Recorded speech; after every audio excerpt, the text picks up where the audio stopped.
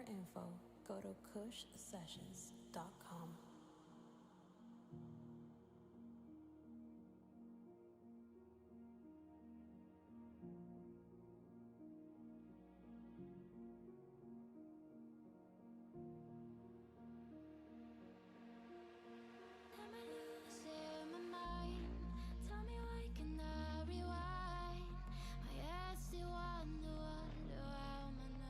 Caving in.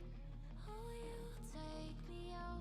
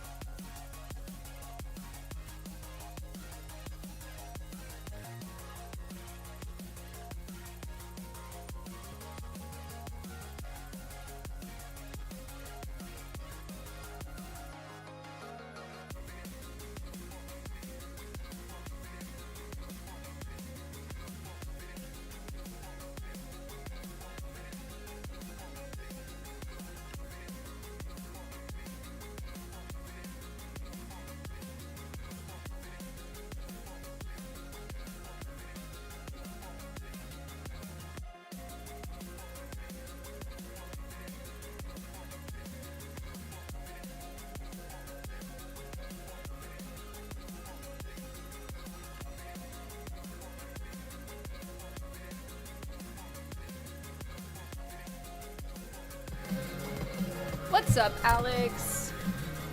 What's up, guys? Happy New Year. I'm doing pretty good. How are you, Alex? Hi, Sonic. How'd you find the stream, Alex? My bad.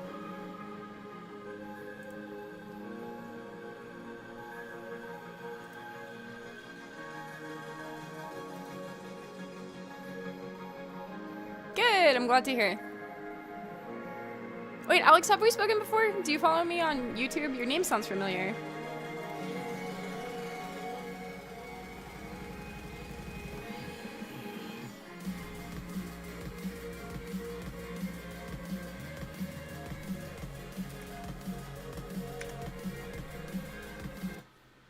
Cool. Whoa, what just happened? Okay, cool. I remember now. Oh, no, it's okay, Kira. People are just very particular about cosplay sometimes, which is fine. I'm just a very amateur, casual cosplayer, so it is what it is. But I'm doing pretty good, Kira. How are you?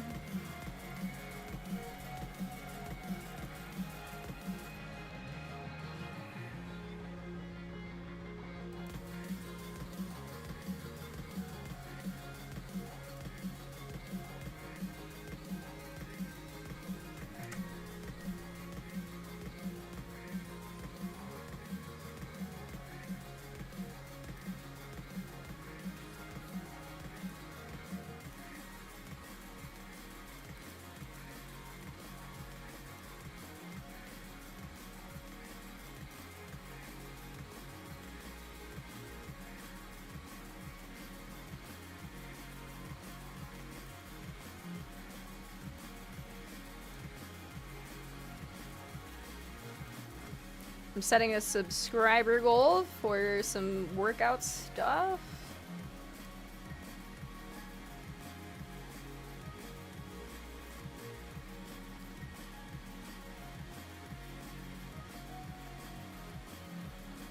Oh, cool, cool.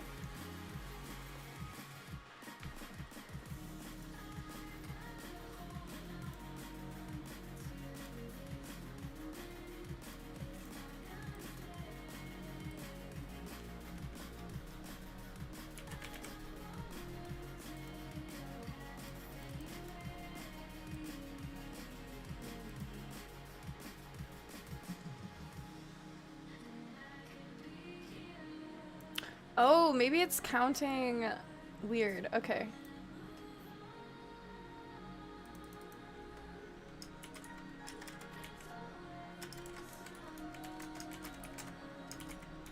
Let me fix this.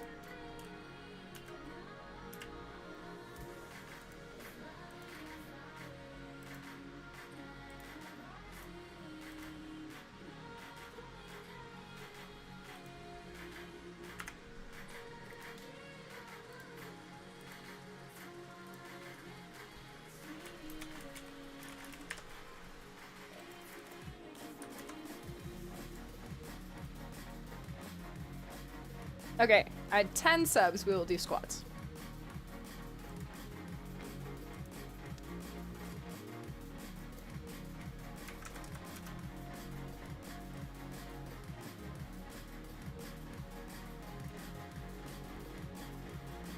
And then... Hi, Slowly! Do you draw on streams? Yeah, I've done some drawing on streams. I also do some painting. You can see some of my unfinished pieces back there. And yes, I am a work of art. But yeah, I'm gonna try. Sometimes, because I'm still getting into the rhythm of things, I've missed out. But every Tuesday, we're gonna be doing art streams.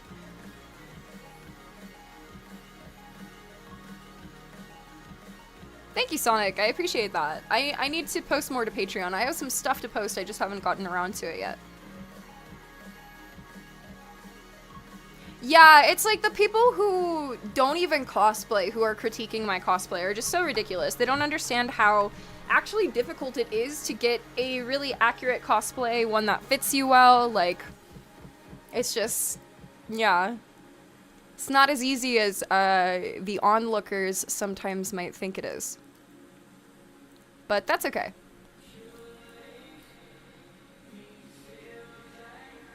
Yeah, I'm definitely a variety streamer. How you doing, Slowly? But yeah, we're gonna be doing some yoga. I'm setting some goals for like squats and whatnots. Um, let's do a bit goal for some jumping jacks. We'll just do a small goal to start.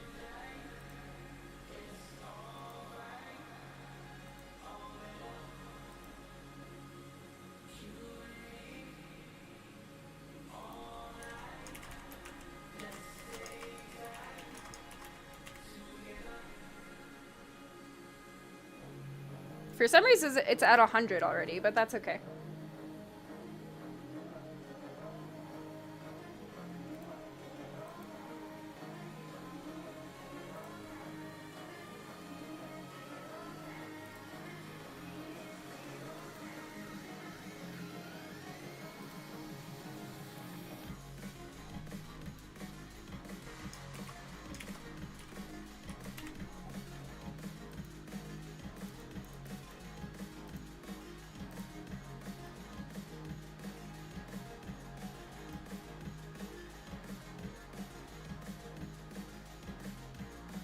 Okay, so we got a big goal, we got a sub goal for squats and jumping jacks. Thank you so much, Kira. I took some extra photos. I'll be posting them at some point this week. Dorks on the internet being dorks? Unheard of. Hi, Valley.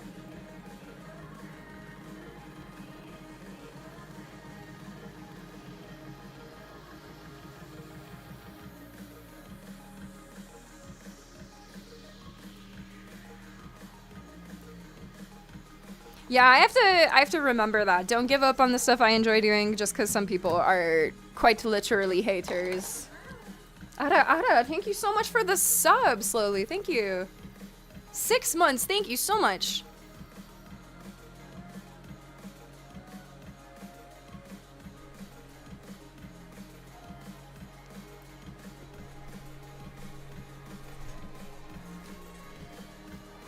Very nice. Aw, no, work tomorrow already. That's not much of a break. You got this, though. I'm doing pretty good. Thank you for asking. I'm excited to work out. I've been working out a little bit throughout the day. Doing some cleaning, some New Year's preparations. Talked to a couple lovely friends of mine.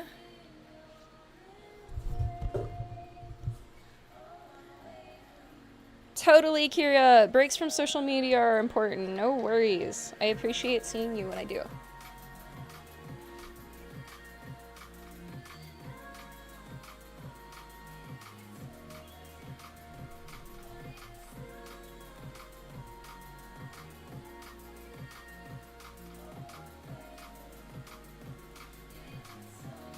But yeah, we're just gonna do yoga. We'll probably lift weights too, in between the goals. But whenever you guys want to see me do squats and jumping jacks, that is a thing. I don't know why it says 8 out of 10 for the sub goal, and I don't think resubs count. I'm not sure. Botrix is kind of weird.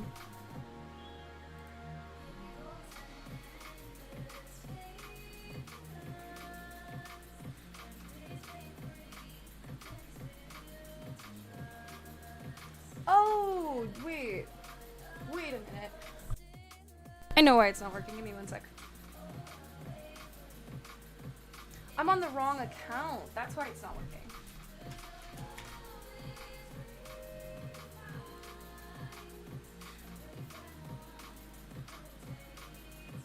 Okay, so this is a total sub goal, not a daily sub goal. That makes more sense. Okay, so we'll make it 50. Give me just a sec, guys, sorry. Miscalculation.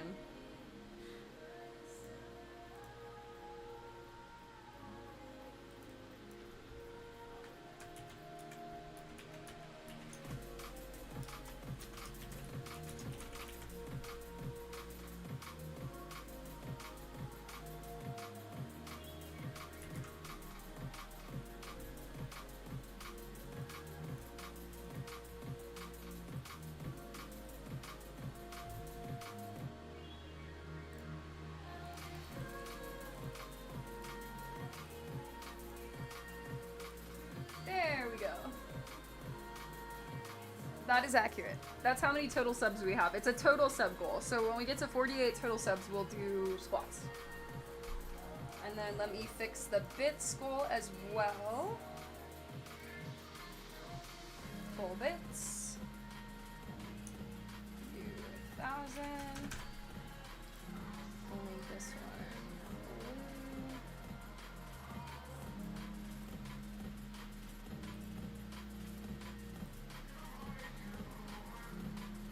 Give me just a minute, boys.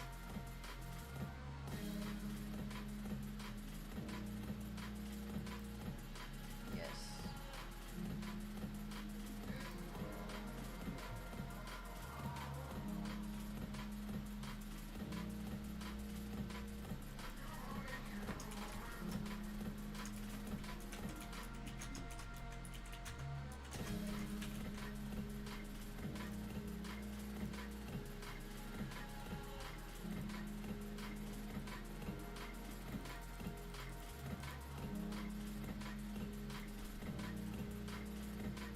Hello, Alistair. My New Year's Eve was really good. How was yours? I spent it with chat. It was great. Oh, we're also about to pull a giveaway winner. If anyone wants to enter last minute, I was supposed to pull it last night, but we didn't. If you want to enter, type !enter in the Twitch chat.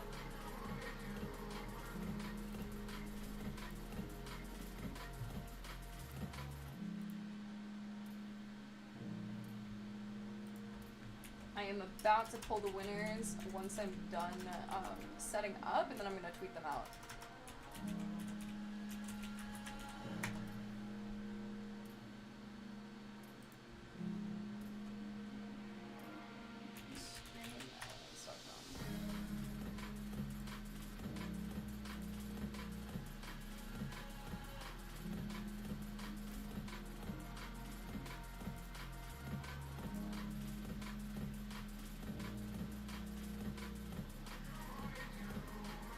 Should we repeat after you? I mean, the exercises? Yes, absolutely. Do yoga with me, work out with me, guys. I would love it if chat did it with me. We can all get super fit this year.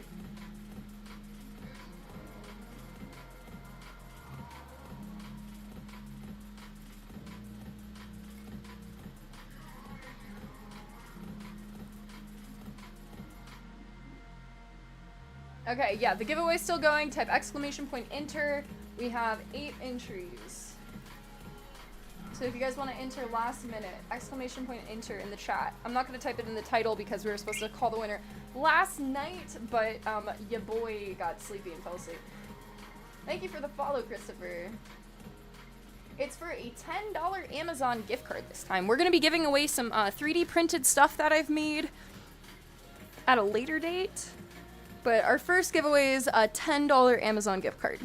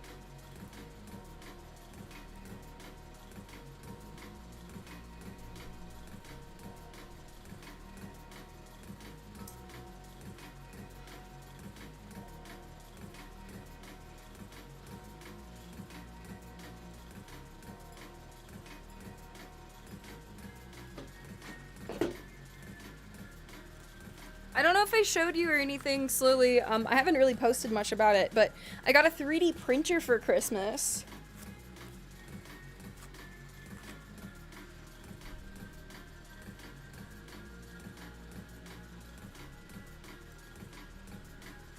Flowers are kind of in the way.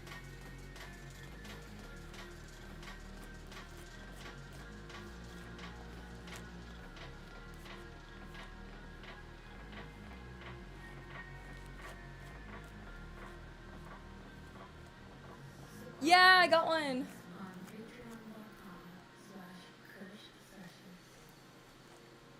I'm excited to print out all kinds of cool stuff. I've already printed out quite a few things. I've been printing out these little planters that come out super clean.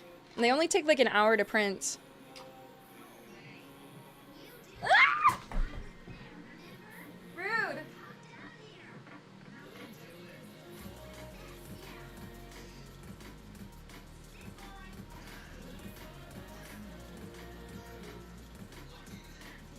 Ah! Yeah. So whenever someone redeems a sit boy, I have to sit.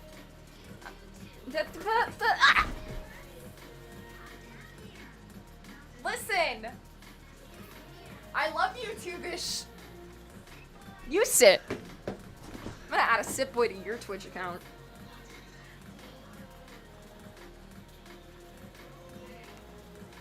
Stop it!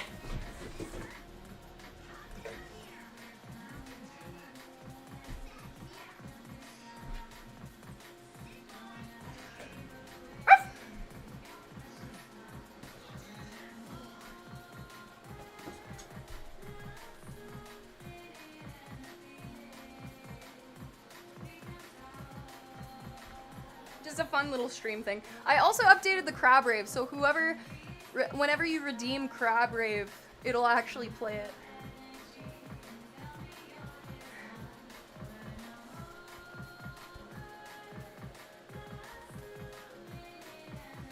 Right? I actually have a bunch of cushions downstairs I could bring upstairs.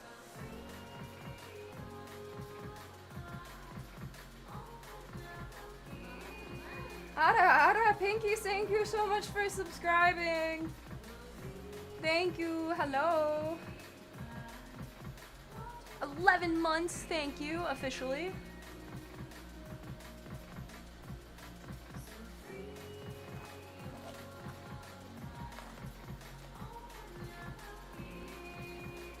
Before I printed new claws. Oh my god, I wonder if I could print claws.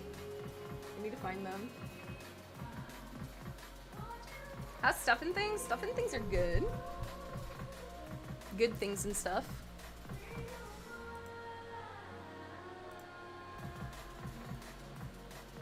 How are stuff and things for you guys? 3 months from now, you've printed an entire set of crab armor. Are you in the future? How do you know? Probably, though.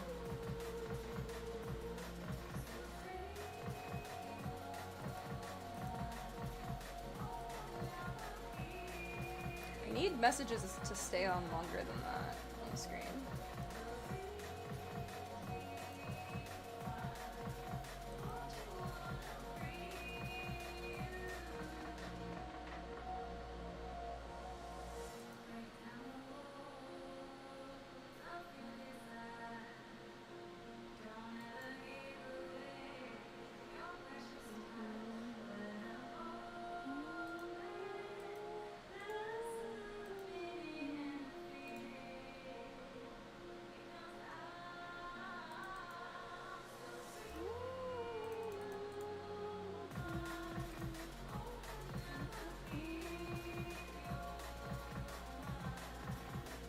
Send it my way. I love that shit. That's cool, Pinky. That's very cool. Do you wanna send me it? Or have I already seen that one?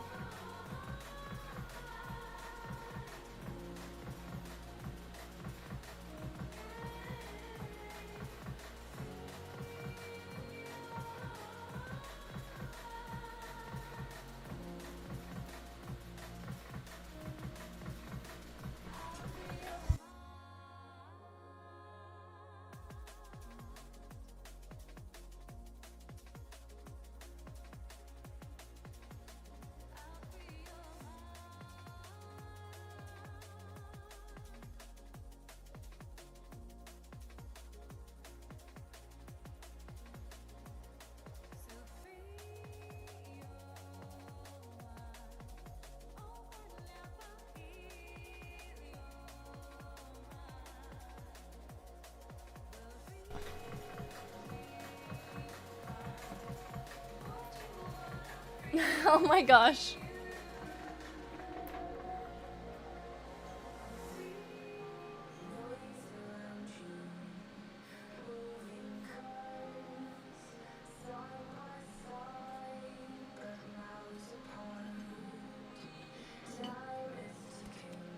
Yum. I think my coconut's gone now. No.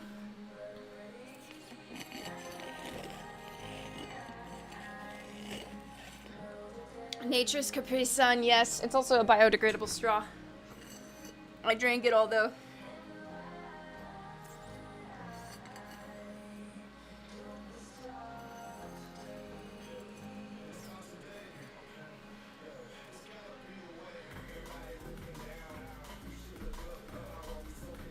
It is the 3D printer, yeah. I just got it for Christmas. I printed this, and this, and this. I need to clean it up though.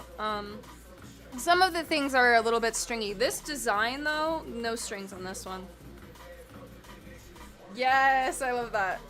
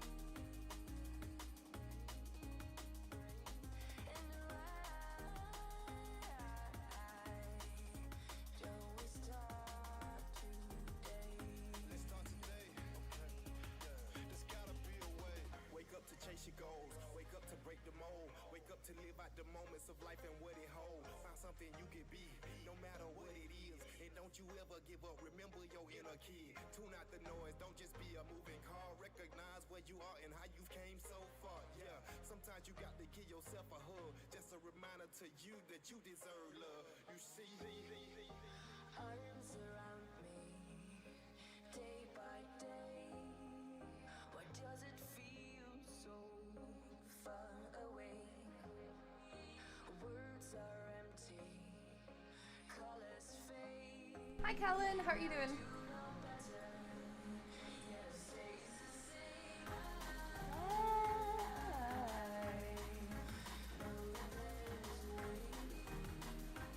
I opened my Discord and writers DMing me birria recipes.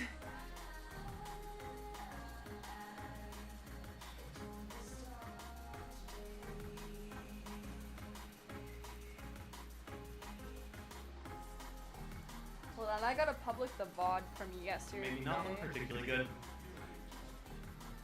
Forgot to do that.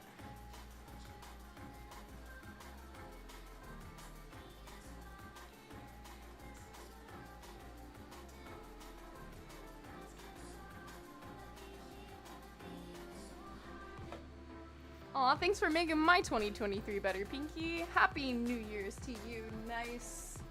Sorry, news hard to read. Nice, good, great. Thank you. How'd you find the stream? Welcome in. Happy New Year to you too.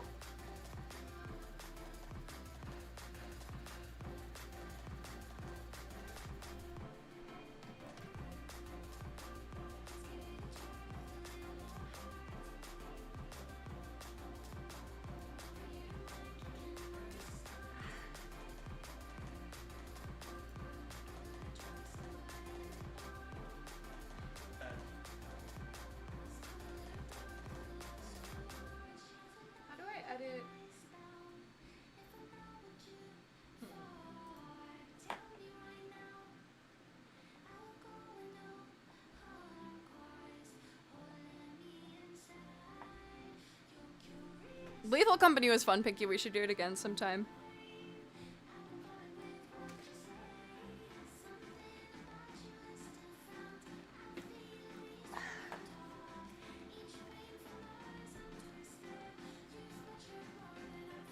I might do games later. I know I said I was gonna play video games today, but I'm not sure yet.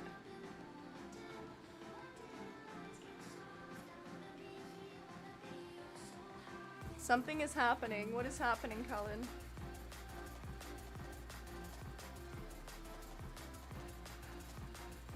Take a mine for me any day, Pinky. No.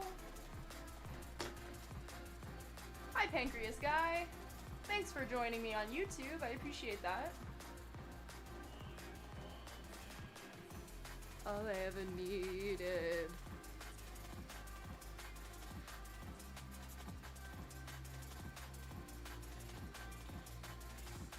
What? Wait, that's spoopy. What's spoopy?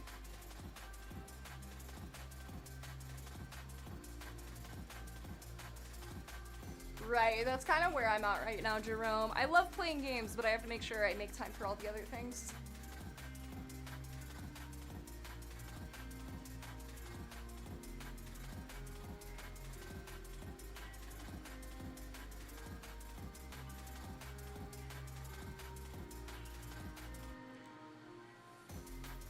No!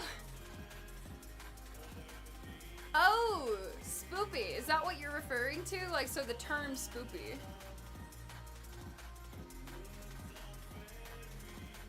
What's a good exercise, Alex?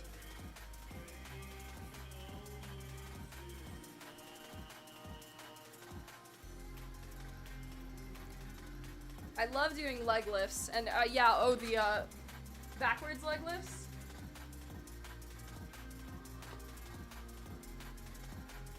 Yeah, follow along, guys. Work out with me.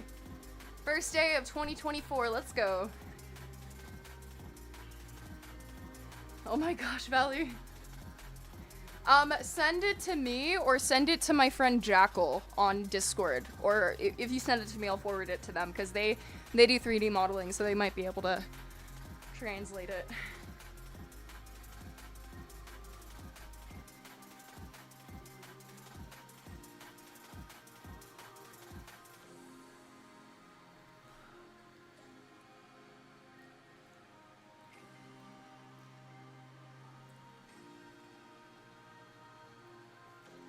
All I ever wanted, all I ever needed was me.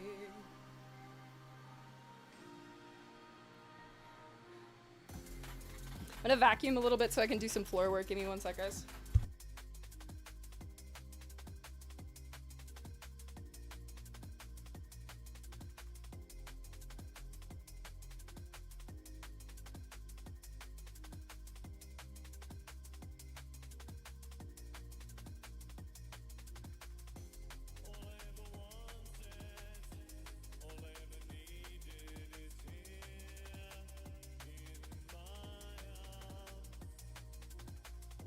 Words are very unnecessary.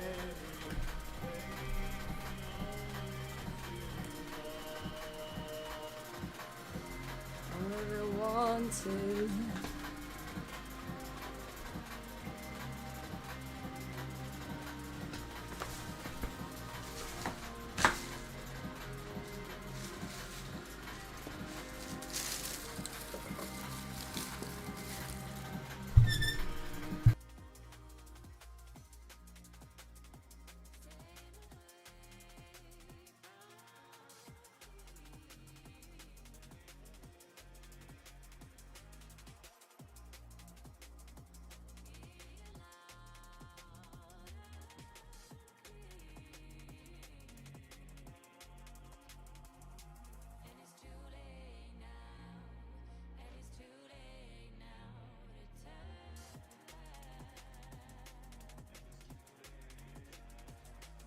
Hi Kellogg, how are you?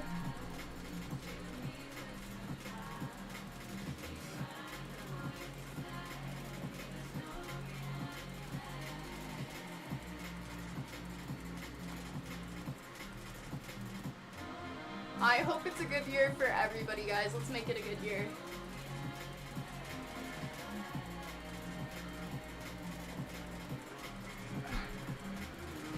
Doing some work, nice. Give me 1 sec, guys. I'm gonna move the mirror.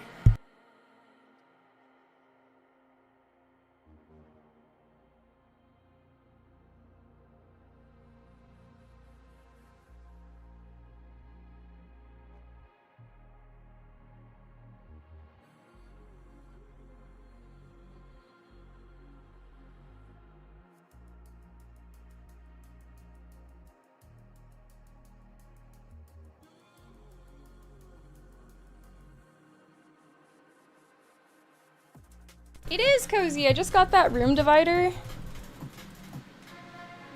I'm borrowing a friend's mirror. She has it here in storage, but it's a really nice mirror, so I'm utilizing it.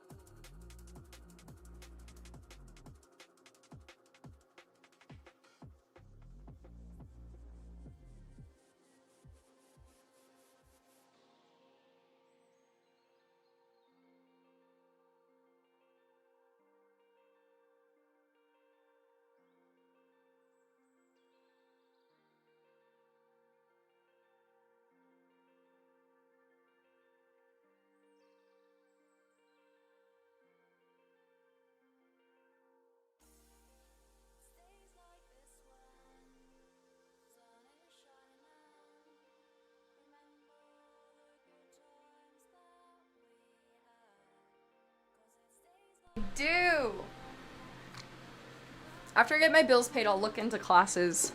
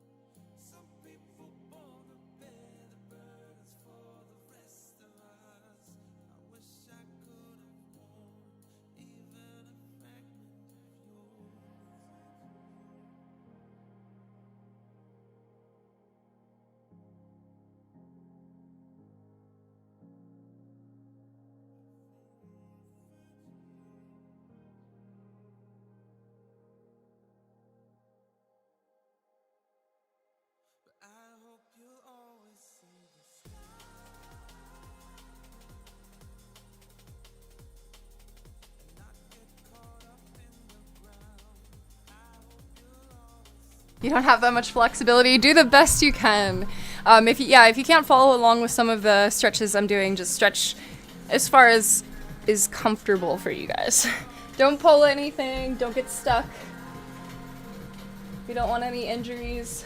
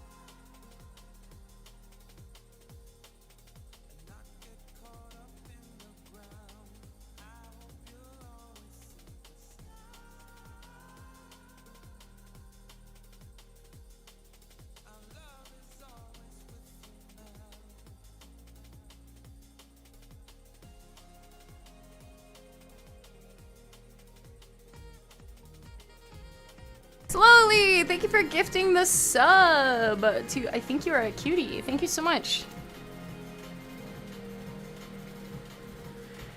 I don't know why. Okay, the sub goal updated. Okay, good. Awesome. Thank you so much.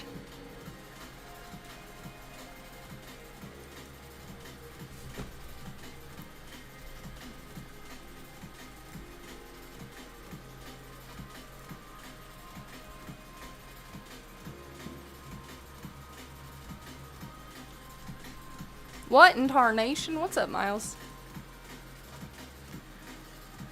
How's it going?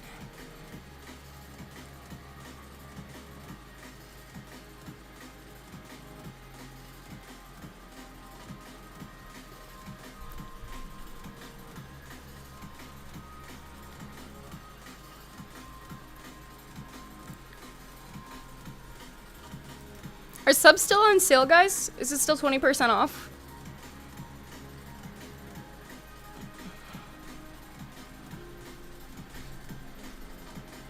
So Kellogg.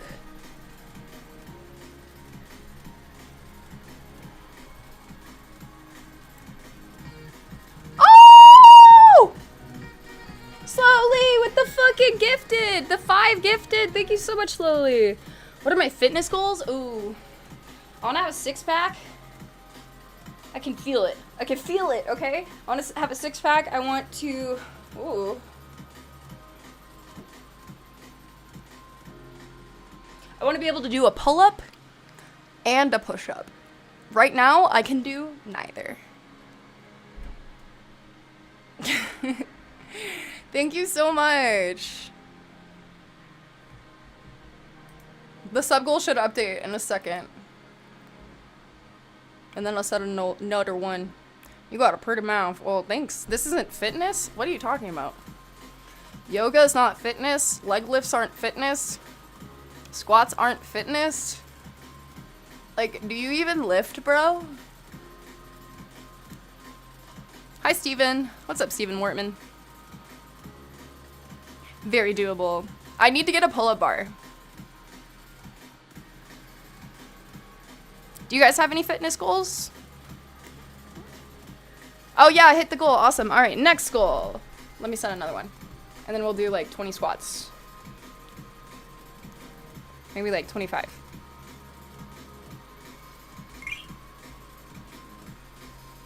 What does that noise mean? Thank you for the follow. Welcome in, guys.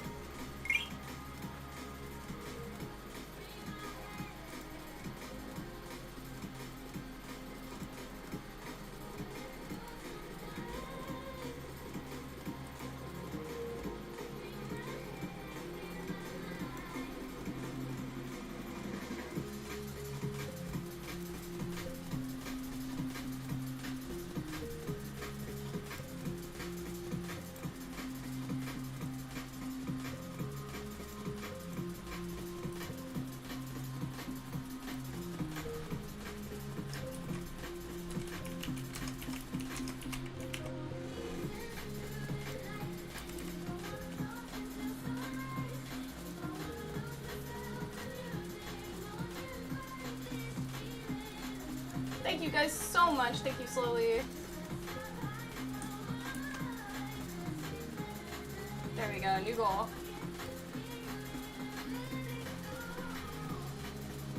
Going to a keto. Oh, nice.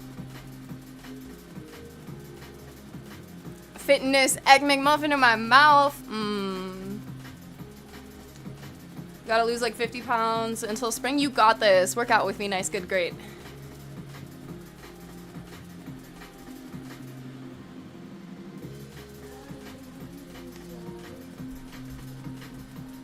How is this not fitness? My back is sweating, bro. Like, what? Thank you for the follow.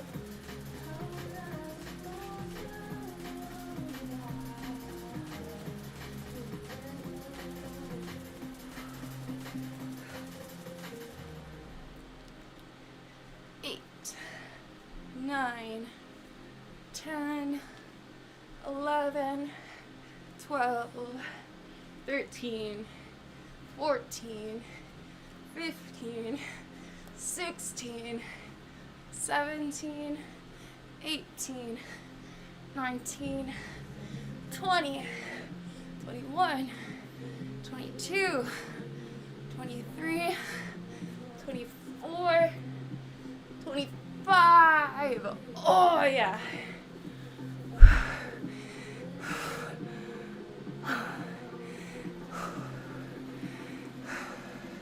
You did it. That felt good.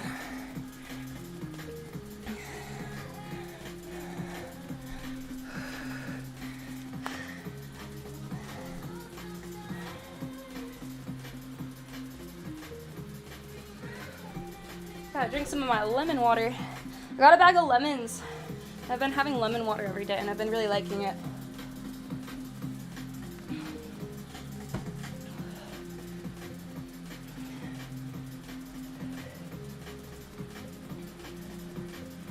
Whew.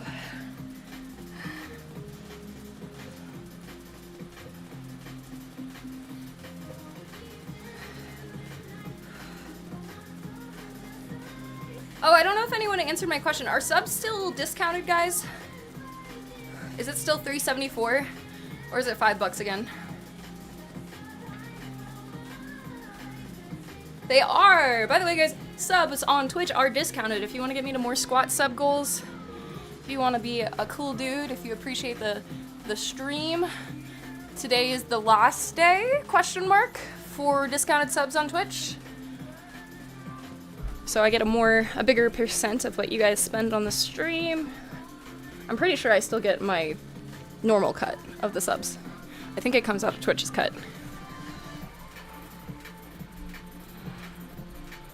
No lemons stealing WHOREs.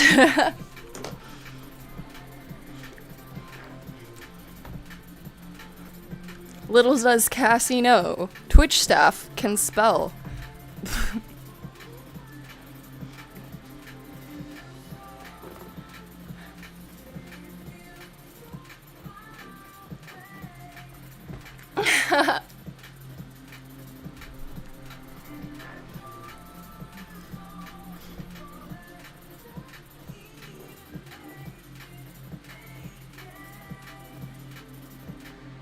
What's up, Ivan? How you doing? Thank you so much.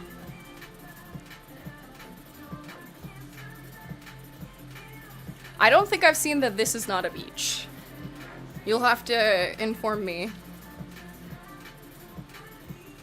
Also, Valley, what is lascivious? Lascivious? Lascivious? I don't think I've heard that word before. It's a new one for me.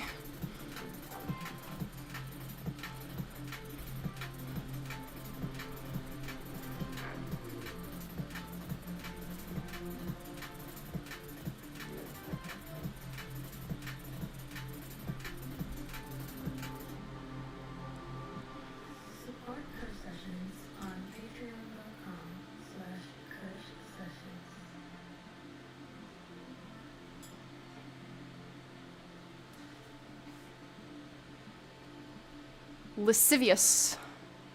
Oh, I see.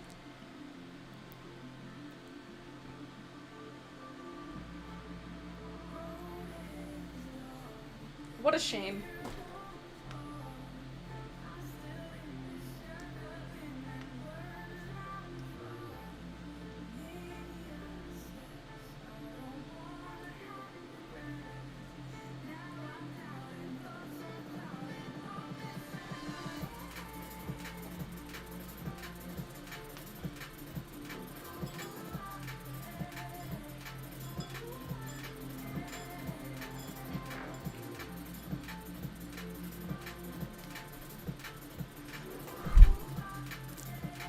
I'm working up a stink, guys.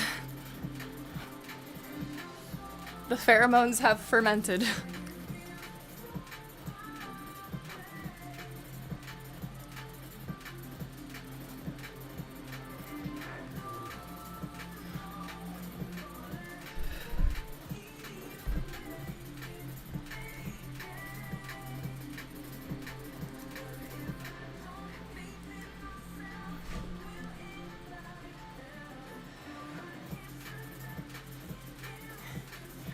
How much for pheromone beer?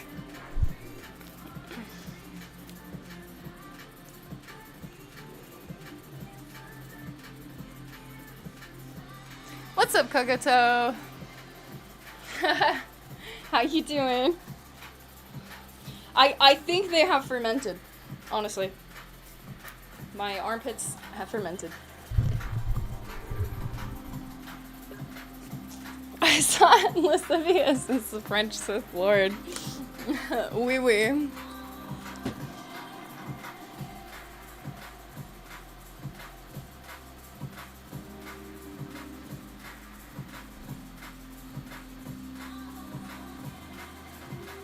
Alright, should we do some crunches since I want to get that ab work going?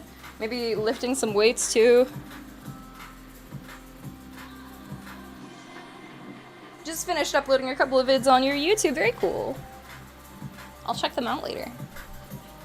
Don't forget to drop them in the self-promo room so everyone can see.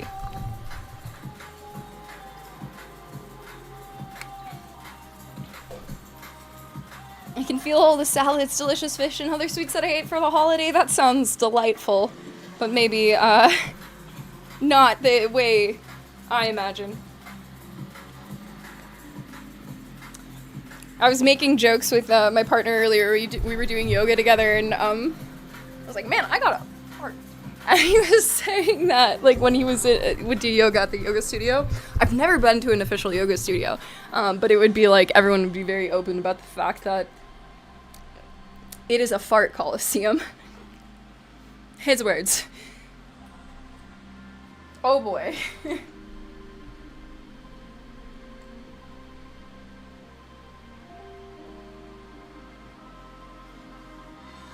So, I'll show you the type that I do, Valley, and maybe you can tell me if these are one of the ones that can hurt, because I know some of them suck. I like to do, like, bicycle crunches. BRB, signing up for a yoga class. I want to go to the Fart Coliseum.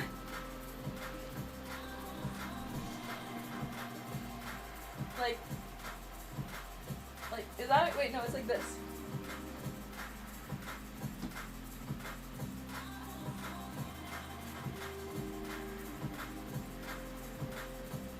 then like, wait, no, like.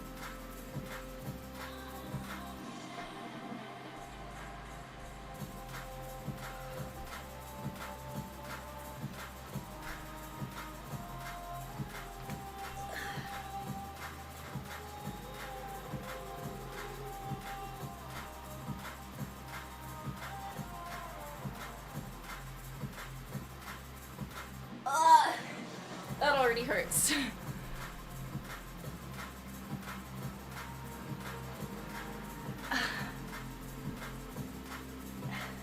Like that? But probably not lifting my legs, right? Oh.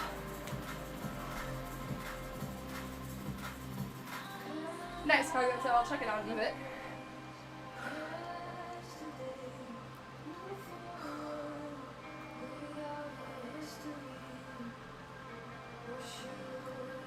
Does anyone have any fitness goals or New Year's goals? Cycling your legs like with the bicycle crunches. Oh, nice. Okay, cool. Try and play a song. Oh my god.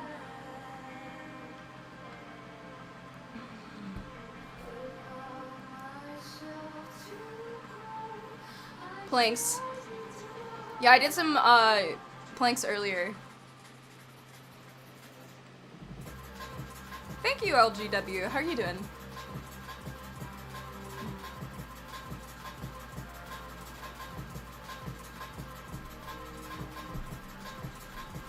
Also, like, sometimes I'll do these.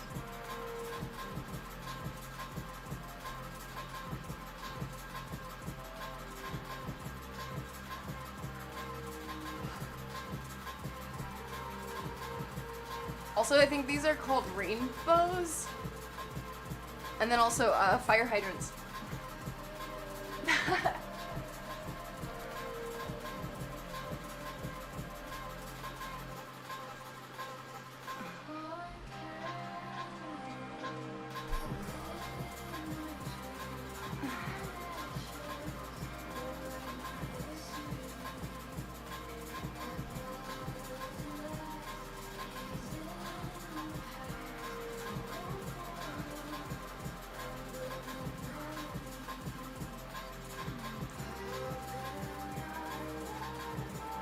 Bird dogs?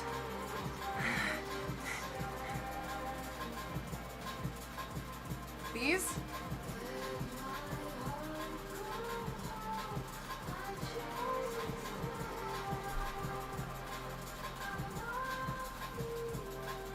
Where did my weights go?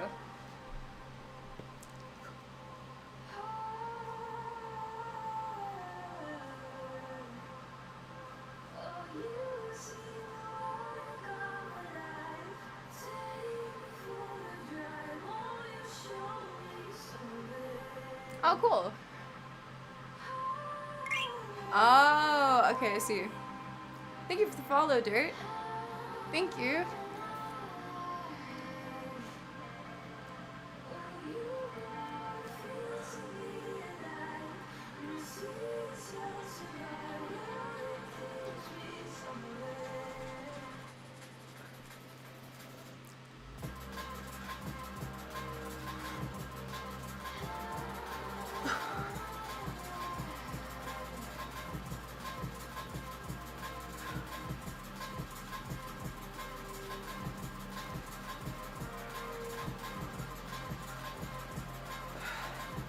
That, but with a squat.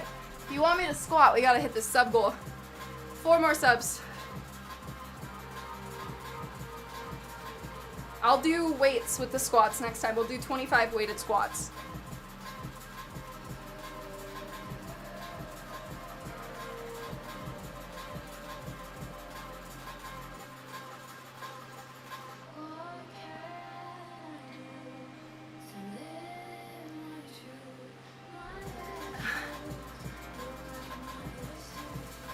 Thank you, Kagato. I appreciate that.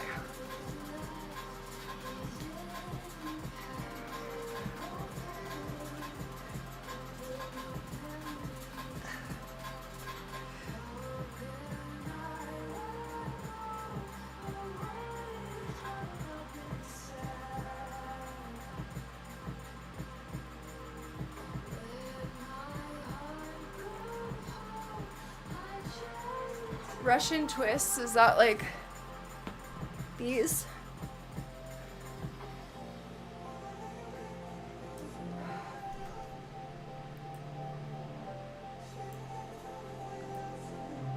Ultimate? Like ultimate dodgeball?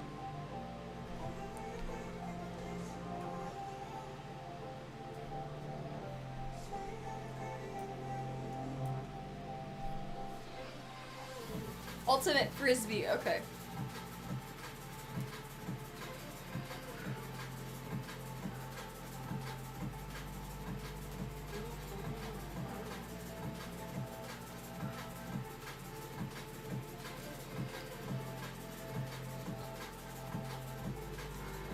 I mean, you could use the magic so I can cast a spell on my abs to grow.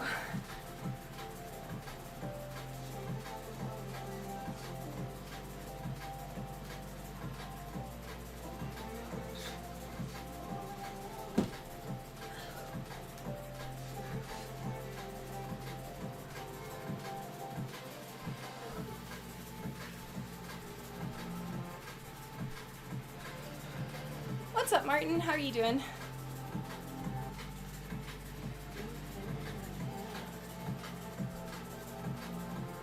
Oh, my print is done.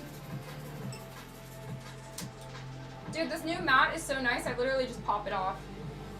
Super nice. Plant shelf.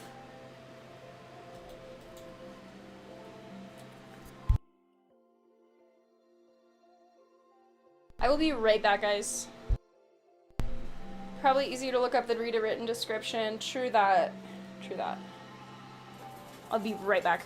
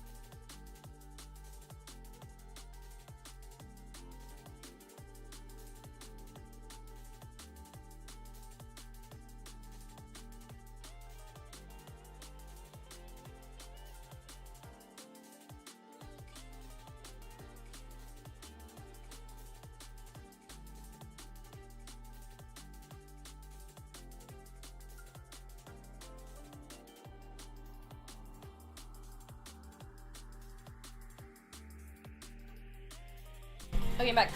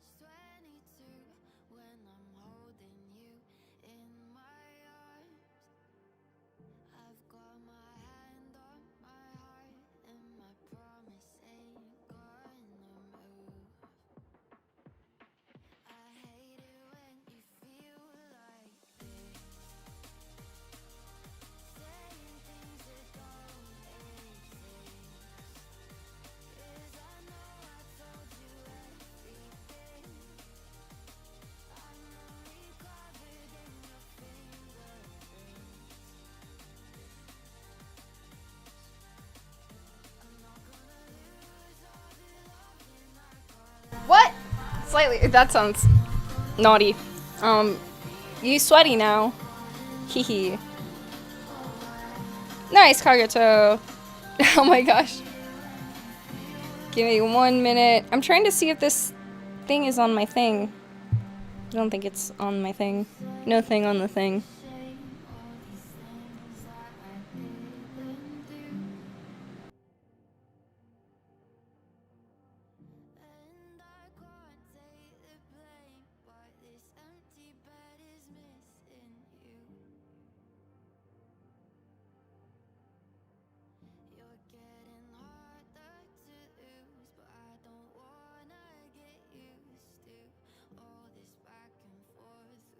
Okay, be right back. One more time real quick.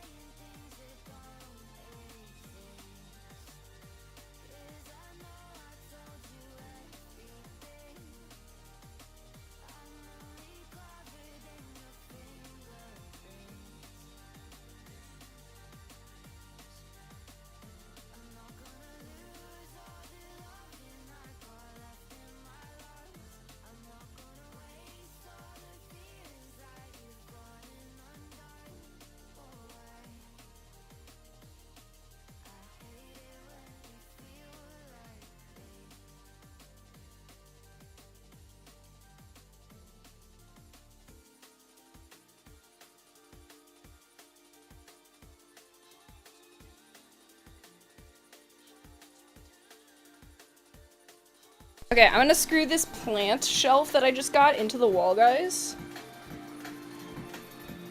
And then we'll work out more.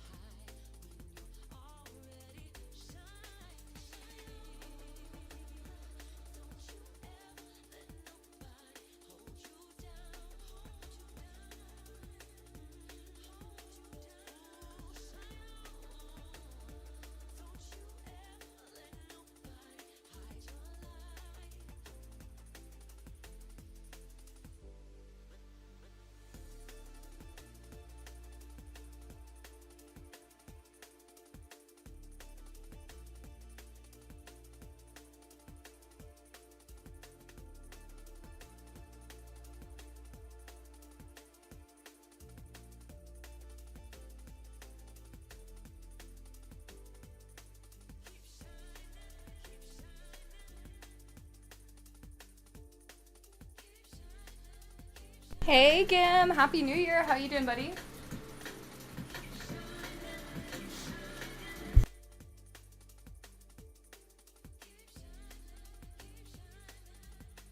Guys, look!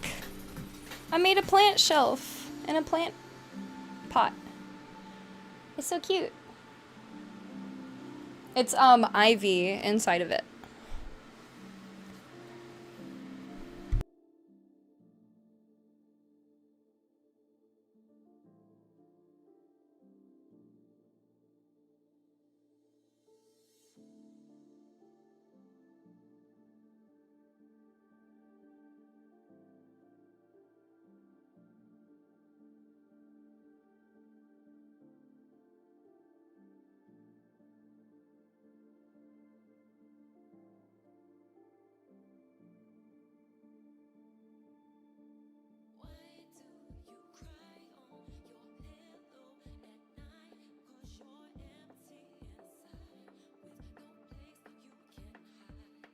Anyone who I owe a care package, by the way, including Kagato, I believe that's you. I don't know if anyone else in chat right now. I owe one, but if anyone's watching this VOD and I owe you a care package, maybe slowly I might. I'm not sure. Not sure if I do. But anyone in this chat or anyone watching this VOD, if I owe you a care package, I now have a 3D printer. Please send me random ideas for things you would like in your care package that you think I could 3D print. Thank you so much, Martin. I appreciate that. I know, it's such a pretty color, right?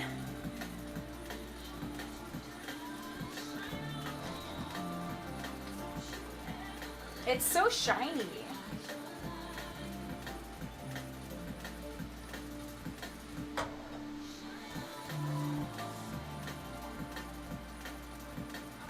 "3D print a bigger 3D printer." Good idea. I might try. I might just try.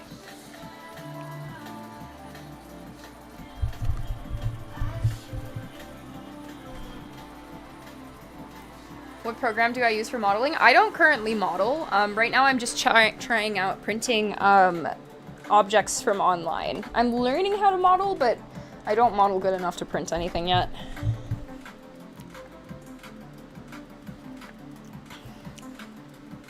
But I've been using the Printables site. There's lots of free models online people have posted. Ooh, send me a picture of them, Kagato, or several pictures, and I can work with my artist friend. We could maybe do that. It is tough. It's definitely a learning curve. I'm getting used to it.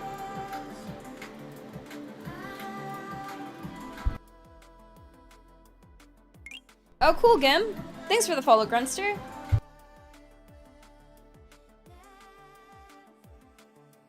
Welcome back, Pancreas.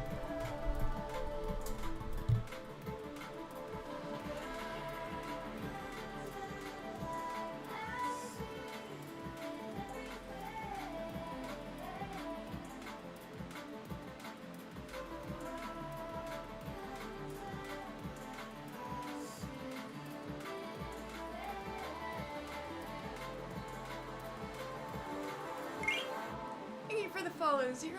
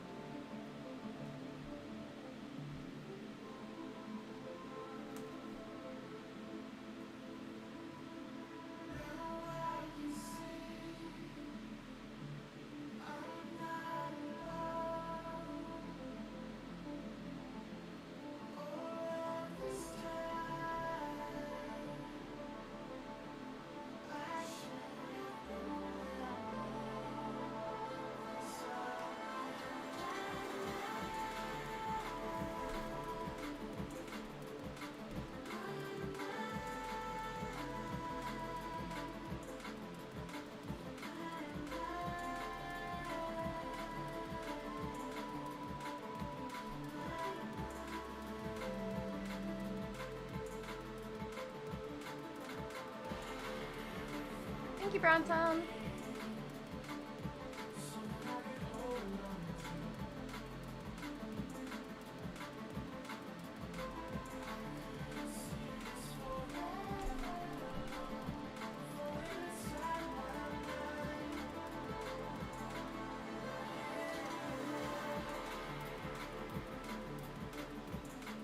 Nice, Kagato.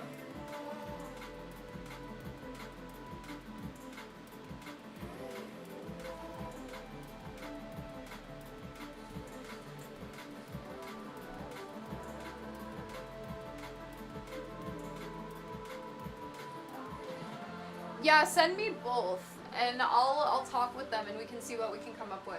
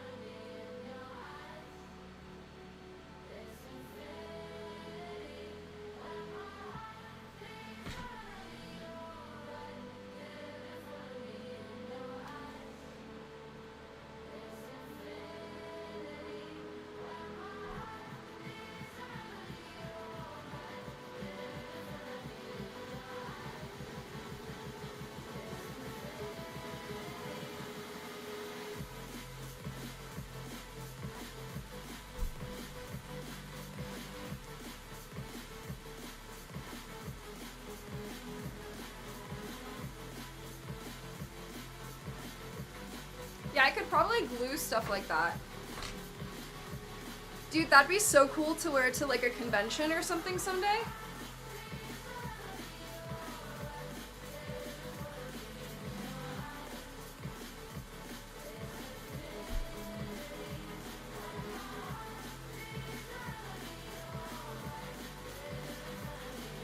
Aw, take care, Alex. Thank you so much for hanging out with us. Be safe. Have a great day.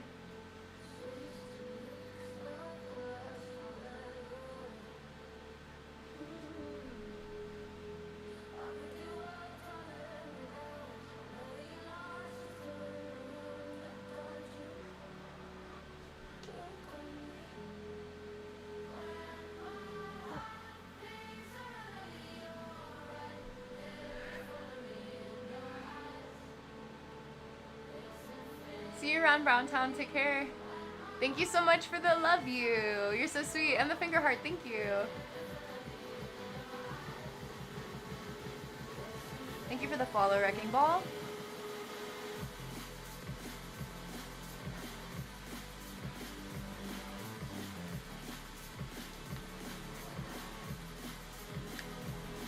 Right. Yeah, I want to get a big 3D printer. But yeah, as of right now, I'd have to like slice the armor pieces into chunks, and that would take quite a while. But I could definitely send you something related to Monster Hunter in your care package.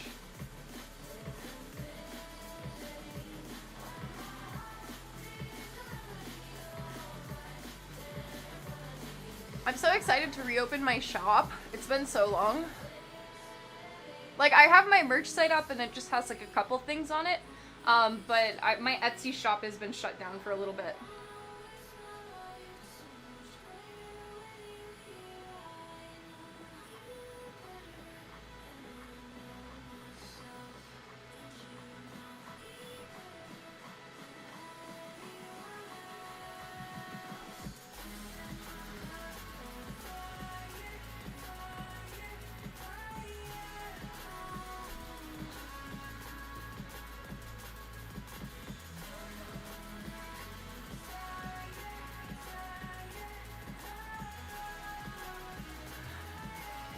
Hello, Dr. Kevlar. How are you doing?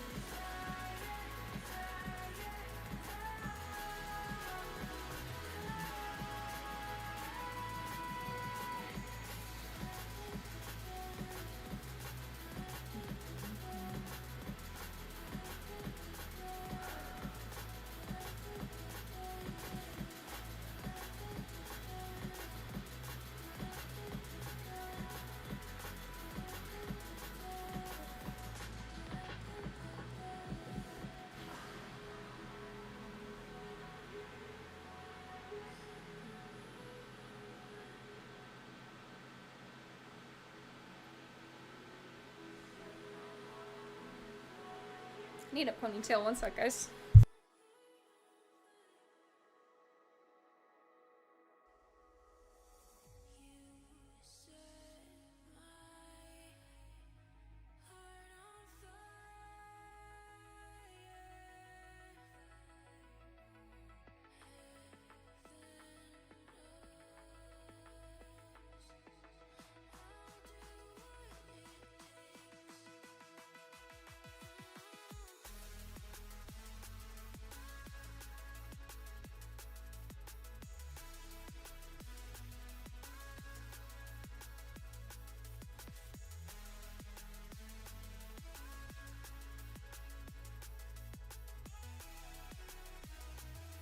Right.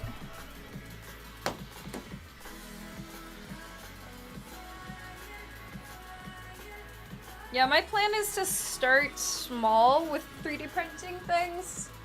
Probably not gonna do armor sets, but yeah, I could probably do like masks, like throwing stars or anything like that, or like headpieces, jewelry, that kind of thing, until I get better at 3D printing. As far as armor sets, I'll probably try my hand out of like making them out of foam for a while.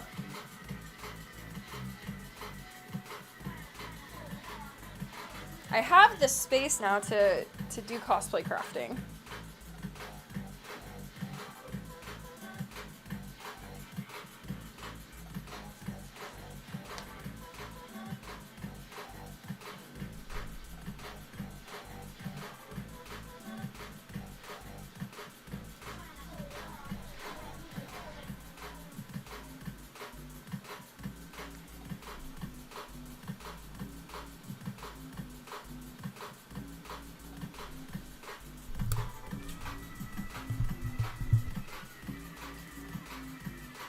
Hehe.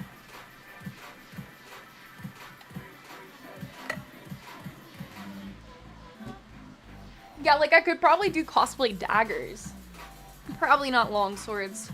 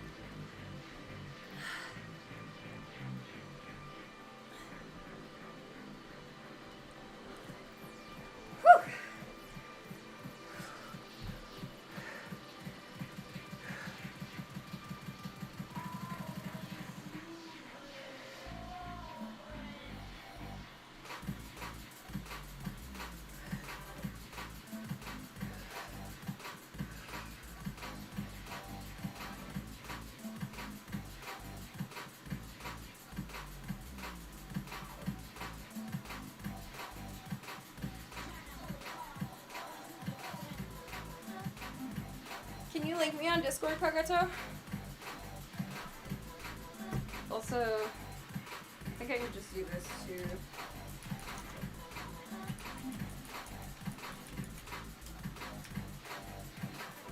I think you can send links now.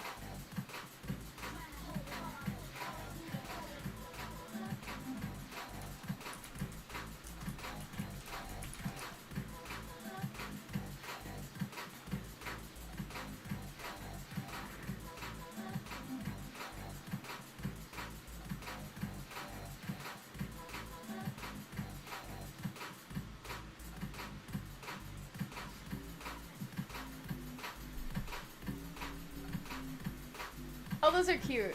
I love those. Oh yeah, the giveaway. By the way, guys, I still haven't drawn it. I'm about to do it right now. Last chance, exclamation point enter to enter the giveaway for a $10 Amazon gift card. Exclamation point enter in the Twitch chat if you want to be entered to win. There are 9 entries.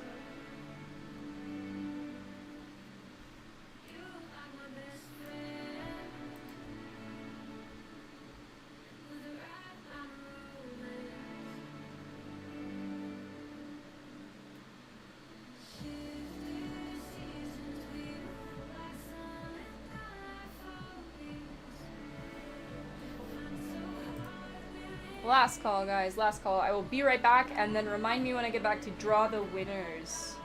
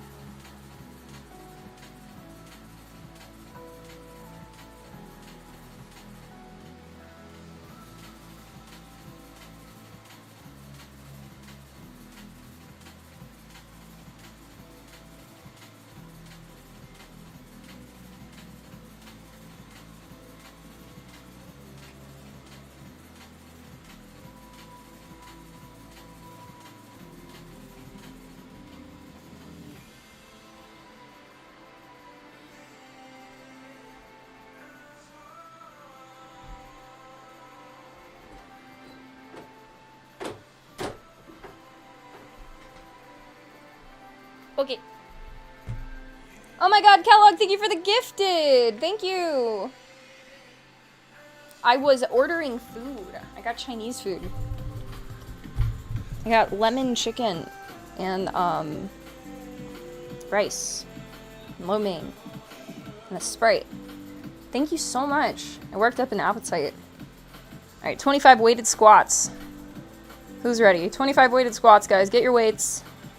Get your weights, chat. Thank you, Kagato.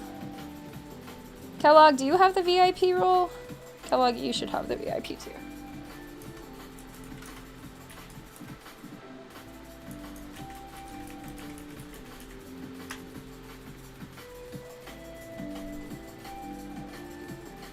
Can you have?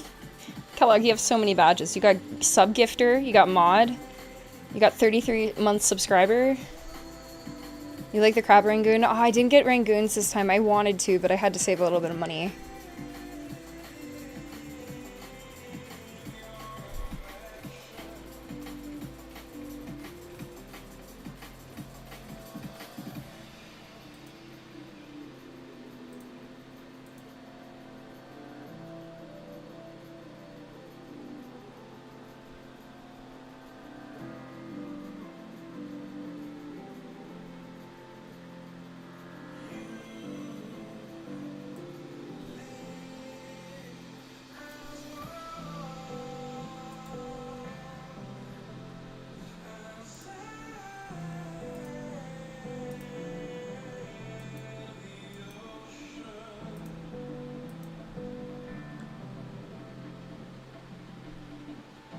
Good night, Jerome. Sweet dreams.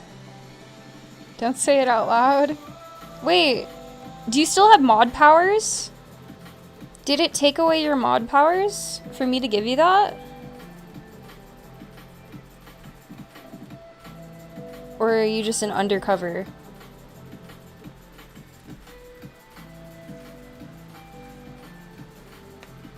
Are you an undercover agent, Kellogg?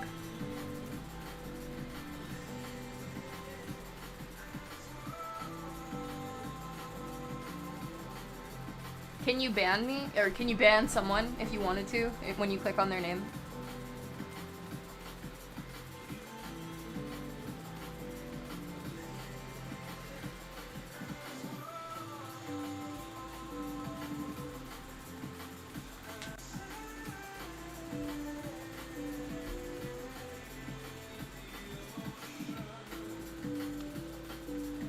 Alright, I got cold again. I need to turn on the little heater. Or close this window, actually.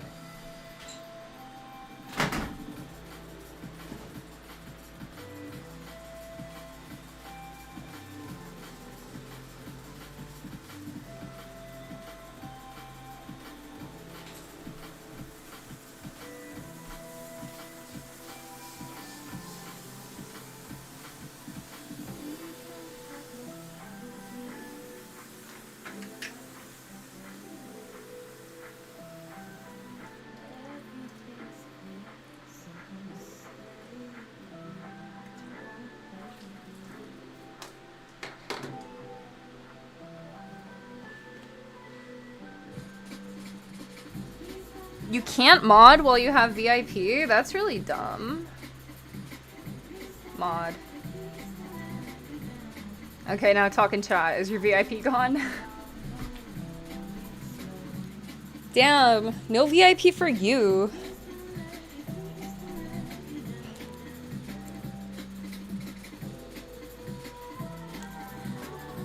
I was just trying to be nice.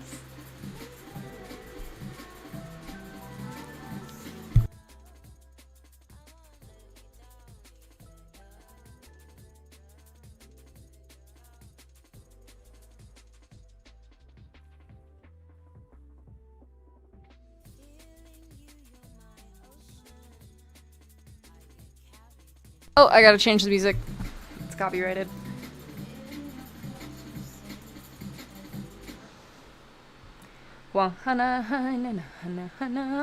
Should we listen to Andrew Huberman? Man Lab Podcast. These tools for everyday life. Alright, we're watching Amber Huberman. Hopefully it's not gonna copy strike me. Ophthalmology at Stanford School of Medicine. My guest today is David Goggins. David Goggins. David Goggins is a retired Navy You guys know SEAL David Goggins? I think I've heard of him. He's also a highly accomplished ultramarathon runner.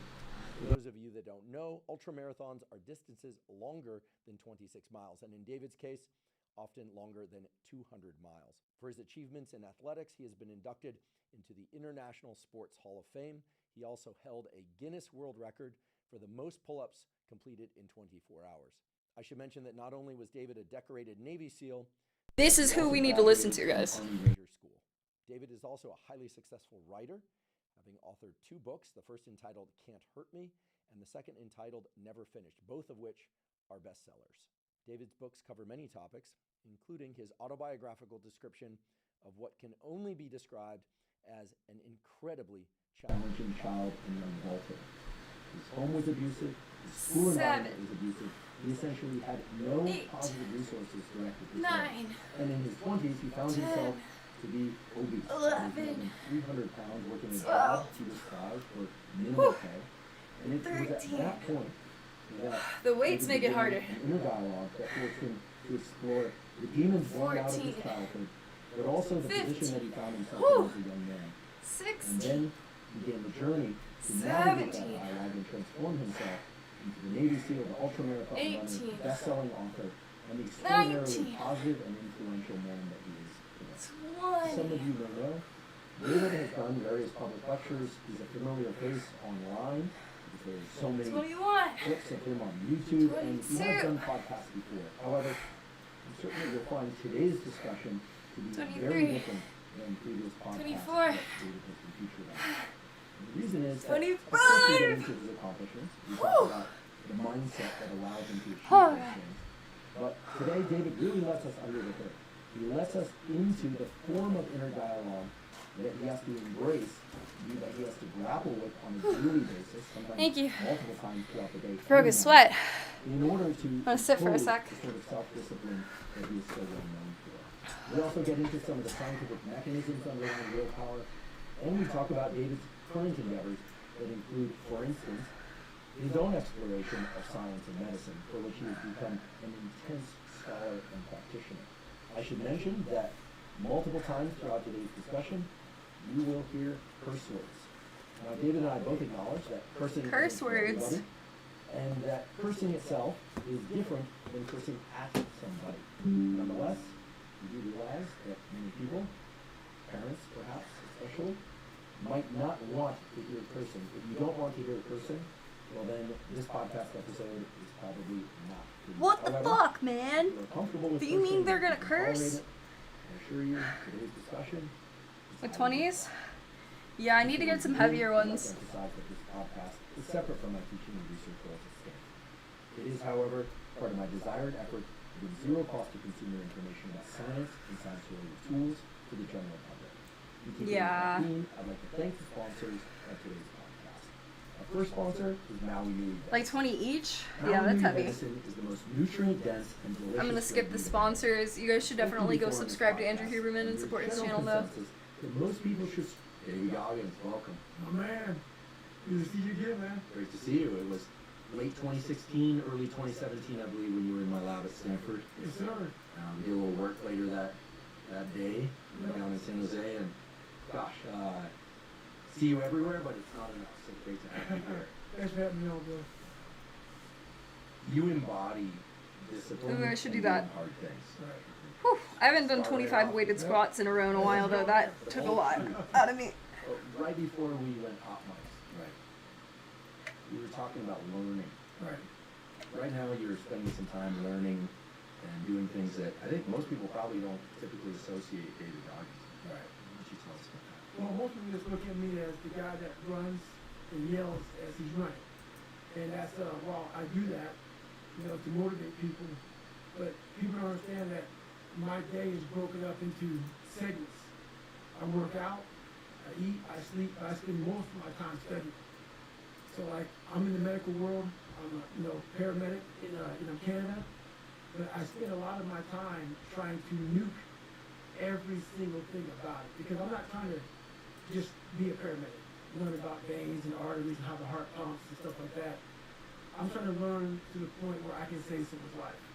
And even though paramedics are doing that all over the world, I'm trying to be that paramedic that can really dissect exactly what's going on and figure out, what medication goes where. Just trying to, learn, the algorithm of what's going on. So I spend a lot of time with it. I love the word algorithm because when I teach biology or try and learn anything that's related to biology, especially the human body, Right. I need to know the nouns, Yep. but it's the verbs that matter, and that's really what you're talking about. Like just saying that sits there, that brain part there, doesn't tell you how it all works together. So what does your process for studying look like? Like we dropped a camera in the room, or a microphone into your inner dialogue. Gosh, wouldn't we all love that? But if we dropped a microphone into your inner dialogue, are you waking up looking at the books and going, yeah, fresh day, let's learn? Or is some of the same resistance that you've talked about coming up around physical work, is that coming up from time to time? You know what? I was nervous at first. I'm gonna keep it real. I'm gonna keep it real. So, I'm not a real smart guy. And what I mean by that is, I was born ADD, ADHD. My brain cannot retain information. I'm not some genetic freak when it comes to running, when it comes to lifting weights. I am absolutely the bottom of the barrel. And people will never believe it. And they can just, whatever, believe what you want to believe. So we asked me this question about what does studying look like for me. Welcome back, Hogwarts. No, you're good. Don't be sorry. That sounds like fun. Over and over and over again. While Jennifer can look at that page, while she's, quizzing me, she'll learn it right then as she doesn't know anything about it. She will quiz herself or quiz me and learn it as she's quizzing. It's the most frustrating thing in the world how my brain works. So what I do is I literally sit there with a pen and paper and I have my books and I go through and have to write everything down every single day. I will study the same page until it's photographic memory. But writing the same thing down. And then from there, I'll go back through and relearn again. So I'll learn the bulk of it. But then I'll go through and learn the small things within that. So if it's a medication, I'll learn what the medication does. I'll learn how to even say the medication. Because these medications aren't like, like albuterol. No, it's very What's up, good words. Omen? So I'll go through learn how to say the name. Then I'll go through, learn what the dose is. Then I'll go through, and it's like every single day. It's not like, oh, I got it. Let's just go through. No, nothing is I got it. Every single thing. I can't wait to get this conversation. I'm working Everything out, I do in man. life, Don't judge it me. sucks. Everything I do in life, it sucks. That's why when I We're was watching a 100 podcast pounds and we were working 24 out. years old, it wasn't Waiting like on some big Chinese food to come. let's just go be a Navy SEAL. Let's lose some weight. No, I knew my entire life was going to be a struggle. I am getting the Which is why I games. just ignored it. And I said, I'm not even trying to jump off into the shit and learn. I got how to lemon read, chicken. How to write, how to memorize, how to become something I am not. But through that process, something happened to me. And I realized this is why I feel sorry for no one. In this podcast, they're going to really not like me. Because people are going to think that I am maybe lying. Or maybe Oh, fibbing, drawing. Thank or you. exaggerating. Bro, I am so forgetful. Alright, we're gonna do the giveaway. We're gonna do the drawing. Okay, how do we do this, Stream Elements? Alright, I'm gonna close the giveaway. Draw a winner. Giveaway winner is Sylvester Kellogg. Take a screenshot. Wait, let me just... Here. Sylvester Kellogg.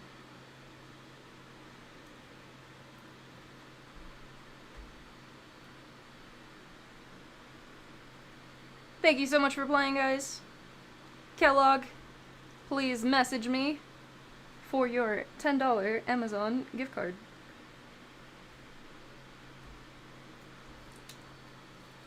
Thank you so much, guys. That was cool. Okay, once I figured it out, it was pretty easy. We'll do another giveaway tomorrow.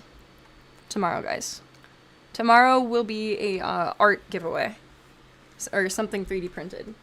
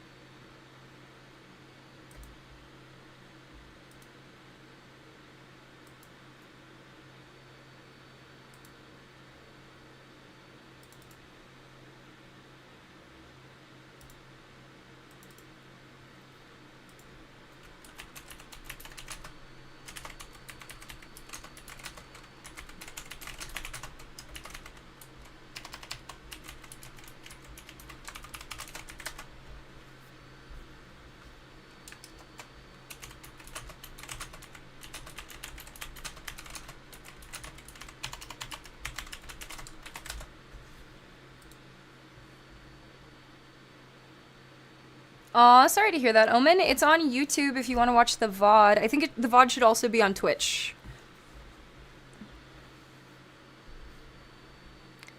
Rice or noodles? Both. I got lo mein and I got rice.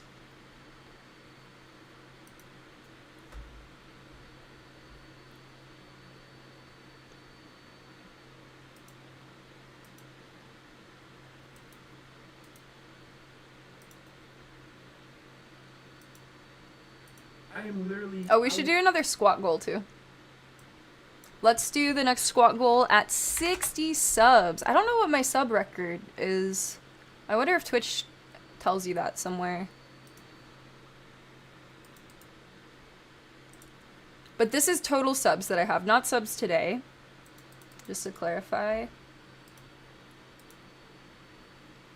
Alright, next squat goal is at 60 subs. And we have a jumping jack goal for 1,000 biddies.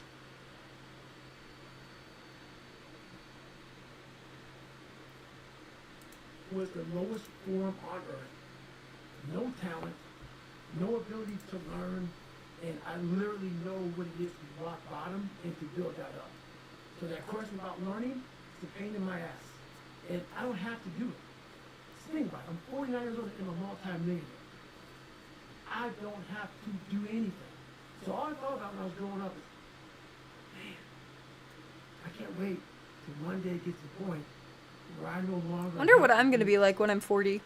What happened as I got older, it became a way of living. So It's how only I do every day is how I do every day. 13 years it's away. A discipline, it's a regimen. It was a choice I made. And the choice I made was, what are you willing to sacrifice and what are you willing to give up to find every bit of who you are as a human being? And I was willing to give everything to do that. A playlist So, for what? studying is no joke. I love that you're studying. I recall a few years ago I heard Oh my gosh. some interview or podcast Kellogg. throughout. Bonk. I don't know what all these. We need a bonk you know, emote. these scientists, and I went, yeah. I was like, because I knew, because I know you a bit, and I see your work out there, but we met before that. If Alright, Kellogg, here's your gift we're card. gonna do it. I'm gonna message you the And code. Learning medicine, which is what you're doing, learning human physiology, is so detailed. And people out there have to understand when you listen No, to it's okay. the veins and the capillaries, Bonk. different colors. Bonk. When the body's open. Bonk, they're bonk. different colors, you know, Bonk. So, I mean, some things have different color contrast, but it's not like it's all labeled when you pop it open. Exactly. And so the process of writing things down by hand is important to you. So you go back and read those notes. Do you think about that stuff on your runs too? Or you I will sit get and better think at about when giveaways, by the way, you've guys. done That was a and little bit of a you've done scatterbrained that for giveaway, runs but and thinking about other things, it's fine. or are you we'll get still better. rehearsing It's material fine. in your head? So when I write it down, and I'm able to, I'm actually Kellogg, can you message me on back to, right? So I'm actually Discord? speaking. I'm having a hard time So I finding write you. it down in a way that I'm memorizing page 69. So Nice, I Kagato. write Congrats. it down, so then write it down, and that page sync together in my brain. So I'm looking at the book in my brain right now. So like, that's just how it works for me. We don't have to watch all of this. I can watch some other stuff. I'm about to eat my food, so we can stop with the fitness stuff for a minute while I eat.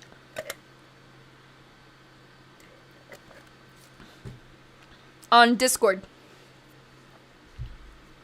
Or I could snap it to you. I'll send it to you on Snapchat too. I have eggs. I have 2 pasture-raised eggs and 1 regular egg, and the pasture-raised ones, the shells are harder and the yellow is yellower. This is not related to anything. Thank you for this information, sir. I saved it. Important. Important information.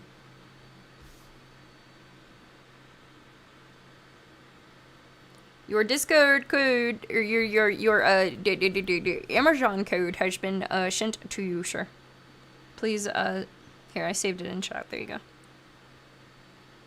Please enjoy. They look much healthier. Dude, when I get my own place and I don't live in an HOA, I'm getting chickens. We're gonna have chickens. Jake, thank you for the roses. I don't know if you're still here. I didn't see those, but thank you.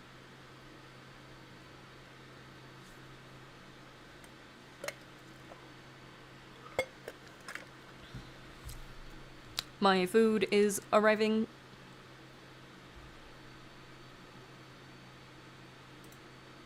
We'll watch Dave and Goggins another time. For now, PRXO. And then whatever Kellogg wants me to watch.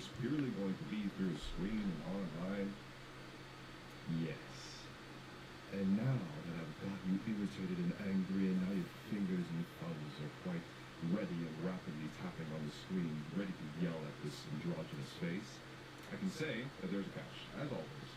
When it comes to parasocial relationships, and that being the new normal of how we communicate, I don't mean that it will completely substitute all forms of communication and relationships, but rather, I believe that it will be just an integrated part of our human reality.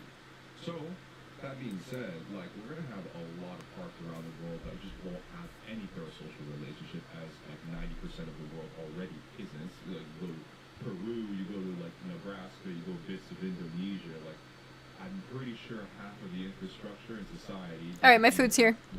I will be relationship right back. somewhere in there.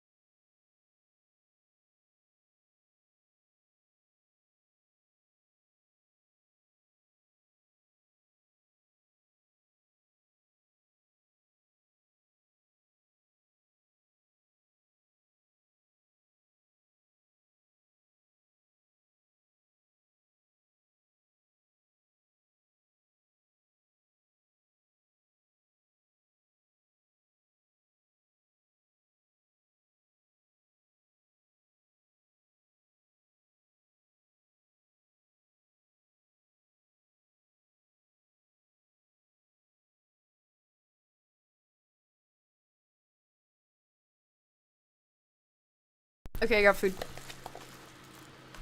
Hello. Hello, chat.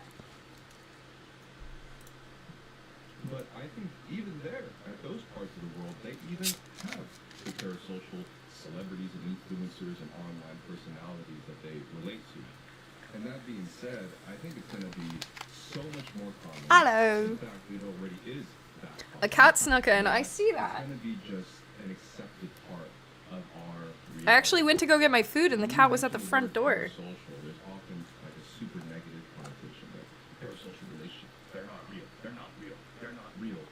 That like notion of things because they're not real is being a completely negative thing often bewilders me just because it's not in your physical space, it has less value.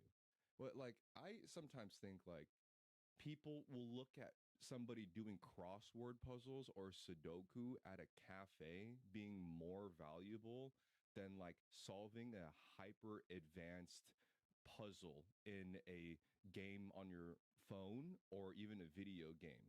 Like, why is it more valuable that you're just alone in a cafe with like no What does music playing, provashito mean a 5 in open English, six Martin? trying to figure out what word goes in this 5-letter box here? It's a strange thing, and I think it's just because we're not used to it fully yet. I mean, the upcoming generations, especially the This is younger my favorite ones, cozy hoodie. and even mine, like we're already used to the fact that the screen is a part of our daily life. The millennials are the last generation to see what life was like before social media, while being integrated fully with it. And without getting too far off topic, this is also going to go with our relationships with humans to humans, or eventually humans to AI. And I'm sorry, a lot of people don't like the whole AI discussion, but that's going to happen. I know, it's scary, but it's going to be integrated, and we're going to figure out Profit. some way Oh. around it, or how to be a part of it. Maybe it means something a little different.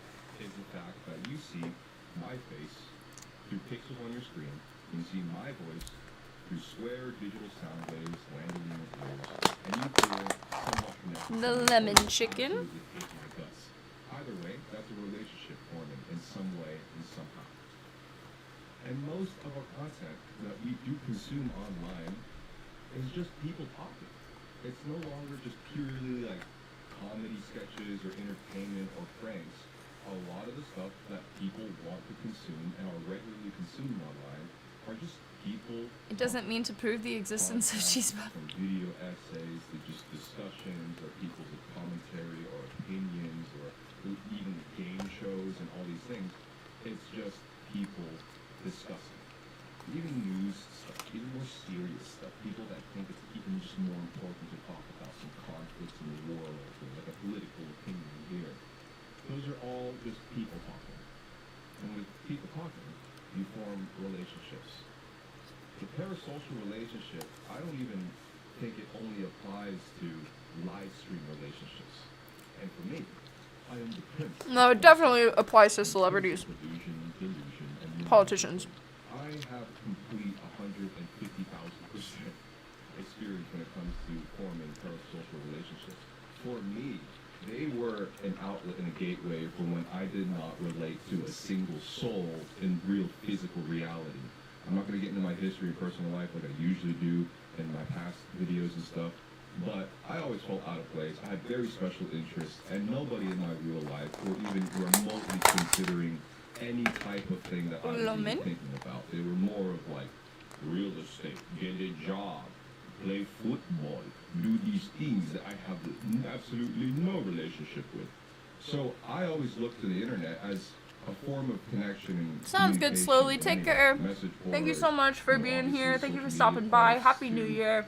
Anything that would have some sort of a communication element online. So it's quite normal for me. And when I built my own platform, I really heavily navigated naturally and having this kind of a closer, even sillier type of back and forth with whoever would be watching me.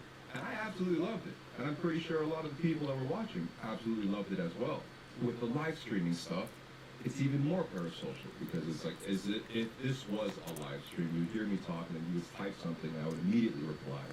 And I just felt a lot more natural in that position. You. And I think a lot of other people, I hope we all especially do. live stream watchers and audiences, they would feel more natural because perhaps they're more introverted and they feel a little more comfortable not having like a direct face-to-face thing, and like you have to have like an immediate back and forth, and a lot of people can get really anxious and nervous, and having that kind of protective barrier can make the whole dynamic a bit more comfortable.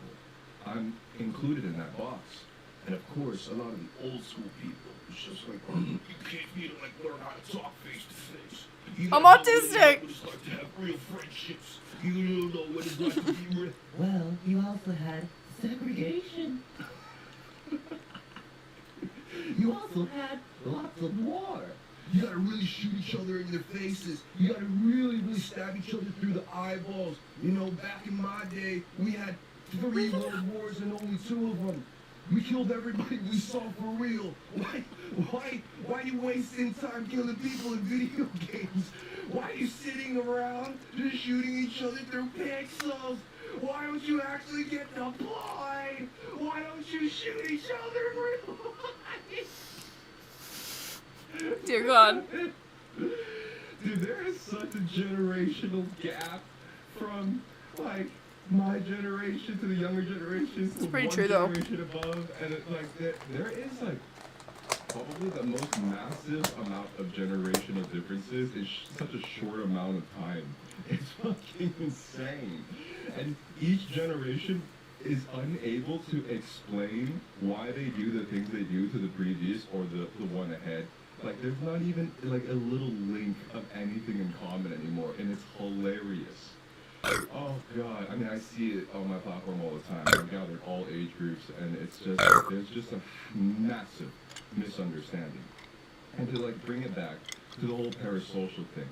And I feel like I forgot to add a few things when it comes to what I'm talking about here, because most of this video is kind of leaning more towards, like, a positive view of parasocial relationships. But that's only because I've only seen pure negativity when it comes to what that means. And I feel like that means I should also probably acknowledge more of the negative stuff that comes I met with most of my friends parasocial online, dude. relationships and friendships. And of course, like, the most obvious thing is that it can be very, very exploitative. And what first comes to mind is like OnlyFans live streamers just kind of like swing over this audience of what we would call like incels or virgins or whatever, and then just like pull a bunch of money, and then these streamers would tell them that they love them and all these things. I And love you guys. yes, that is a huge problem. No parasocial, I love you. But so is human exploitation, and I don't think that's necessarily, it's just because I think, that it's a digital like, relationship exploiting, through a like, screen slave that labor, people are willing like, to for, like, exploit companies others like in this Nestle, way. If it are a little wasn't bit for worse the than screen, parasocial a lot of relationships. these That's people just would me. find other ways to go about doing it. I mean, when it comes to whatever, mining diamonds in Africa, or whatever other example that you can think about, humans will always Nice, find a way to Kagato. exploit each Very other's nice. vulnerabilities and weaknesses, and doing this thing through live streaming or OnlyFans or any other parasocial means is just another outlet for people taking advantage of each other. When it comes to more of the negative aspects of parasocial relationships, one of them is that the fact that it is indeed not really real. It is just another facet of it.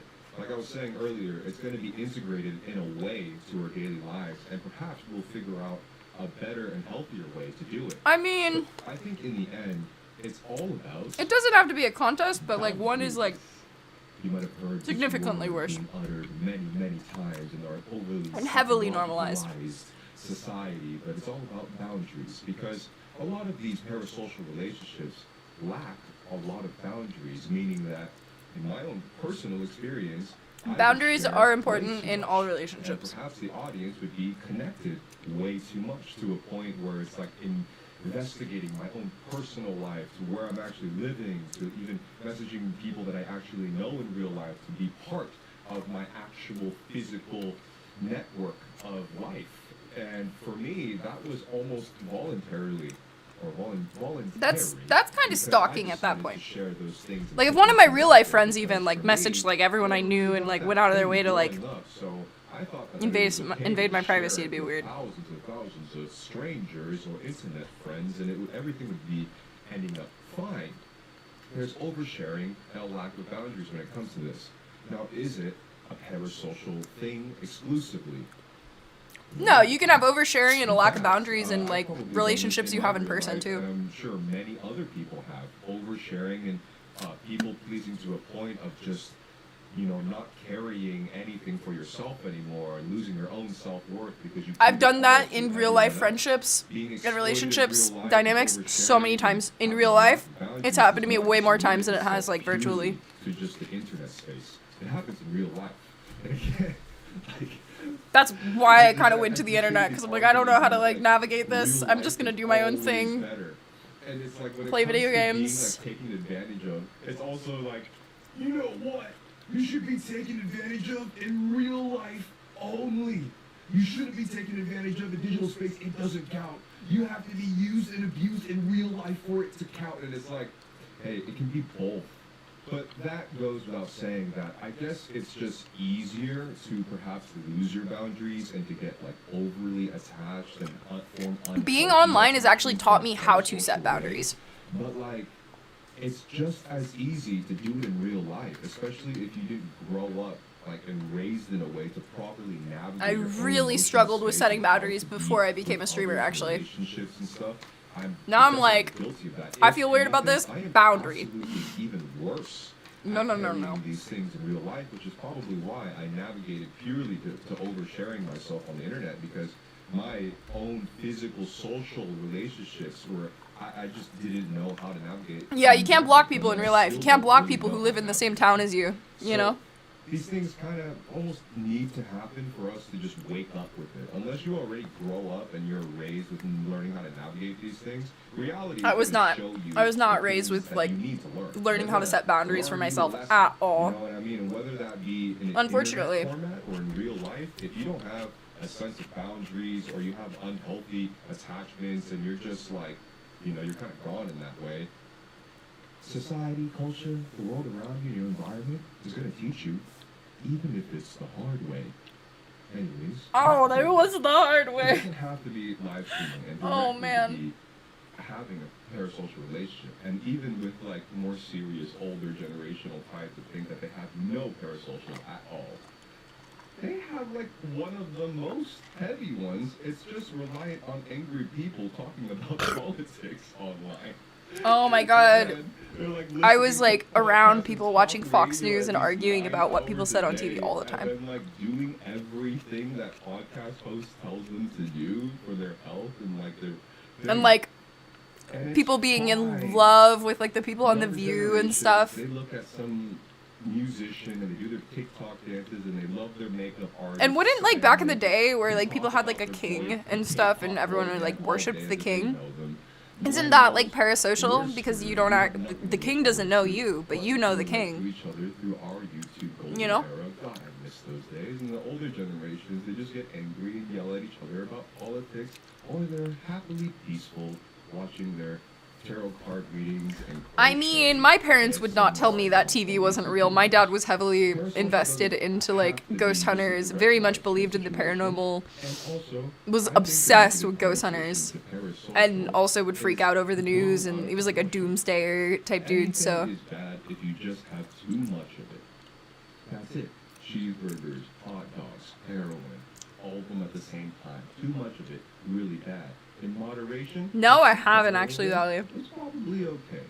If all of your relationships... Oh, like on a Facebook? Yeah, on like Facebook news, like the local section, like that. Not like in a newspaper, but the local news on Facebook where I'm from. Horrendous. Horrendous, bro. And a lot of people are naturally fulfilled when everything is just physical reality. When you have a bunch of, weirdos, creatives, outcasts, outsiders, angels, and aliens, like, such as yourself, we need a little bit more. And with the world changing so quickly, being so heavily digitally integrated, this digital parasocial phenomenon is just going to be a branch of our lives. When you listen to me, when you listen to your favorite podcast hosts, when you listen to your other favorite public figures, celebrities, and influencers, sometimes you get to know them better than anyone in your real life. Like, who in your real life do you know where you listen to for more than 2 hours at a time? Like, I daily? say, Or I talk about throughout shit the I've week? experienced online that I've never How talked often about do with you people share that I've been friends bits with of for a long time. yourself to somebody for 2 or 3 hours a week, to anybody you know in Because, real like, I life? can talk to, like, And in real life, how many people several can you people all talk at to once for versus hours having at that a one, like, time deep heart to about heart with that one person. the deepest, So it's most just personal stuff? the nature of it. Some people do get to have that. And Also, you people are get that busy. because Not most everyone wants to rappers take the come time to get to from know like you. that. For some reason, you guys want to get most to know me. of our in-person Hang out with me. discourse back and forth is People are small just talk. busy. It's Like, something really I have so many simple. We don't friends really that I still consider share friends, too but they many haven't, like, hit me up controversies. for ever. I have no idea when I'm going to see them again. But I see you guys, like, every day, every week, every few months for some of you guys. But more safe words than boundaries. Opinions, we keep it quite Well, safe. a safe word is a boundary because they have to respect the safe word, you know? Maybe we just have fun, but we don't like have deep, intensive, intimate, introspective connections with each other. I think religion, maybe in a way, could be Favorite podcasts that parasocial, we listen too. to, we know those people I don't know, better depending. than anybody. Do they know us? Maybe not. But we feel like we know them. And I just think, again, that little dynamic is just going to be another addition to our lives. Before, when we had to get jobs and work and, you know, talk to each other, we had to just meet physically in real life or maybe call each other voice to voice on the phone. Now we have social media and we can see what each other are doing just through our photos and stories and stuff like that. And it's just going to naturally integrate into our lives. And a lot of people I've known, like, don't want to talk about the things that I talk about on stream. Like, if I'm talking about politics or, like, ecology, like, a lot of people I've met are like, oh, I'm too busy. Like, I don't have time to talk about that. So, you know, it's like, what are you going to do? That's why I love the internet, because when I was growing up, I did not have a lot of people around me that were interested in the things that I was. In a lot of ways, yeah. In some other ways, no. Everything is going to be a balance of either. Valid. That being said, it's good to see you. See, It's but great yeah, to like, see not you. all parasocial things are bad. It's just a thing to be aware of, like, the dynamic in which it is parasocial. But it's not all bad, because, like, same with, like, streamers. Like, there's streamers who have donated thousands, millions of dollars to charity and, like, organized people. So, yeah, it's just, like, a neutral thing. It's what you do with that dynamic that makes it good or bad. Little transmission here, and I am very, very interested. I don't want to say necessarily I'm excited, because every time we're excited for a new year, something happens. So instead of have a good year, have a year. Have a year. And It's gonna be a there's year. going to be a lot Cheers, guys. and a lot of changes in the next decade, especially in the next year. The technological advancements in our species are going to go through one of the massive, biggest changes that we'll probably ever have. So, that being said, strap on in. I'm the Prince of the Imaginary, your multidimensional good lord. You know what I said? Hit that button. Cheers. Alright, Kellogg, where is that playlist you sent me?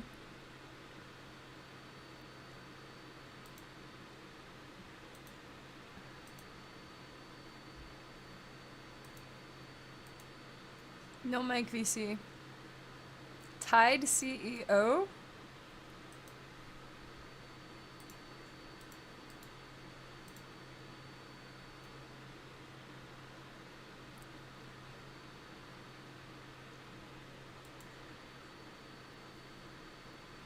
No one eats Tide Pods anymore. That's so 5 years ago. Hi, America. My name's David Taylor. I'm the CEO of the company that makes Tide and its corollary product, Tide Pods, which is what I want to talk to you about today. You gotta stop eating the Tide Pods, okay? Look, I get it. You guys are young. You don't want an old guy telling you what to do. The Tide Pods are soap, and that's not food. So please, stop eating the Tide Pods. Hey, but my mom fed me soap when I was a kid. What do you mean? The lollipop cleans your dishes. Yeah, what? Stop. Sorry. Are we calling it a lollipop? I'd love to see one. How are you gonna threaten your kids to wash their mouth out with soap then when they curse at you, you wash their mouth out with soap. And then when they grow up, they eat Tide Pods for the gram. 90s parenting did this to us. It's not our fault. We're victims, okay? Oh, man. I'm kidding. Just like mince. But my liking of getting spanked didn't come from nowhere. You did it to me, 90s parenting. Am I crazy? Anyways. What do you mean the same as Tide Pods? I also don't understand. Really, I got my mouth washed out with soap very consistently when I was a child. I'm pretty sure, looking back, I had ODD or something. Like, if they threatened me that they were gonna wash my mouth out with soap, I said a curse. I would say a curse. I'd be like, yeah, well, screw you. And then they would, like, put soap in my mouth. And sometimes it was, like, liquid soap. But then sometimes they would, like, shove the soap through my teeth, like a bar of soap, which was worse. Because then it would get, like, stuck in your teeth and you could never get rid of the taste of soap. Trauma dumping. Sorry. Oversharing. See, some people would not like me mentioning that right there. But since we're on the topic of eating Tide Pods, if any parents are out there putting soap in their kids' mouths, fucking stop. Well, I think that's abuse. I thought so too. No one in my family gave a shit back then. They're like, well, you should respect your parents. I'm like, but they put soap in my mouth. I don't respect that. What? It's okay. I'm an adult now, and they know that that shit's not okay. I'm like, hey, I'm grown. There's some things I want to talk about that I remember. Stop it. Yeah, exactly. Like, I know for a fact what my grandma did to, like, my dad was way worse, right? Still doesn't make it okay. Holy shit. I hope each generation, we just learn a better way. Like, we just learn putting soap in your kids' mouths, spanking your kids, is just gonna make them, like, question authority even more and probably resent you. It's not ideal.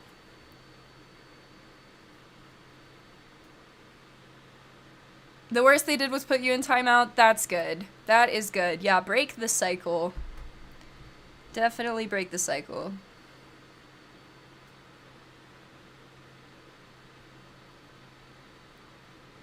I feel like if my parents had more help, like a nanny, then maybe it would have been different. But they were both working full-time, constantly fighting about money, constantly stressed the fuck out. Like, I grew up very poor. Trailer park, like, ghetto, like, not... They were very stressed the fuck out all the time.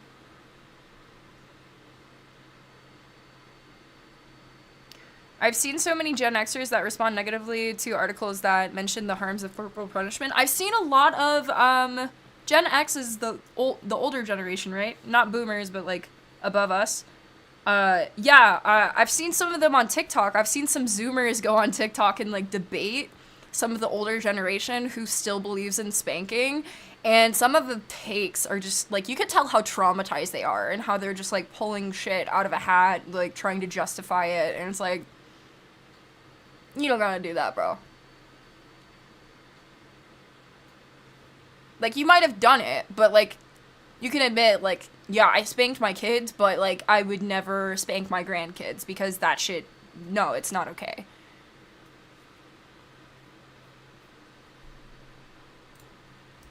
Tastes like anything. We got fucking MS to us.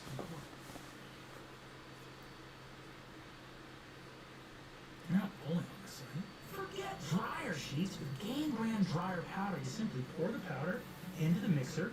You take your dryer stick right here, and this is cotton candy. Am I the asshole? Like, how do you not get? We just cut. Wait, did he just make dryer sheet cotton candy? Is that what he just did? Yeah, totally different worlds. Not that, like, kids from well-off families can still be mistreated.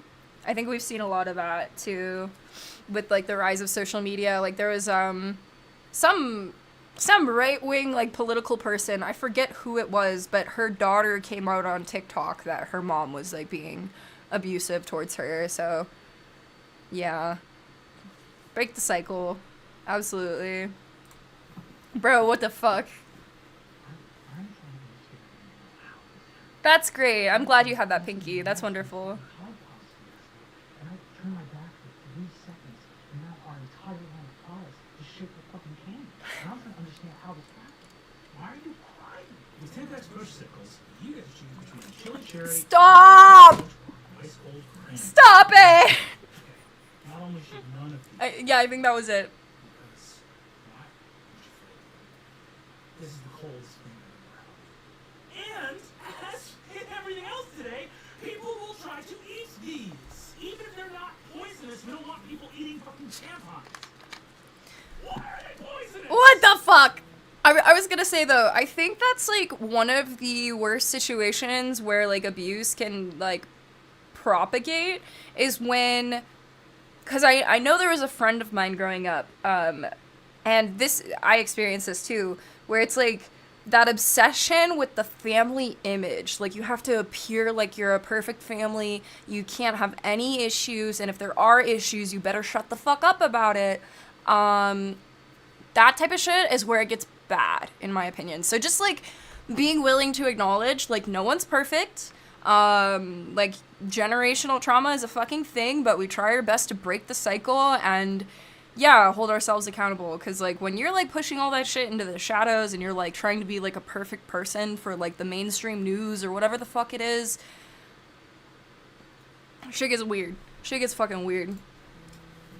You'll go cuckoo for cleanliness with our cocoa butter premium Pampers brand trust soap because each. I'm not a perfect... What? What's this say? Person! Don't feed your kids shit. What the fuck? There it is. Is it chocolate? Is it poop? Do you care? You don't care? Who knows? Who gives a fuck, right? I'm not gonna do this product, so we'll be moving on. Jesus Christ. Okay. Try Crest brand dinner paste for the hungry consumer on the go. Throw a fluoride-filled meal bag in your gullet. Oh.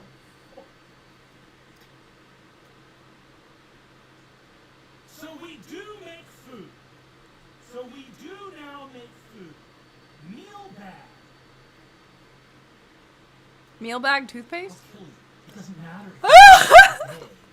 He just said, I'll kill you, bro. In a video game. That's a razor. A Gillette razor. If not edible, why Tide Pods look like fruit snacks? It's your ass. You get that, right? Here we go.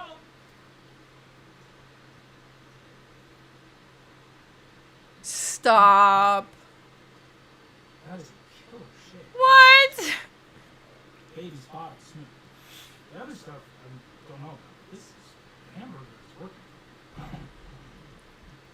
Oh my Hi, god. it's Mike Trapp from College Humor. Click here to subscribe. Click here for more fun things. And send help. to keep Oh you wow, busy. the subscribe button turned rainbow. Help. Help. That was funny. Hello, America. I'm Matt Stewart, CEO of Jewelry. Is that actually his name? He recently come under fire for advertisements targeting young children.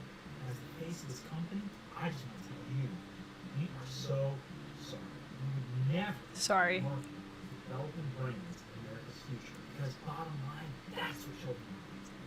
They're our future. So, as a special apology, I'd like to issue all Jewel users a free pack of our Where's my standard Jewel? flavors. That means you get cherry berry unicorn, blue raspberry rainbow, and Minecraft. What does Minecraft taste like?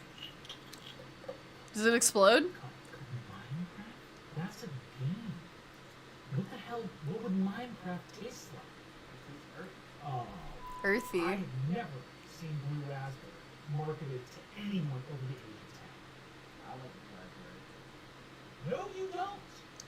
I think children barely like blue raspberry. You gotta dump it. You gotta dump all of it. Yeah, all my jewels. Stop. I don't care. Partially vested is fine. Just, we got maybe less than. Hold on. Sorry. Jewel, know that adults love our product. We don't want the hassle of keeping their e-cigarettes away from kids. Which is why Jewel owners can now receive our special Jewel carrying case. My New Year's resolution, oh my god, is be free, be cringe, and get rich. Yep. Buy a house. Eat food. Get jacked. Eat Uncrustables. Food snacks. Anyone disagree? Make a difference. Nice. What else do I want to do? I don't know. Kids don't like Power Rangers anymore. Only boomers like Power Rangers. Like me. Oh.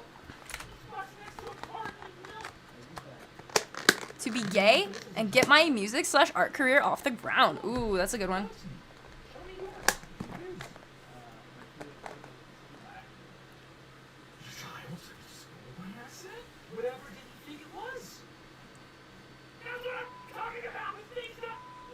We're also happy to announce our first foray into long-form content with the release of our new show, Just Jewel, about a hapless guy who runs a jewel shop.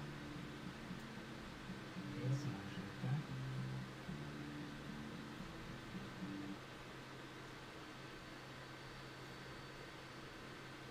okay? So not only is it children's cartoons, but we are What the fuck? ripping off Pokemon. That's Pikachu. That's no. That's not Pokemon.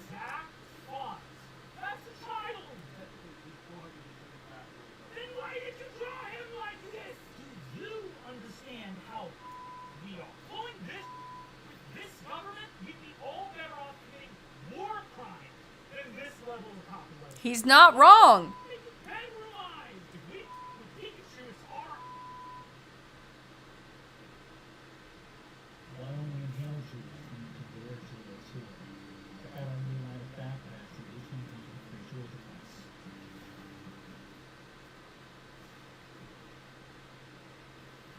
You're trying. Are you trying to like train your brain to not like other genders or something? Wait, so you're going from pan to gay? Look at me and say what you said. I choose you, Pikachu. Now for the advanced jewels number, we want to introduce our new jewels. I have been poor my whole life, so I would like to be rich, like owning a house with a kitchen that I can grow veggies in.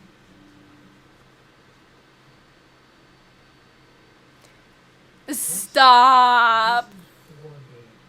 Feel like the flavor train might end, gang. Look, kids, the popcorn line and the softball squishy lines and your dad feel like that's the last stop. No. Flavor train. What happened to this country? What happened to this country? They're hard to get. Hello, Maliko. How are you doing?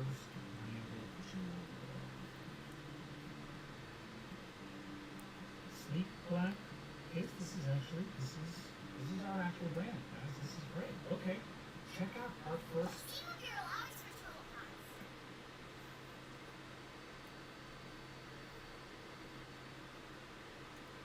For once, were your previous songs not good or something, Pinky? We're monsters. Oh my god. Hey, this is Sam. You like college humor and want to support us? Sign up for Dropout. Okay. All kinds of small bag of I will be right back.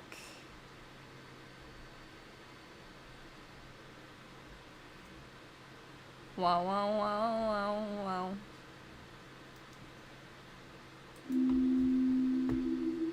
Enjoy the singing bowl.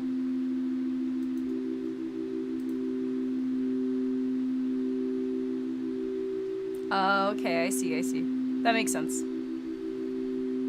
Gay also means happy.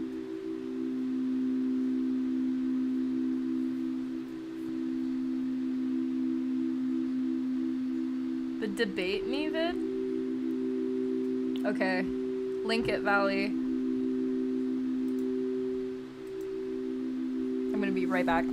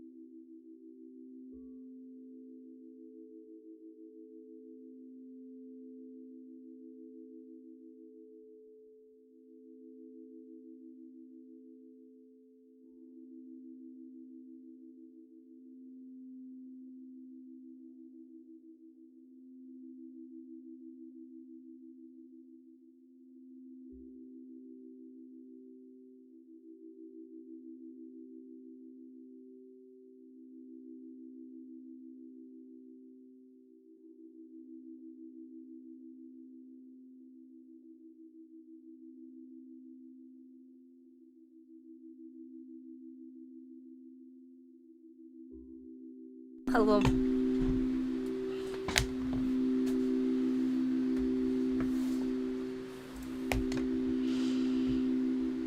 Okay, which one do you guys want to watch? College Humor Debate Me? Did you link it on Discord? You should be able to link in Twitch chat now, Valley, since you're a VIP, by the way, for next time.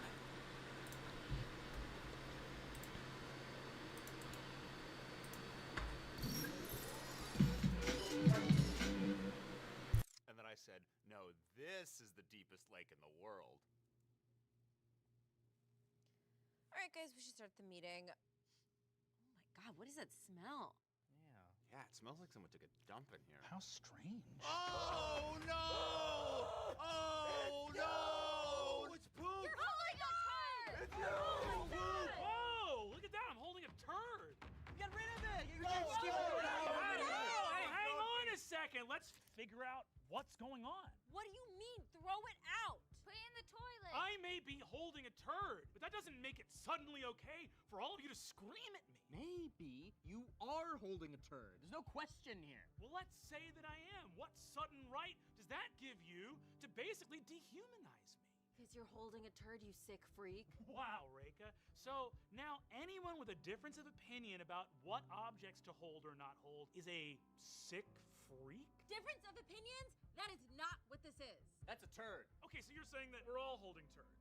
What's he doing? What's he doing with his words? Mind poison. He learned how to argue from the internet. Don't listen to him. Don't listen to him. Does that sound like something an open-minded person would say? Why is he holding shit? A VIP is just the diamond icon in chat, Pinky. You can also post links.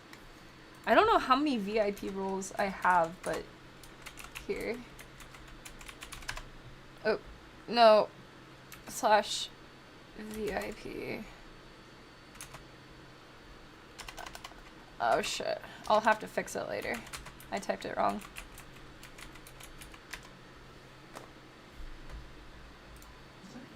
Needs to be open-minded, Brennan. You're holding a turd. Don't need to be open-minded.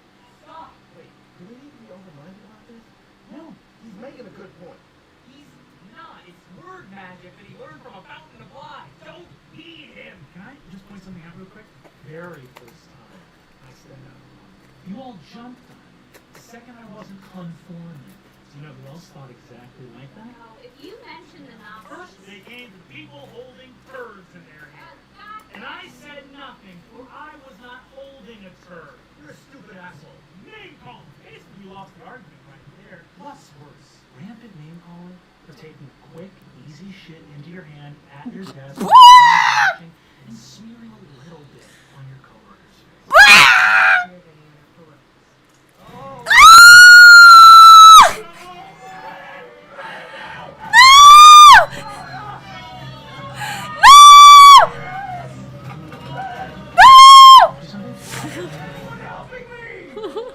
I want to challenge you guys to voice I would punch him in the face. Violence is never okay, but if someone wiped shit on my face, smug idiot. Okay, so it's fine to yell that's not okay. holding a turd, and yet I'm somehow not allowed to hold a turd without getting yelled at. Violence begets violence. Guys, I agree that what Brennan is doing is wrong. Yes. But if we scream at him, doesn't that make us just as bad? No, and the fact that you think that makes it so much worse. I don't know if you know, all of these guys are extremely upset. Okay? I'm over here. I'm that guy. My turd, rational, reasonable. Gaslight gatekeep turd boss. Guys, I mean, maybe if...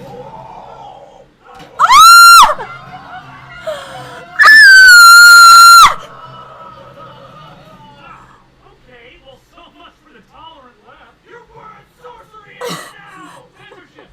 This is censorship. When I bring speech, we have to destroy him. We have to kill him now. You know who else wanted to destroy people? No, don't you say it, you son of a... You guys are just like the Nazis. Because they were so certain they were right. That's the way I got persuading Nazis. That was not the main thing about the Nazis. I am indigenous! Because I represent me! Kill him! Now I'm holding 2 turds. You mean to tell me if I show a nipple on YouTube or Twitch, if I show my nipple, my feminine nippy knoppers, that's not okay, but they can take a shit in their hand and make it clap? Humanity is ruined. Humanity is ruined. There's no going back. I'm crying. This is insane. I'm traumatized. I'm traumatized. What have you done to me, chat? Valley, what have you done?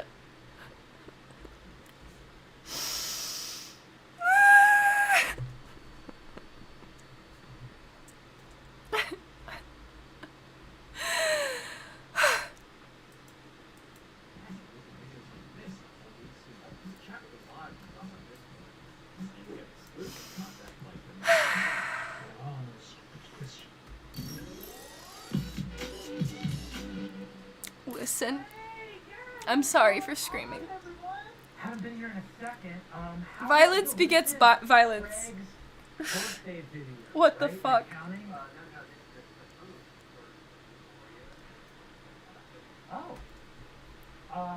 Okay, yeah, of course. Hey gang, my name's Carl. If Ryder didn't have the stream open, he'd probably think I was dying. Your favorite cookie. We want you, our loyal customers, to know that here at Oreos, we don't take our position for granted, and we will never rest on our laurels.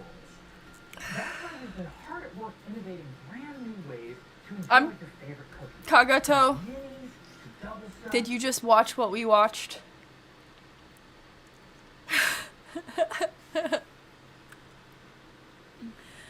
It's a perfectly reasonable reaction to scream at the top of your lungs and cry at what I just watched. It's not okay. What the fuck? All of your favorite flavor varietals like golden, mint, and Halloween. Sorry. Can we stop here? Can we pause down for a second?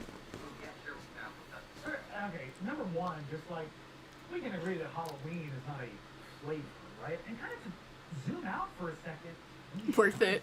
absolutely right? I'm not gonna narc on you guys. Just keep cashing the checks. You don't have to come into work as Oreos. The VOD will be there if you want to go back, Kellogg. Go home. Can we hold real quick? Yeah, let's go home. What's up? Have you not seen that one before, Kellogg? Why? We could just make Oreos. No, we're making crazy bullshit. Kyle, please run me through the new approved Oreo varietals. Okay. Well, you got your double stuffed Oreo. Cool. Your football Oreo. Football shape. Your big stuff Oreo. How is base up different from double stuff? After the smash success of our birthday cake Oreos, we got to thinking of all the other special events that can use the world's greatest sandwich cookies. From wedding cake Oreos to graduation Oreos, retirement Oreos to bereavement Oreos. Yeah, if you want to send it, Pinky, you can. Funerals. No. Hey, gang. No, we're not doing that. People love it. What do you mean people love bereavement Oreos? What? Focus groups love to taste them. Yeah, Kyle, they taste like Oreos. Yes. There's another Tide Pod episode. You need to be able to explain what the difference between strawberry milkshake Oreo and strawberry Oreo is, or I'm going to burn the building. Milkshake's not a taste. It has the consistency of a milkshake, this cookie? Of an Oreo, right? Our 4th of July Oreos were such a smash hit. We had to introduce our civic It looks like a different thumbnail. He has longer hair. Labor Day Oreos, our caramel Memorial Day Oreos, and our green tea Arbor Day Oreos now with real wood.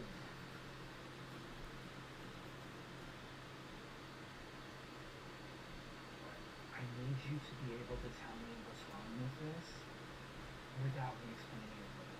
Keep going. Gluten free. Hey, everybody went there. Android Oreo. Android chocolate. Chocolate Oreo. They're already chocolate! I get it. You're losing your mind. We made the perfect cookie 100 years ago. And now there's no work left to do. I'm telling you, we did it.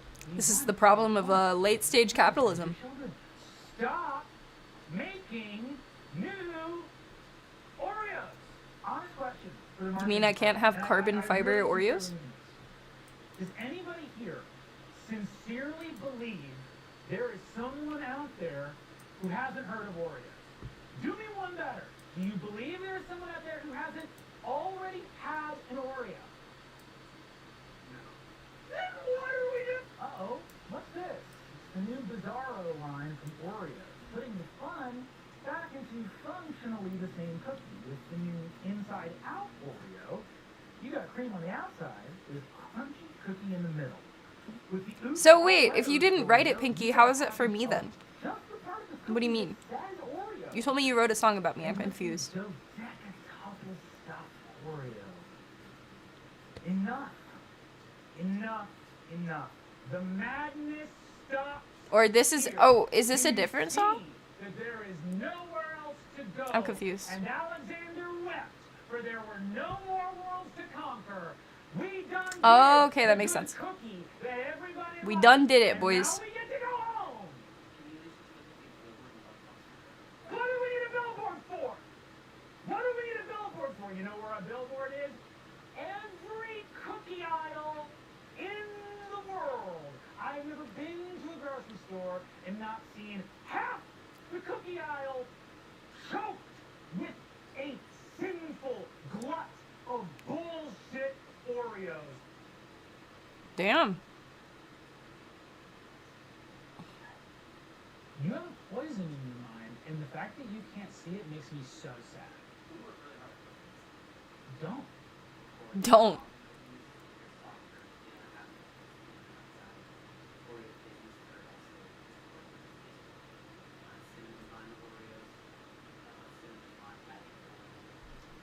You are a babbling fool. Attendant to madness.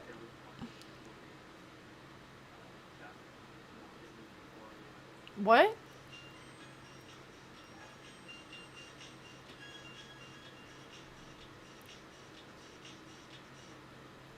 Hello? Hello? Craig! What's up? Craig, happy birthday, my guy! What's up? Yeah, I'm in the office right now. Oh, man, it's great to hear your voice. You taking it easy? No, you're working 80 hours a week. It's too much, Craig. Poor Craig.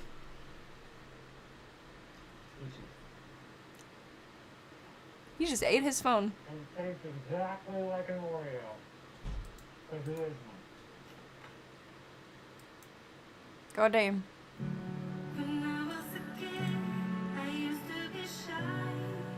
Oh, very cool, Pinky. Very cool.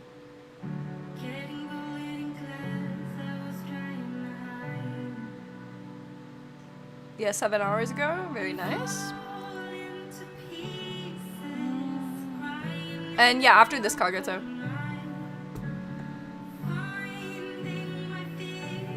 Probably do a little bit more yoga too.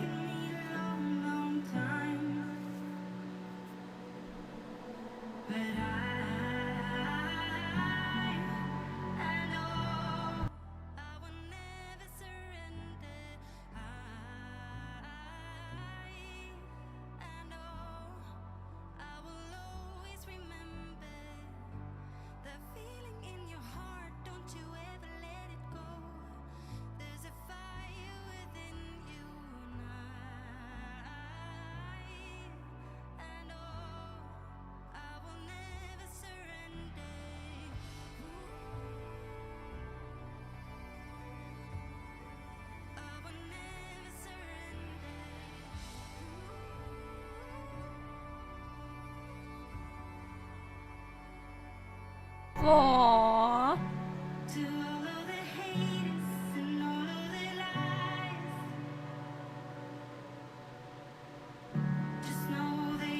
Oh, everyone's crying. Aww.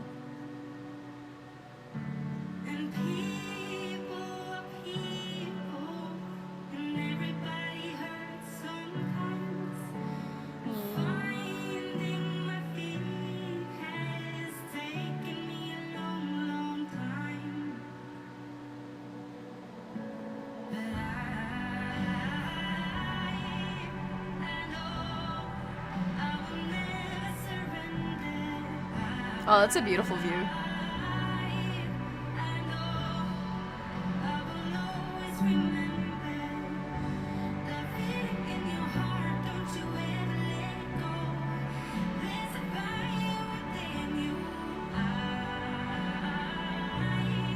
Sounds beautiful.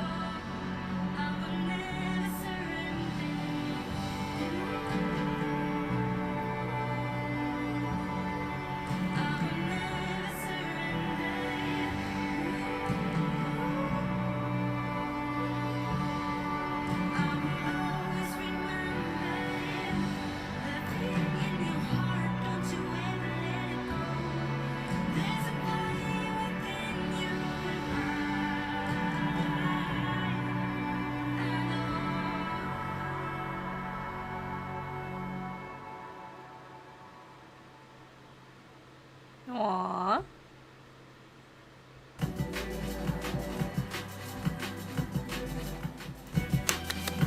Very good work, Pinky. That's awesome.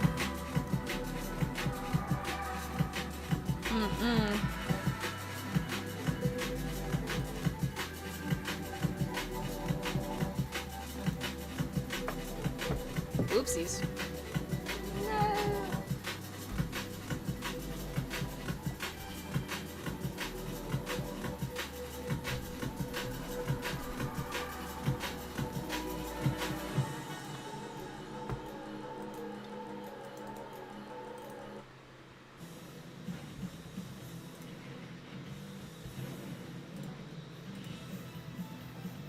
It says 0 when I like it. That's weird. Okay, there we go.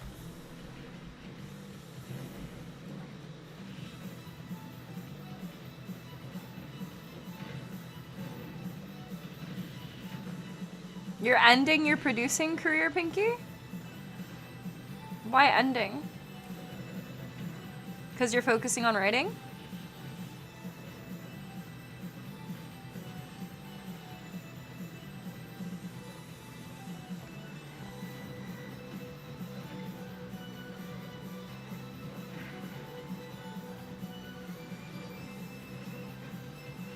Oh, cool. Bye. Wait, which one are you, Kagato? 1 or 2? I'm guessing 2.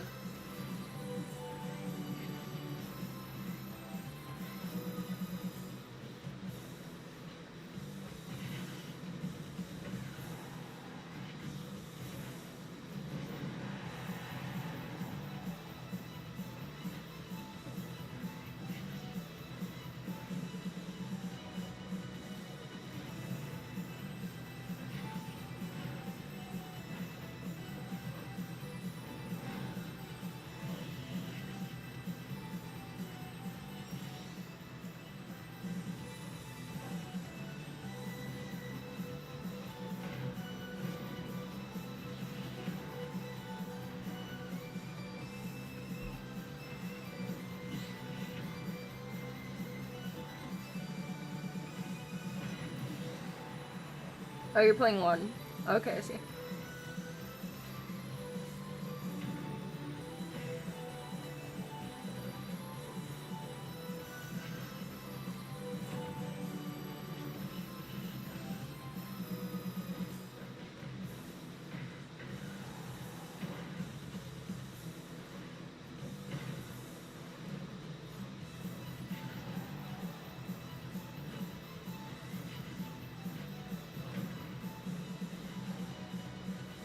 No.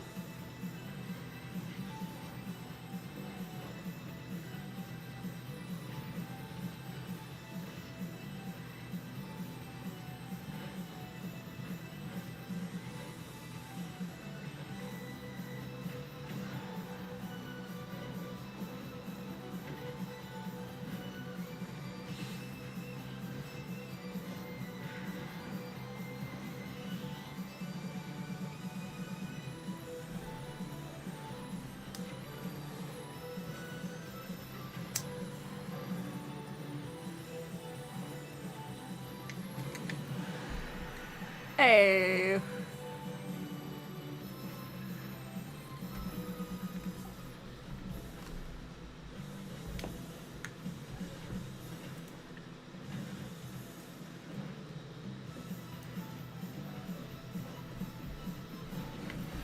What?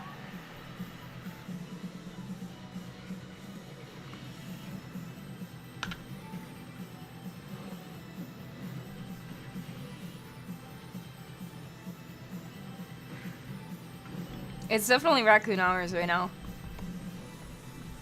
Let me eepy cozy bean. Oh, my printer's done.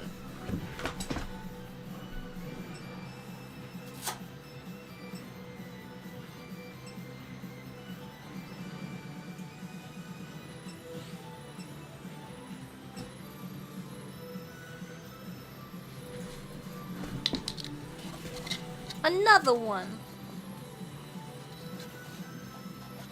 Can't see printer.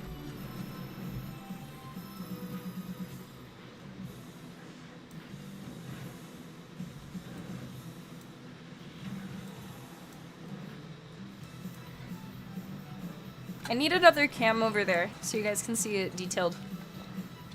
I might set that up actually. Game! Good job. Very nice. If you guys want to check that out, we're watching it from Kagato's YouTube channel. Go give them a subscribe. Subscribble. They only got 7 subs. Go support the Catnip crew. You guys are now in the Catnip crew. It's a cult, I promise. But go subscribe to Kagato on YouTube, guys. Go support a fellow human.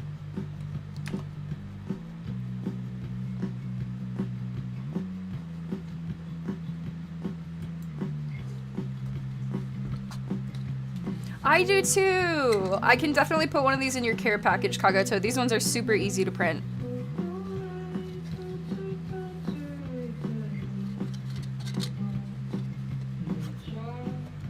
Pretty sturdy too.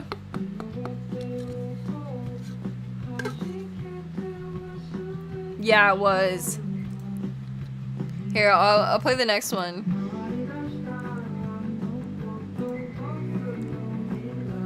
Round 2.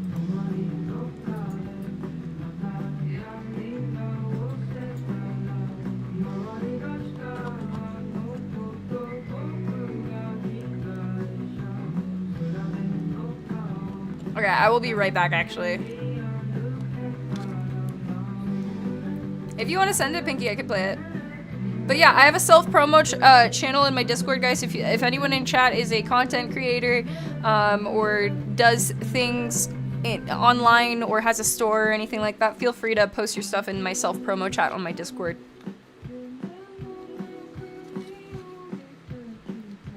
I'll be right back.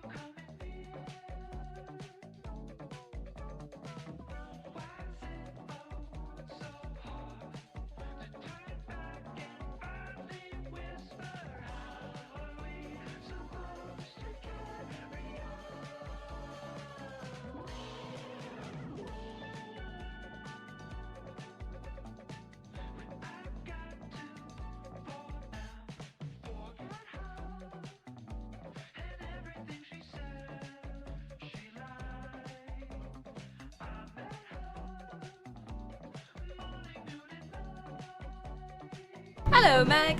How are you?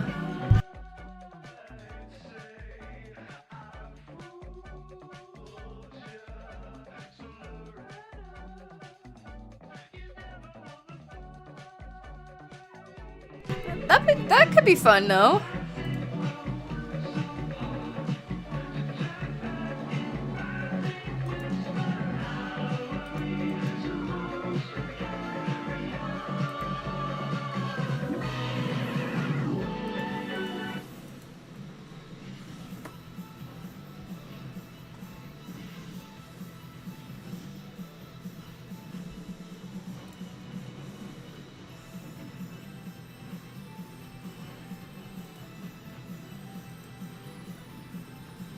Alright, let me try and set up this second camera.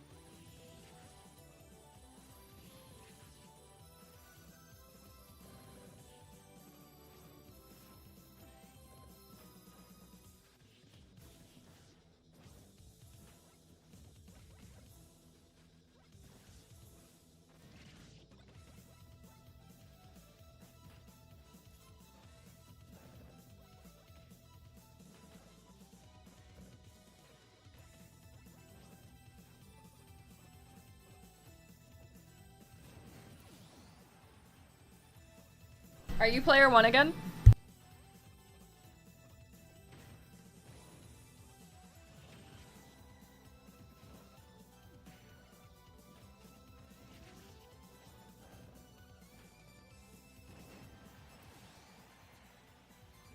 Head to head.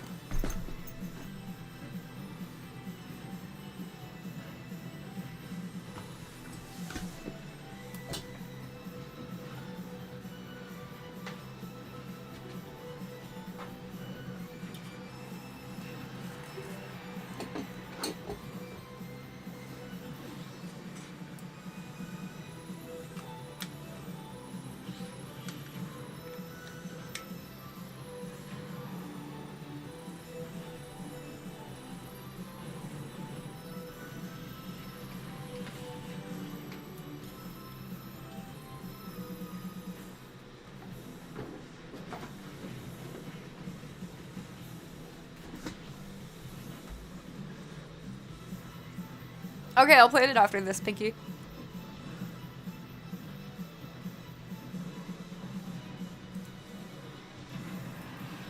Woo! Head to head, man.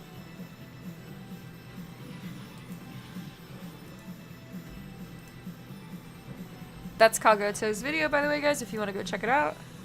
Oops.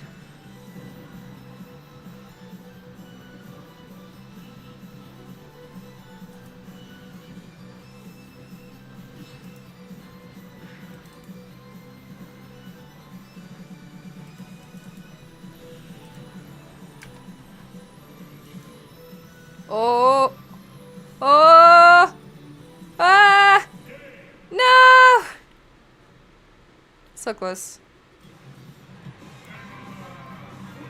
Mega Man wins. Okay, the like registered. Oh, 8 subscribers. Woo woo.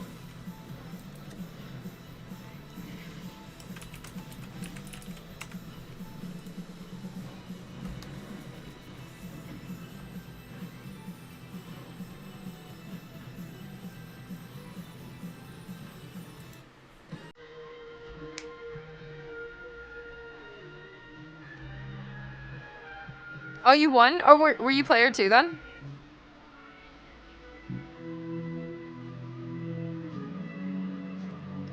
We just don't know how to do it and edit it in the footage. Ooh, how are you recording the gameplay? How are you recording the gameplay, Kagato?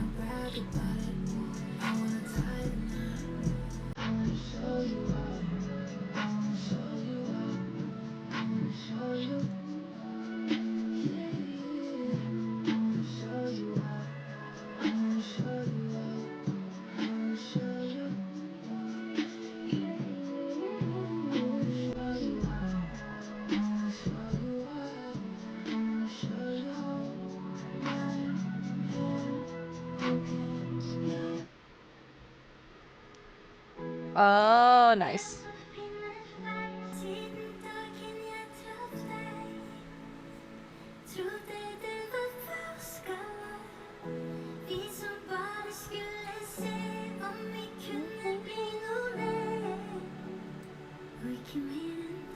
Aww.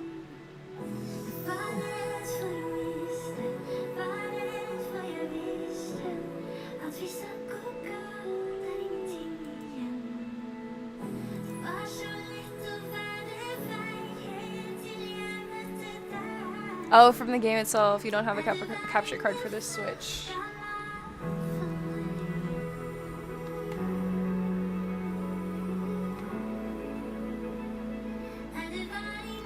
You could do it through OBS.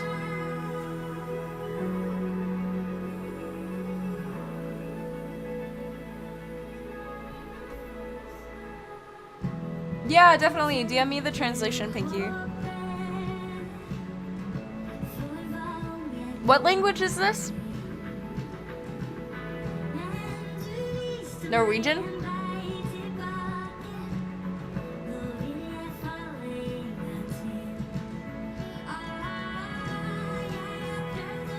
Yeah, I've been trying to learn Dutch recently. Are they similar at all?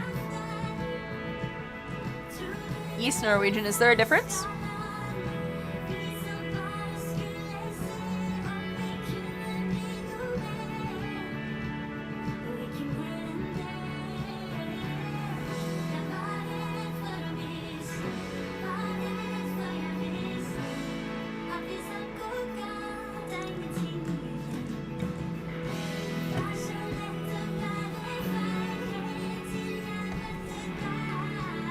Okay.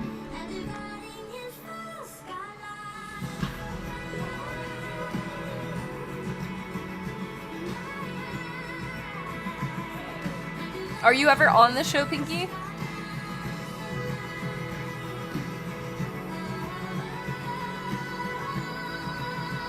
What type of show is it?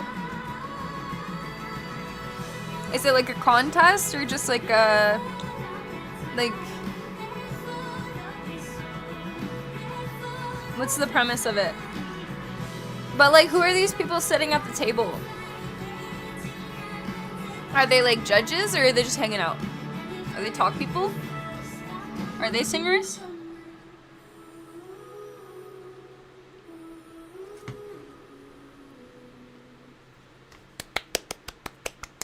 Very nice, Pinky. You need to learn OBS. If you need any help ever, let me know, Kagato. We could like get on call and I can help you with some things. I've been using it for like 7 years now, 8 years. I had to have used it when I started on Twitch in 2014. So quite a while.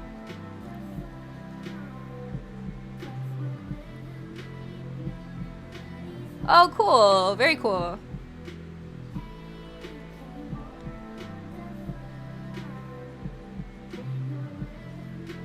Nobody's home.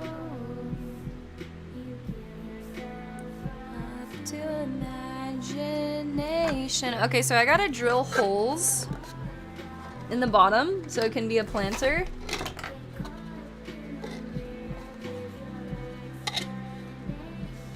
So I have to get out my Dremel. When angry, I'm feeling mad at me.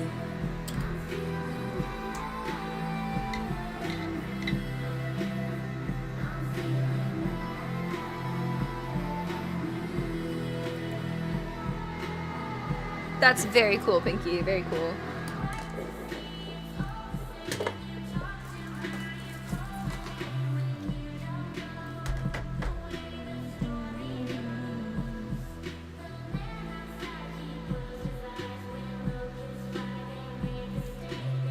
Okay, we should probably change the title maybe? Because we're gonna transition to crafts. We'll still do squats at goal. I don't know, maybe I will do some yoga. I'll do both. I'll keep it. It's okay.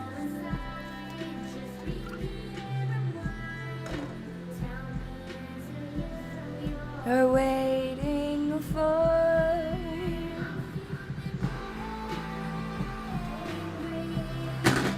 Oh, I'm feeling mad at me. Angry. I'm feeling mad at me.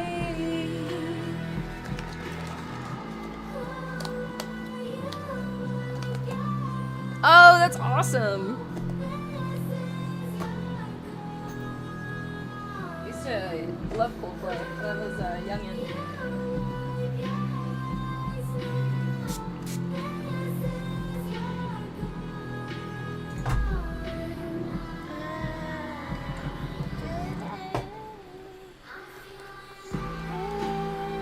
Angry. I'm feeling mad at me.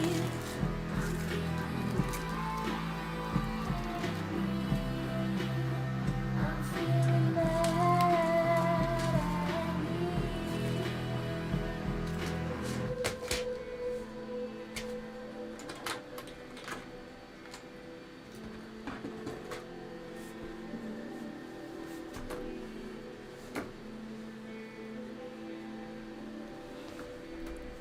I cannot, Pinky. What type do you struggle with?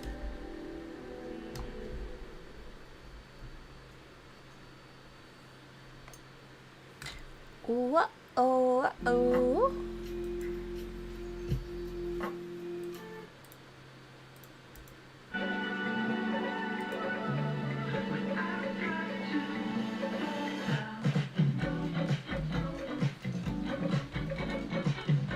Guys, want to watch some astrology stuff? Welcome to Intuitive Astrology with Colleen McCord. Thank you so much for joining me today, and a Happy New Year to you. Happy 2027. Happy New Year, guys. See what I did there? I just made you think you time traveled, and that's basically what 2024 is going to be about. This is going to be a dynamic, fast-moving year. We're going to be talking about the summer solstice. Oh, she's doing a cruise. In no time. This is the energy we're living in now, where things are speeding up. They are moving faster. It is not just Buckle the fuck up. And as we move through this first month of 2024, we're going to be going through some big upgrades, some big leveling up, some powerful activations, and I'm really excited to share more about those dynamics in today's podcast. Now, before we jump into the astrology of January, I do want to share with you that I need to find my glasses. we Okay, had there. a major X-class solar flare on December 31st to close out the last day of the Gregorian calendar. This X-class solar flare Kellogg, was an did the gift card work okay, by the way? That's the biggest solar flare that has occurred since September 2017. We did talk about a previous big X-ray solar flare in December. This one's even bigger. This simply confirms that the sun is very active during this solar cycle 25. And It has been part quite of sunny. what we're going to be experiencing on a more regular basis. Now, this was an X5 solar flare that was actually on the sun's eastern side, which means it wasn't fully Earth-facing, and because the sun is a sphere, these solar flares and this very dynamic energy can happen at any point around the sun's surface. So this particular one wasn't pointed right at Earth, but it's still going to impact our atmosphere and be arriving into Earth's energy field on January 2nd. So we closed out 2023 with this big solar flare. It also caused what's called a solar tsunami. And I wanted to make an interesting correlation for you about the fact Is that Japan okay, guys? major X-class solar flares occurring. I saw The that last one that happened on when I was looking it up this morning, it wasn't like horrible, or that like the tsunami warning went down. I didn't look for updates since though. I don't know if anyone's been keeping up with it. December 14th was an X 2.8 solar flare. Aww. And then 4 days later. But I mean, love is bigger than like romance too, though, Pinky. Like your love for like sunsets or anything really, you know?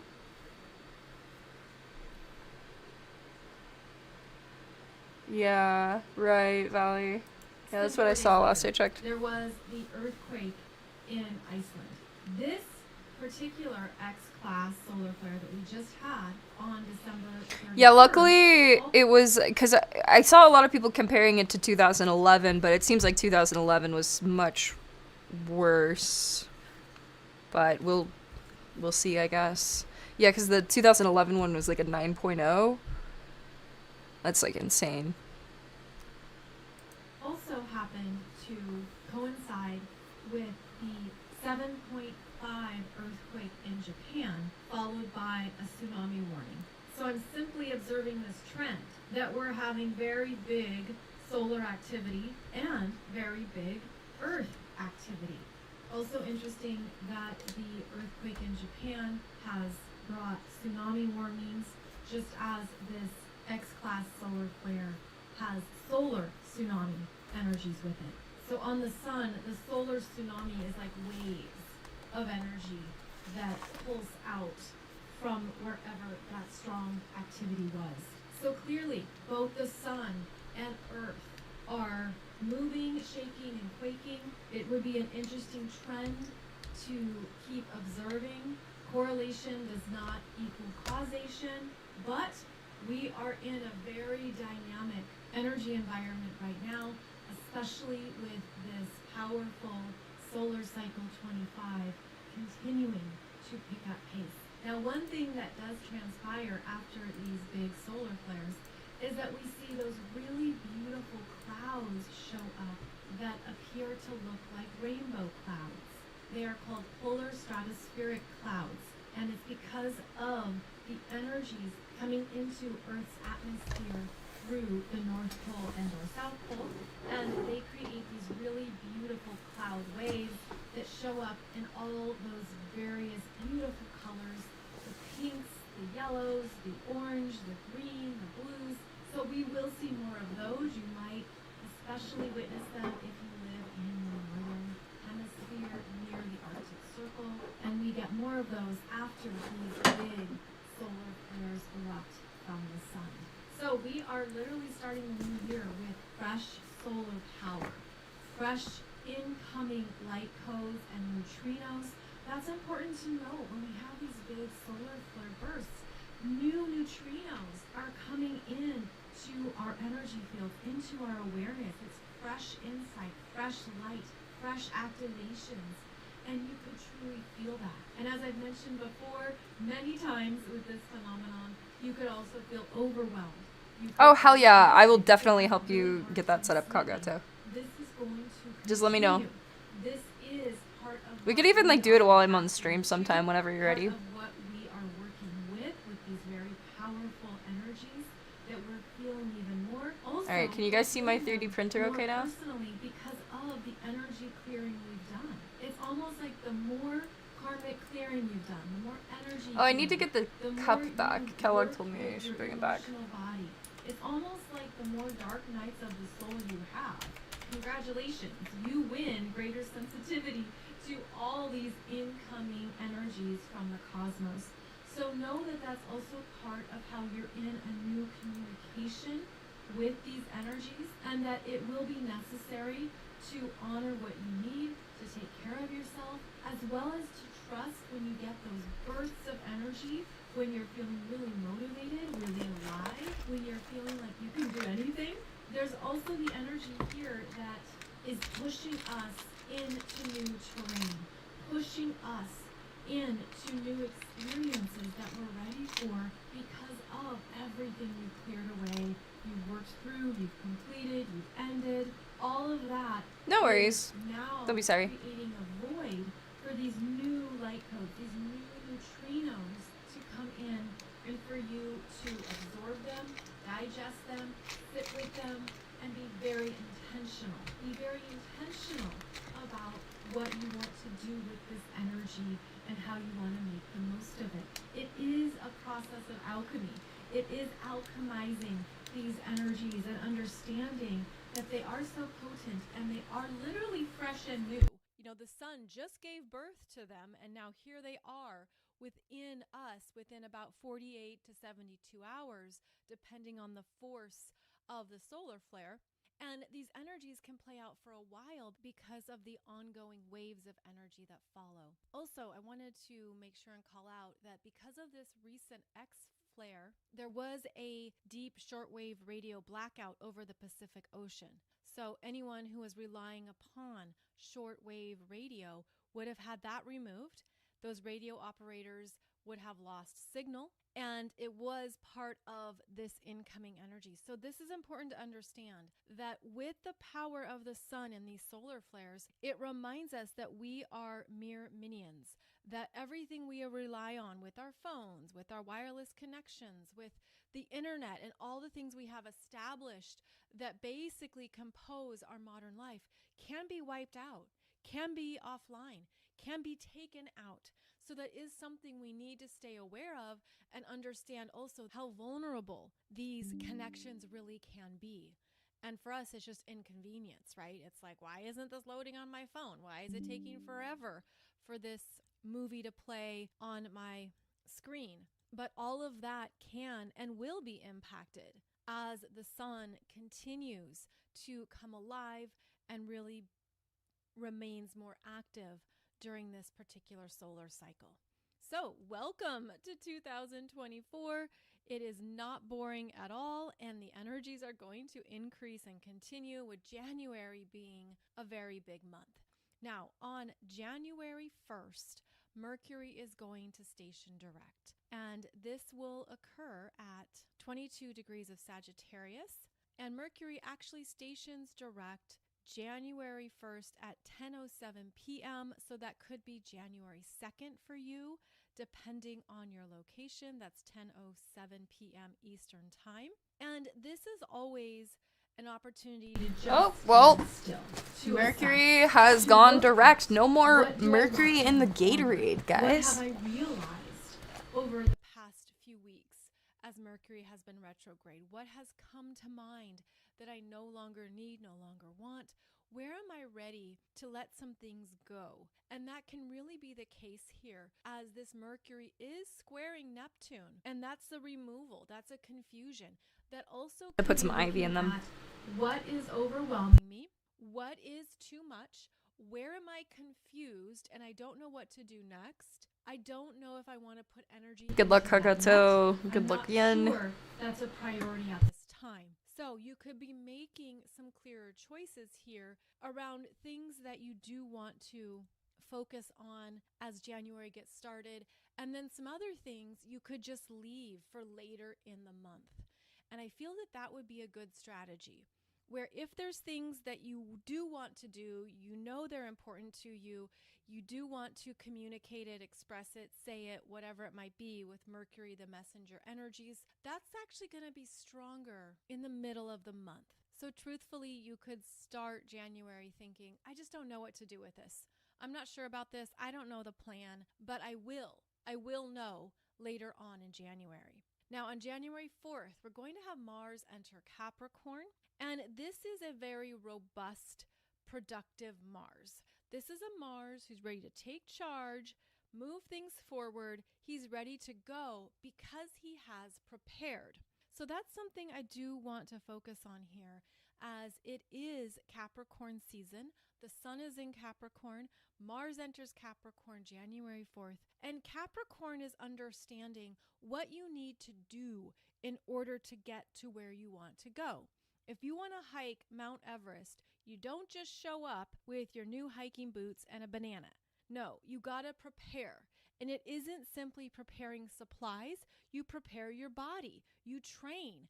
You strengthen your heart. You strengthen your muscles. You understand the kind of protein you need. You understand the weight of your pack. You understand what supplies you're going to need now, what supplies you're going to need later. You're planning for the long haul. And so this helps in understanding that as Mars enters Capricorn, where do you want to go the distance? Where do you want to really prepare so that you're qualified? And that's always a Capricorn word. Are you qualified? Are you credible? Where do you have expertise in this? This is not amateur hour. This is not anyone just shows up to do anything. Many Capricorns could feel like they were born qualified. They could feel like they were born as the adult who had to take on a lot, who had to carry everyone's pack up the mountain and back. So this is where we really look at, what do I need to do to get to where I want to go? And this Mars enters in. Nice, Kagata. That's cool. What did they say about Year of the Rat? Typically where we also want to take I am a rat. risks, we want to move things forward. In Capricorn, it's calculated risks. It's a risk based on assessment. It's a risk based on the data and what has happened previously. What is the precedent here? How has this played out? How has this worked well? And all of this is going to continue to gather energy throughout January, where we're going to have the Capricorn new moon on January 11th, which I'll talk about in a moment. Plus, starting January 23rd, we're going to have all the personal planets, Mercury, Venus, and Mars, in Capricorn until February 5th. So long-term planning is supported here in the month of January, but it needs to be realistic. Capricorn is not going to suffer any fools and is not going to take you seriously if you're not taking yourself seriously. So this is about being in your self-respect, personal integrity, understanding what you want to move forward because it's part of who you are, and you do have the necessary tools in your pack to do so. Experience counts. Mentors count. Having people who can guide you, who know what's important, who know what you need to be aware of. And depending on your chart, of course, not only depending on Capricorn in your chart, but depending on your natal Saturn and your 10th house. Oh my God. This is the energy that comes alive. Your natal Saturn is more important here as we move into Capricorn energy. Integrity, man. Because it's how you stay. That's been a theme for sure. Integrity. I keep seeing that. You understand what needs to be done, and you keep showing up. So even if you don't have planets in Capricorn, look at your natal Saturn. And how is your Saturn taking responsibility for what you need to get done, being aware of the long-term responsibilities that need to be in play. Capricorn is also connected to the later years of our lives. So it can be when you decide to retire, when you decide to start the next chapter of your life, perhaps when you've gone through retirement or empty nest, or you're like, what do I want to do for me? Capricorn is also the energy that you've saved for retirement planning, long-term financial planning. And that can be something that comes up during this time where you're looking at, okay, where is my 401k at? What am I storing away for my later years? What am I doing now to be responsible for tomorrow? And that can be harder at times because we live in a world that focuses on immediate gratification. Add to cart and I'm happy. Buy it now and it's good. Go on the trip now because I don't know what's going to transpire later. And that's part of how we maybe prioritize this moment today over what will happen in a decade or 3 decades from now. But Capricorn wants you to take on that understanding and that perspective. And that's also why Capricorn is more conservative and will clutch on to the coins and will say, why are you spending all that money on every single Instagram ad that shows up in front of your eyeballs? Capricorn puts things into 2 categories: nonsense, not nonsense. And so this is for you to look at in yourself, in your spending, in your values, in your priorities. Is this nonsense or is this not nonsense? Is this something that really is going to serve me and be worth the investment? And how am I honoring that as part of my self-care, as part of taking care of my life, my energy, my body, and my own longevity on this planet, that is above just the immediate gratification of buying these cute new high heels because they're on clearance versus establishing new habits that are based on what I do want to experience and enjoy later on. So again, this will be an increasing theme as we move through January. And we are going to have the Capricorn new moon on January 11th. I have a video for you on YouTube going through the dynamics of that chart. It's a beautiful chart. This Capricorn new moon is occurring at 21 degrees of Capricorn, and every planet is in an aspect to another planet. So there's a lot of communication going on. This can show up as synchronicity. This can show up as things connecting. This can be an energy that feels like it's in flow and there's movement and there's a lot that's picking up speed and moving ahead. January 11th, new moon in Capricorn is a beautiful day to set your New Year's intentions. Now, I know we're used to it happening with the Gregorian calendar, but truthfully, January 1st is not the best energy for new intentions. Rather, January 11th is. Because it's the first new moon of the year. Plus, we also have coming up powerful energies with Pluto and the Sun. You guys hear the lady? January 20th and January 21st, which also coincides the Human Design New Year on January 22nd. So you might feel that there are these rolling energies of new beginnings, new starts, new intentions throughout the month of January. Then in February, we have the Chinese New Year, which will occur on February 10th in 2024. So many ways to work with these intentions, to trust what is supporting you, what's syncing up for you, and where you're feeling that energy continue to move you forward. Now, on January 13th, Mercury is going to re-enter Capricorn. If you'll recall, Mercury stationed retrograde at 8 degrees of Capricorn back on December 13th and will re-enter Capricorn here on January 13th and will finally clear his retrograde shadow on January 21st. So again, we have multiple energies here suggesting that the strongest day for New Year beginnings and intentions will be around January 21st and January 22nd. So this leads me to the biggest energy of the month, which is Pluto re-entering Aquarius. But before that happens, we're going to see Pluto and the Sun conjunct at 29 degrees, 59 minutes of Capricorn. The very last breath of Capricorn energy, the very last degree at the very last minute. This exact conjunction happens on January 20th at 8:46 a.m. That's Eastern time.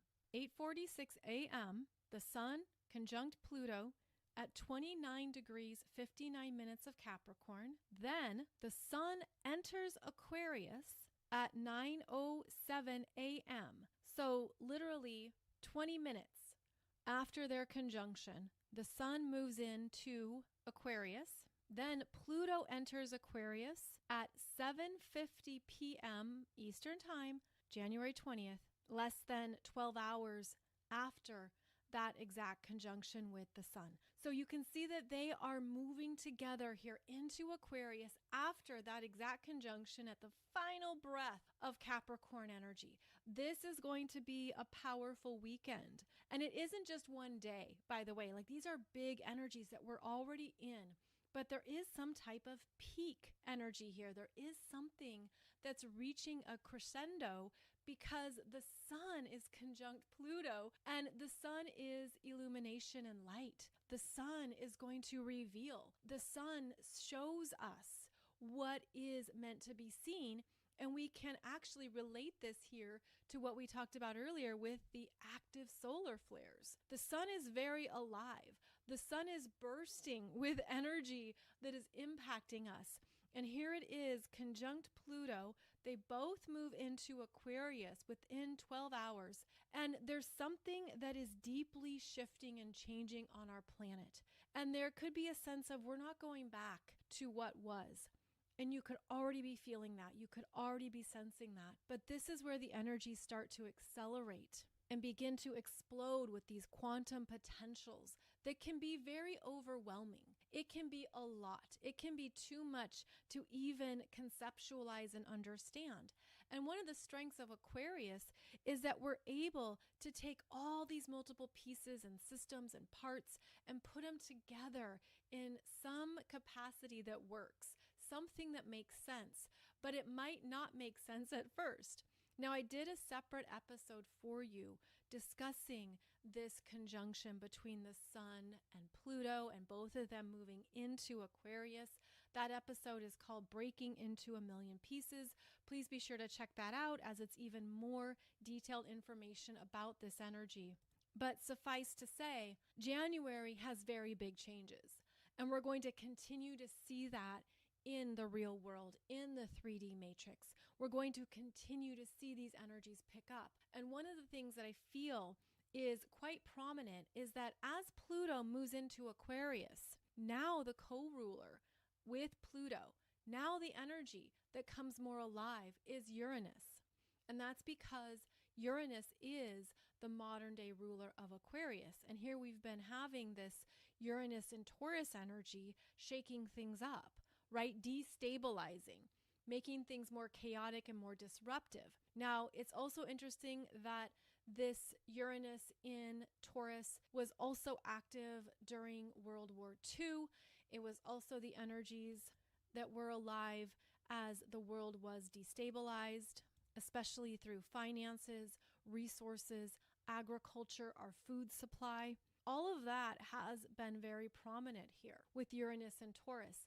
Pluto entering Aquarius makes that energy bigger, more powerful. So this is when the economic markets, the financial markets are going to be more volatile. This is where the ups and the downs and the swings become more pronounced, more exaggerated. This is where what's been happening behind the scenes is going to come out and it's going to be seen.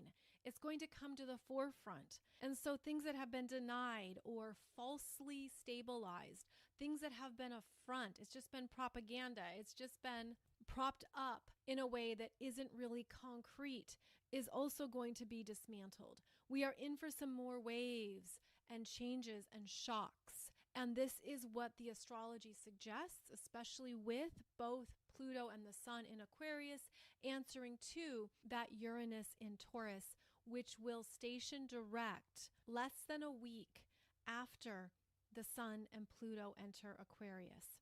So Uranus stations direct at 19 degrees and 5 minutes of Taurus on January 26th or January 27th, depending on your time zone. On January 27th, it occurs at 2:35 a.m. That's Eastern time. And so here we have this Uranus coming alive. And this makes the second half of January unstable, dynamic, big, lots of movement, lots of changes and outbursts. You're going to see it in the collective. You're going to be experiencing big declarations, people quitting, a sense of I'm over it, I'm done, I don't want this anymore in my life. It's almost like whatever's been dormant comes alive. This can certainly be the case for more volcanic activity, more earthquakes, more earth changes. And that is something that, again, we are just going to be continuing to deal with because Gaia is alive. Gaia is a consciousness. The energy of the earth is always pulsing with life, and we can take it for granted. We can just assume it's going to stay a certain way and always be stable. But the earth is evolving too, and we're going to feel those rumblings and those shifts, and we're also going to feel how they transpire through the waves in the collective. So what we have here is a very dynamic second half of January where it's going to be important to have ways to ground yourself, to calm yourself, to be aware of how your nervous system gets activated and what you do with that, how you're able to still be in your power and be in control of your energy, how you're able to understand that there is chaos that occurs with change. And that's part of anything that is moving very dynamically on the planet. Because what I'm also seeing with this is how parts of our energy systems are also coming alive in whole new ways. I'm hearing they're coming online, and I'm seeing it specifically as our pineal glands and pituitary glands starting to sync up more with each other and more with these new incoming neutrinos and energies.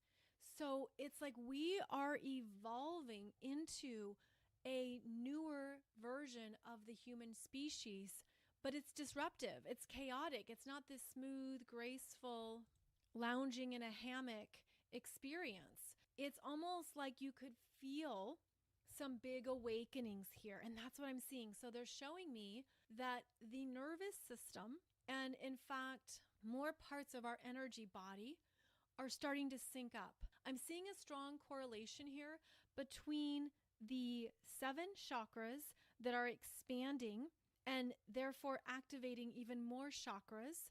And I'm seeing them now directly connecting, almost like these clear lines of communication with more of our physical body, with more of our specific energy systems. So for example, I'm seeing that third eye now really being expanded, and then that directly impacts the pineal gland and the pituitary gland, and then it works its way down the body while also being connected to the chakras.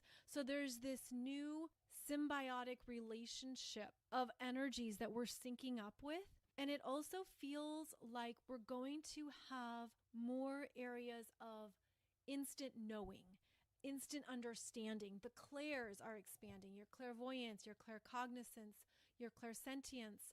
You could feel that you came in with certain clairs stronger than others. You could feel like those are overwhelming you. And it could be too that your ears are ringing. I'm seeing that as a vibrational pulsing of energies awakening. I'm seeing parts of the physical body like pulsing with this new life force, pulsing with these new vibrational codes and frequencies that are shaking off constraints, that are shaking off anything that it was encapsulated into. And so this is giving rise to very big awakenings. And it could be something that you're learning to handle and to work with. It could be quite shocking to your system, to your energy. It could be disruptive to your sleep patterns, but you could simply be feeling that there are parts of your life experience that no longer resonate. There could be things coming up this month where you're just not connecting. It's not part of your alignment. It doesn't have interest. And it seems that it comes out of the blue. This can certainly be through people. This can be through the Aquarian themes of friendships and groups, those you feel a tribal connection with that maybe you no longer resonate with. This could show up as people in the workplace, people that you interact with, and you're just feeling these deep shifts that actually want you to honor your own process. I'm also feeling an interesting retraction, like you need to step back from some things that are no longer in resonance. They're no longer a part of what is connecting to you. I'm seeing these as retractions, similar to like a leash that you'd have a dog on and it just retracts back. It looks like that. You could feel that in your own energy, in your own chakras. You could feel like you are retracting your energy back because there's so much going on within you. It's almost like feeling like you're having these volcanic breakthroughs or earthquake disruptions or your own personal tsunami within yourself. And that's a lot to handle. That can be a lot to be feeling, in which case it would be important to do anything that supports the flow and the grounding, whether that is exercise or yoga, any deep breathing, anything that also slows down the energy. Leave town next week? Where are you going? Kellogg? Where are you going? Breath work, very deep stretching of the muscles. Sort of like you have to balance. Ooh, it's a dragon year this year. That's cool. With something slow, intentional, and grounding, and that also helps. Ooh, okay. Control of what you're. Oh my god, dude, that sounds great. We're going to have a lot of people being activated this month. A lot Amazing. Of awakenings, a lot Thank of things you. that will fall away, that no longer will connect. Big changes. There could be things that you put on the back burner. Oh, damn, Valley. If you renew, I'll play with you this month. I want this. I'm going for it. And that is also part of how this Aquarius energy is strengthening. Those Aquarius visions are coming alive. We could do some bossing, maybe. As these awakening visions. I'm seeing it directly through the third eye, where there could be things you just start seeing, you just start noticing with the third eye. That's going to be big. A lot of people are going to have more premonitions. They're going to have more messages come through around something that will happen next in their life. I'm seeing too more deja vu. I'm also seeing remote viewing and other ways of using the third eye abilities with responsibility, intention, and consciousness. And by the way, you can practice this. You can practice this in simple ways, in little ways. You could practice this when you're watching a television show or a movie or something that you're experiencing and you're getting that nudge around what's going to happen next or what might transpire here. I feel too like this is part of how the human species is evolving into new experiences of the time-space continuum, where we're trusting that we can do this. We're trusting that we're capable of these. Do you play RS3 or Old School Valley? Sci-fi movie trick. It's something that is a part of your regular experience. And what I'm feeling is that this is a very powerful thing that humanity actually is being guided into, because it's one of the ways that we are not only collectively ascending, but it's how we are rising above the game on this planet, the ongoing battle between dark and light forces, the ongoing matrix Squid Games energies that are trying to maintain a fear Squid Games, guys. Paradigm. But as we rise up, basically as you rise up in your intuition, you can't be played. And humanity is being played. And so as you rise up in that understanding, you're starting to see new things. And again, it can be shocking. This is where people have cognitive dissonance, where they don't want to consider what is really transpiring. They don't want to believe it. And keep in mind, it's not your Cali for a week. That sounds fun. to convince anyone of anything. It is not your responsibility. And that's because we've already played that game throughout humanity's evolution. Like, how many times have we been sold certain belief systems? Alright, I'm getting on RuneScape right now. This is what you have to believe. This is Maybe what not bossing you right need now, but to I'm gonna subscribe woodcut or to something. in order to be a good person. Or to not be judged. I mean, we've been through those roles. We've experienced those dynamics. Now we're rising above that, where it is not your responsibility to tell anyone anything. You're honoring their choices. You're honoring your own. Who's a sheep? Honoring your sovereignty. And it is in that place of empowerment that you're in your highest purpose. So keep in mind that there are so many different timelines right now that those who are in a very 3D based experience are on a different timeline. And it isn't your responsibility to alter that, to intrude, or to think you have to save them. If that's what's coming up for you, then that might be one of your soul assignments from the universe, is to look at how much you are animating those Age of Pisces themes of I've got to save this person because they're not powerful enough. That would be for you to look at in yourself. Otherwise, another thing to understand is that every being is powerful and creating their own timeline experiences based on their old soul intentions, their belief systems, maybe their karma, maybe even what they want to move through in this life that's none of your damn business. And we're not good at that. Like, let's be honest, we're not good at that. We're not good at allowing other people to make their choices. We think, no, let's do a commercial to sell them on a better choice for them. What we're understanding is the power of sovereignty. And that is one of the big battles on the planet at this time. Now, I just want to interject that a number of you have asked about my Galactic Center messages, and I haven't released any intentionally. I have them. I'm always in communication with these guides. It's been really awesome, really amazing. And there's reasons why I haven't released them. I will when it's time. And thank you for reaching out. Many of you have reached out. And again, this is where I'm trusting the guidance on them. So I'll share more of those when it's time. Otherwise, please note that one of the biggest energy battles on the planet is over your sovereignty, is over your energy, is over how you are rising up into the fullness of your own potential without being controlled by fear, without being controlled by artificially created chemicals, without being controlled by artificial anything without needing to rely upon substances or drugs or alcohol or caffeine to be in your full crystalline potential. It's about becoming the healthier version of ourselves in terms of our energy, our body, our emotional selves, all layers of ourselves. What a grand project we decided to take on. But that is where you are in your power, is when you are in your ultimate sovereignty of knowing what being a healthy human is for you. And that's the energy we're moving into here in January. So keep in mind, this is going to increase. This is going to be something that will continue to come up and to come about, and to understand what it means for you to live a life that's healthy for you, and to make choices that are best for you based on that intention and self-knowingness.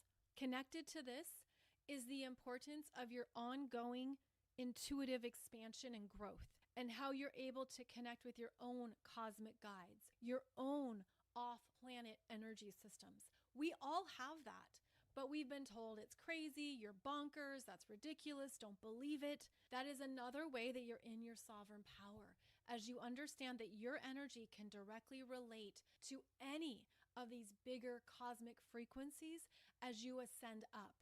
Because those cosmic frequencies can only ascend down so much. It's really difficult for them to get to the 3D. Most of them don't. Most of them can't, because it's such a dense energy. That's why we have to go up. You have to raise your arms up to them. You have to climb higher up the ladder in order to connect with those energies.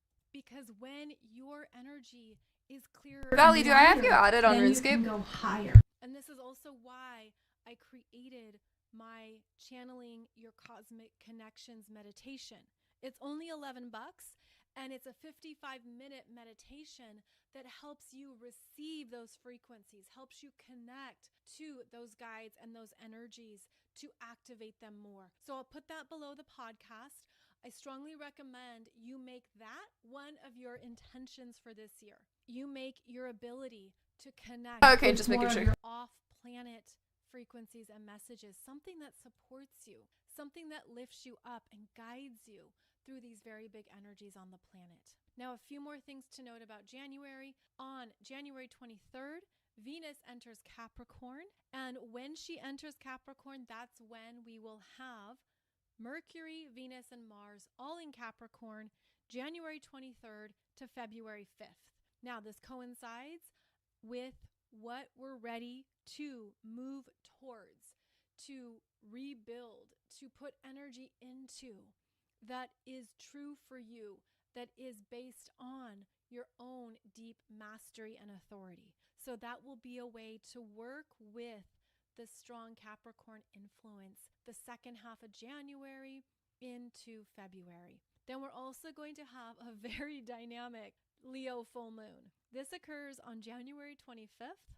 I will have a video for you on YouTube with the chart shortly. And wow, it's a powerhouse of energies because it's occurring at 5 degrees of Leo, which means it's opposing the Sun and Pluto in Aquarius and squaring Jupiter in Taurus. So it's a very flamboyant, all or nothing full moon with some beautiful and big declarations as well, because the Leo energy wants the spotlight, right? Wants to be seen. There could be something here that you're going to see in yourself in a whole new light, in a whole new way.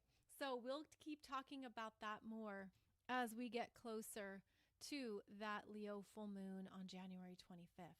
Now, after Uranus stations direct, January 26th, January 27th, all planets are going to be direct. All planets will be direct until April, when we have the next Mercury retrograde in Aries. So there's going to be a few months of feeling supercharged, of feeling like things are happening, things are bouncing, things are... I just got 9 mil from that cash bag. With the Capricorn I'm from America. What about you? To stay the course, to focus, to prioritize, to maintain energy boundaries, especially as January closes out. So this is a very big month. It's a very big month. And keep in mind that we are also syncing up with the North Node in Aries, the South Node in Libra, that is showing us new places in ourselves that we want to experience. The North Node in Aries is showing you where you want to go. So that also means that all the planets in Capricorn are going to be squaring the North Node and the South Node. And that square is a checking in point. It's checking in on, am I really doing this for me? Am I doing this because I want this? This is important to my potential and my soul growth. This is important to what I have come to understand about who I am at this point in my journey. And as each planet in Capricorn squares that, there is going to be a checking in with, is this direction the one I want to stay on? Am I doing this for some type of recognition or acclaim, or to get the promotion or the raise, or to add new flair to my suspenders? You'd have to watch the movie Office Space to know what I mean by that. But essentially, the Capricorn energy squaring the nodes means that you're going to feel a change of course, a change of direction, and either you give it a yes or a no, and you understand what is correct for you, what is energetically correct for you, and what is not. So keep in mind, I'm going to be talking about all of this and more in my Wednesday podcast. That's where we go through the weekly energies. So I know this was a lot, and that's because January is a lot. And it's always the longest month of the year, right? Because it's 31 days, but feels like it's 64 days long. So there is a lot of energy here in January. We will keep talking about it on my Wednesday podcast. I also wanted to let you know I am finishing up my next astrology book that will be coming out later this year. It's almost done, and I'm excited to tell you more about it. I've never written an astrology book in this format before. Yes, it's a whole new format. So when it is closer to the finish line, then I'll tell you more about it. But just a heads up that that's coming later in 2024. And I hope it helps you understand more concrete ways to work with your soul growth potential. So I look forward to sharing more about that book with you very soon. Also, for those of you who are continuing on your path as an entrepreneur, maybe as an astrologer, as an energy guide, an intuitive, you're doing something with your energy that's uniquely you. Be sure and save the dates for May 16th to 19th, as I will be teaching a business-focused program, Boone, North Carolina, at the Art of Living Retreat Center. And this is a business development course that coincides with my Shine Your Guiding Light program. So Shine Your Guiding Light is the online program for astrologers, for energy guides, tarot readers. You're working one-on-one with people. This is a program that I have put together with so much content, so much information about understanding your energy in your work. So that's about the client-based experience. That's about what to do in certain situations, in sessions, such as how to move through difficult client energies, how to handle client sessions, how to create your business's foundational energy. And there's a lot there. This in-person experience is going to be business focused, more on the nitty-gritty specifics of what you need to understand, and it's going to pull in more about your energy, okay? It's going to be also opening you up to what you need to establish that's uniquely you. And I'm bringing in another partner who's also going to teach and explain some of the important dynamics that we need to be aware of. So I'm just giving you a teaser here. There's nothing to do at this time. There's nothing to sign up for. It's just to save the date that this is coming, and that it's going to be really important for your business development and growth through the rest of What's up, Kellogg? So I'll share more soon, but I just wanted to give you the save the dates. And also, we are still welcoming people aboard the Midnight Sun Astrology Cruise that is leaving from Reykjavik, Iceland on June 8th and sailing through 3 ports of call, then going to 2 ports of call in Scotland, where we may or may not see the Loch Ness Monster. and then finally ending in Copenhagen, Denmark on June 15th.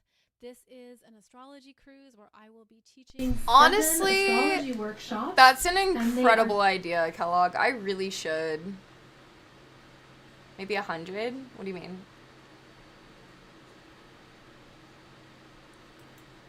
I should do that. You either use the internet. Okay, this is a video on how weed is used for spiritual growth. Internet for fun, or you use the internet to grow. You're here to grow, like on the PRS clips. You mentioned ganja as something $100? $100. I tell Okay. you what. $100 pays for half of my phone bill. If it's a goal for living expenses, that's like at least $3K a month, unfortunately. I could do that. I'll make a goal, and if I don't hit it, that's okay, because I have like multiple forms of income, but just to have the number out there would be nice, because some people do like to pay directly for my bills and whatnot, so I will consider it. All of India smokes weed now, especially younger India. Everyone smokes weed. I'll be surprised to find a college that doesn't have some weed consumption in India. Which is why I always find it tricky to speak about weed on the show, because I've been there myself, and every time I would find the internet validating something about weed, I would be more inclined to smoking it. So that's not my intention behind asking you this. I do not wish to validate the stoners who are listening to this podcast. And in saying this, what's the purpose of marijuana in Hinduism, in spiritual growth, and in Aghora specifically? Well, I think we should first remember that cannabis grows all over the country. It grows wild. I spend a lot of time in Uttarakhand nowadays. It grows wild in Uttarakhand. So it is a plant. In Ayurveda, it's a very useful thing, especially for people who have whose digestive capability is disturbed in some way. Especially, like, for example, you've had parasites many times. So that it is a very good medicine if it's prepared correctly with other things added to it and consumed in the right amount. Does it still get you high? If you're eating it that way, usually not. But it's also something that has been traditionally used. It's been a traditional offering to Lord Shiva for a long time because he takes intoxicants. I remember, okay, we're talking about probably almost 40 years ago, I had gone to Ujjain. Ujjain, one of the Jyotirlingas, is there, Mahakaleshwara. And so this was almost 40 years ago. Back then, there was not Jyotirlinga tourism and all the kind of stuff we have nowadays. So it was evening. There was almost no one in the temple. I walked into the temple, and there was the pujari, and he was covering the linga with a thick paste of bhang. And he was decorating it with some peanuts, some mungfali. It was very beautiful. I sat there, and then after a while of sitting there, and I was repeating a couple of things, he gave me a nice piece of bhang as prasad off the linga. So this is something that is traditional. Now, what would that bhang be meant for? That word bhang comes from the Sanskrit word bhanga. Bhanga actually means to break. What is it supposed to do? Break the connection between your awareness and your ordinary physical existence. So the point of taking bhang, for example, is to sit and meditate and allow your awareness to become the awareness of Shiva. The difference between bhang on the one hand and ganja or charas on the other hand is that bhang takes a longer time to come on, and it lasts for a lot longer time. Charas and ganja, they come on much more quickly, and the effect goes away more quickly. But charas and ganja are meant for the same thing. But it's also the case that whether you're taking any form of cannabis, the thing is that whatever is in your mind, that will continue to stay in your mind. So the only reason, and Vimalananda emphasized this repeatedly, the only reason to take these is to take them and then to sit down and meditate, to sit down and chant, to sit down and worship the fire or the water or whatever element you're worshiping. That is the only reason to take them, because otherwise they will simply get you more connected to whatever kind of thing you are addicted to. Food or sex. Whatever it may be, absolutely. Food or sex or sitting around and laughing at stupid YouTube videos or movies or whatever it may, anything. This is where a lot of people get it wrong as well.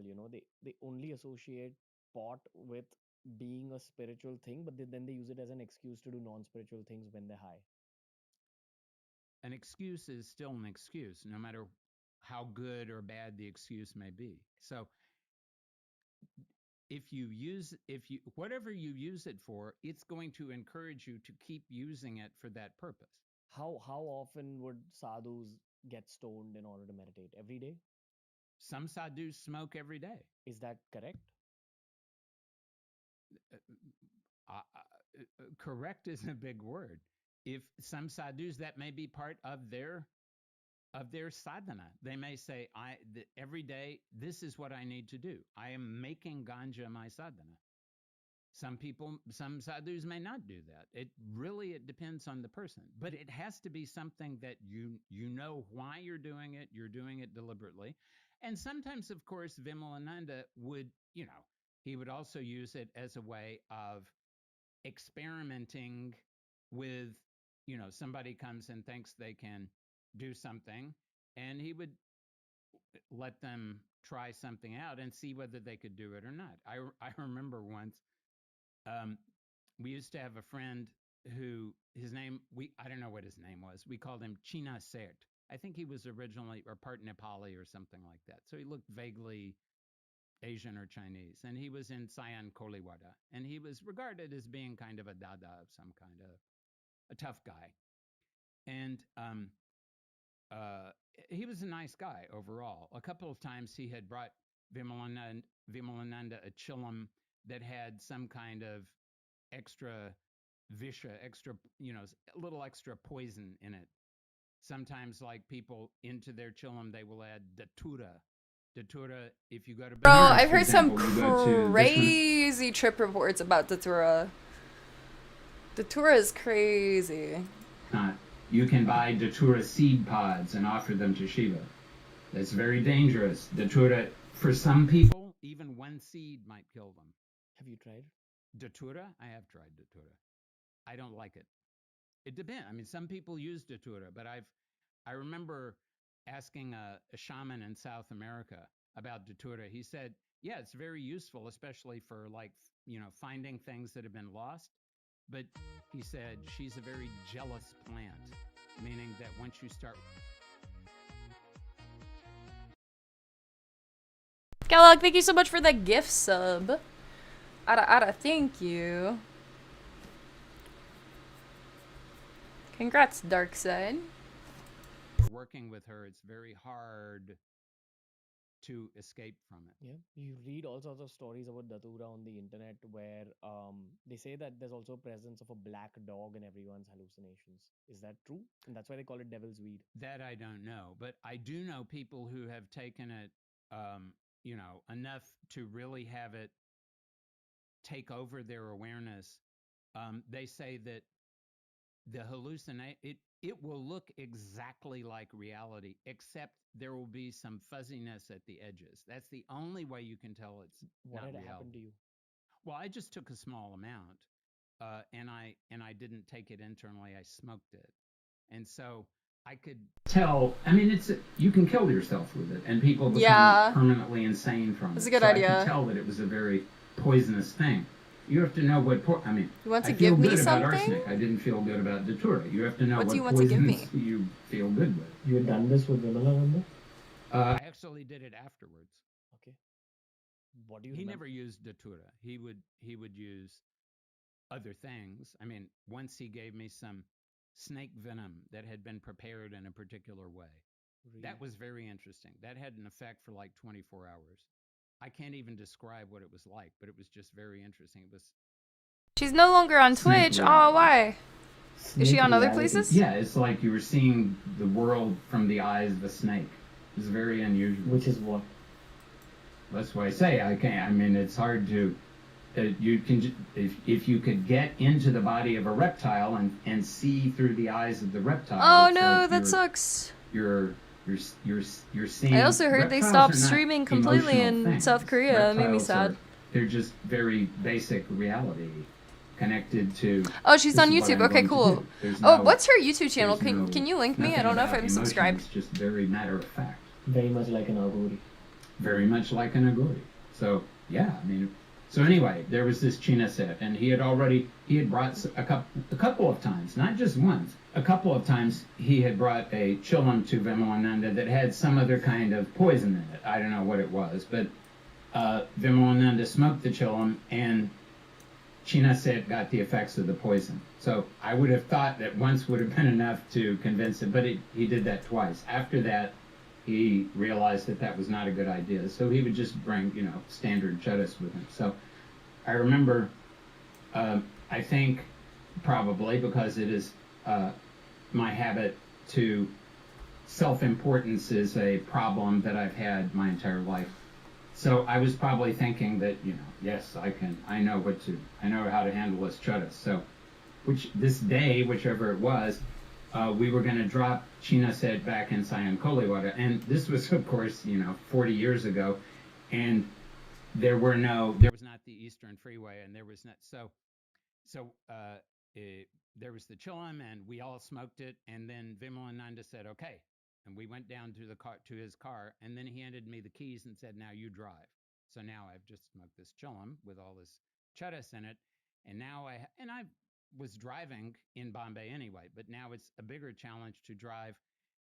And to, both he and China said are expecting that I'm not going to crawl down Muhammad Ali Road, but that I'm going to drive like I know what I'm doing. So now I have the pressure of them both paying attention to me and the pressure of the chudas, which is, and so, it was an educational experience and a good reminder not to think too much of my capabilities. And it was a good lesson. And thank God Vimalananda was along with me, but I got there and everything was fine. And China said was duly impressed, and so that worked well. I'm still stuck on the snake venom, so gotta understand a little bit more about it because well, Vimalananda, he used to, and I know there were people who used to do this, but I never met anyone who did it except him, and he never volunteered to show me how to do it, and I'm not willing to do it otherwise. He used to get a cobra, milk out most of the venom, and then let the cobra strike him on the tongue. And so most of the effect of the venom would go directly into the brain. Obviously, that's a really dangerous thing to do, but that's something he did because he wanted to know the effect.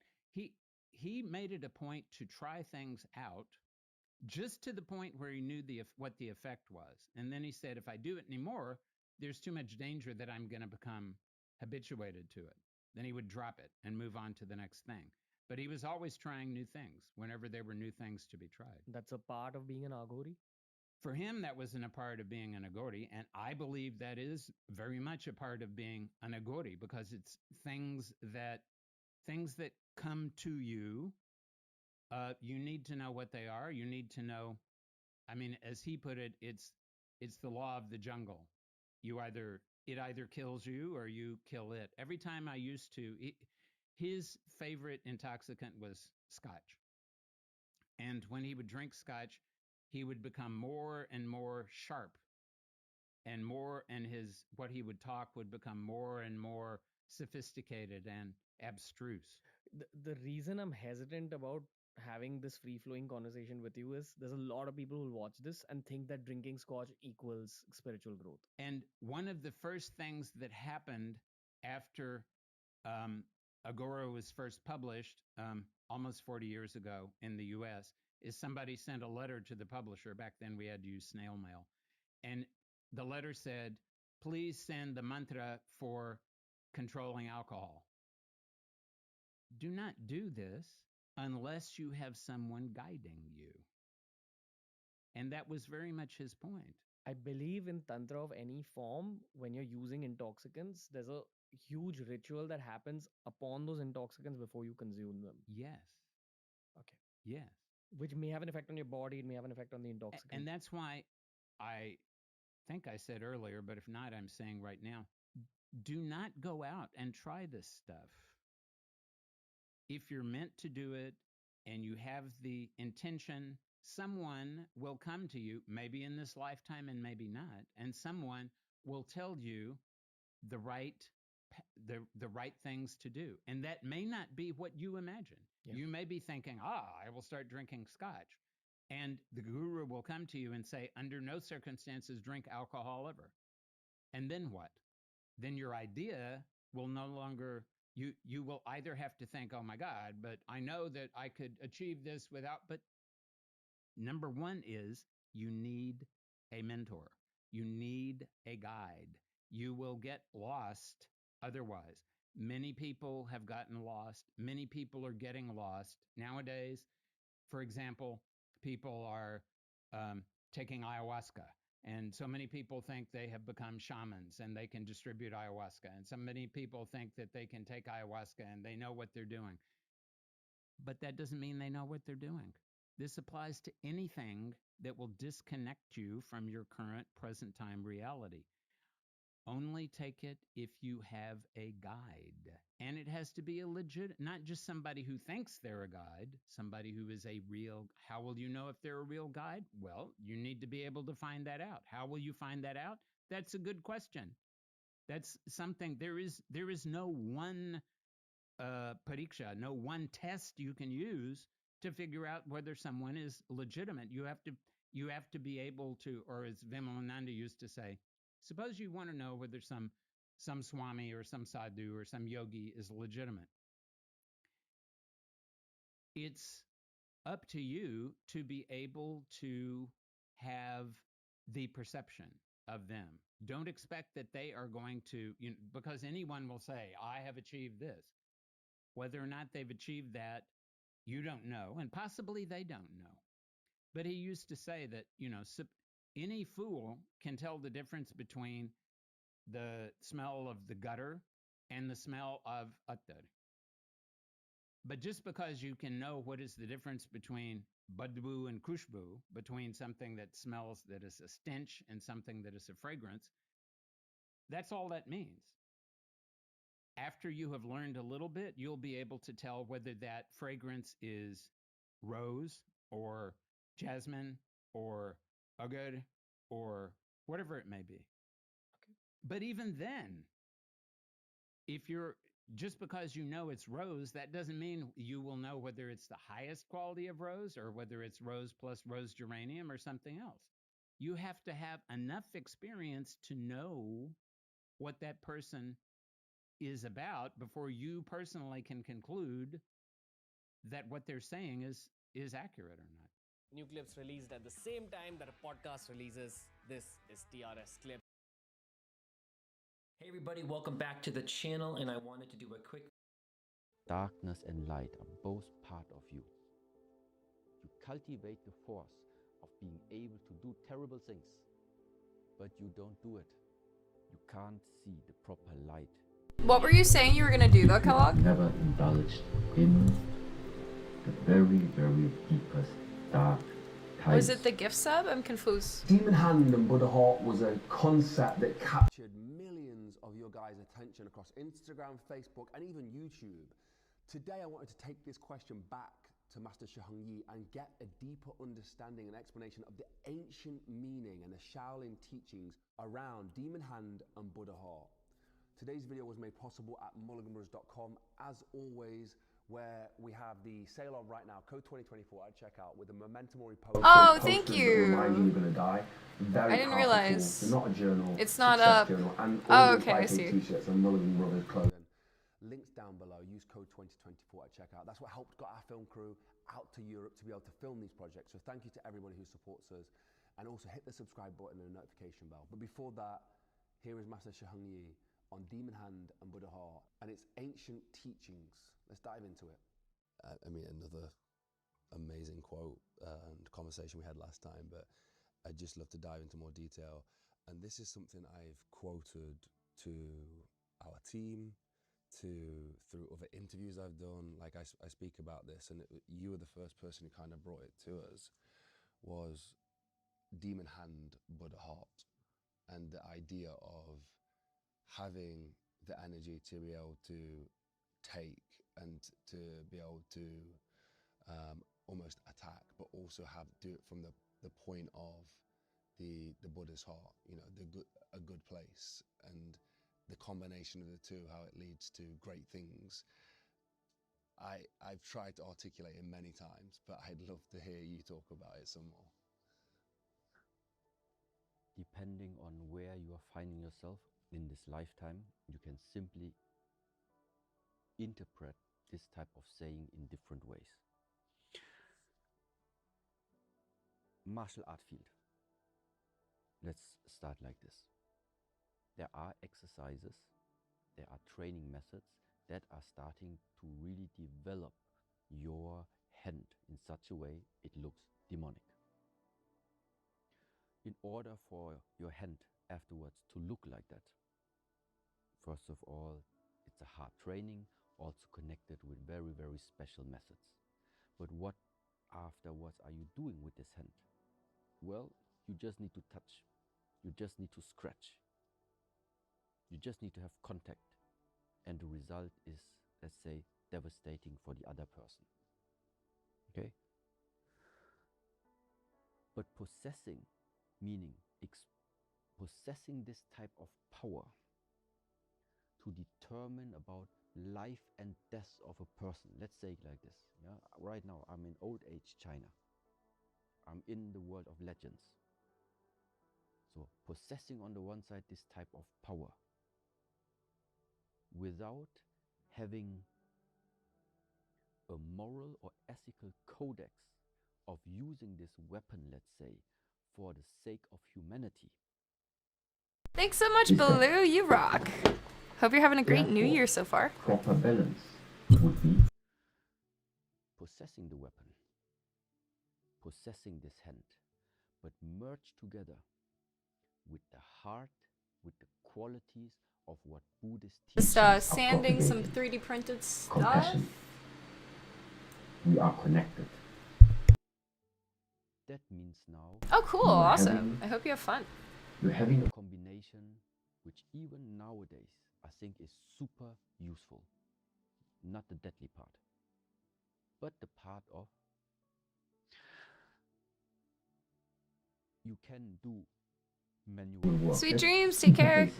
You are able to do manual work.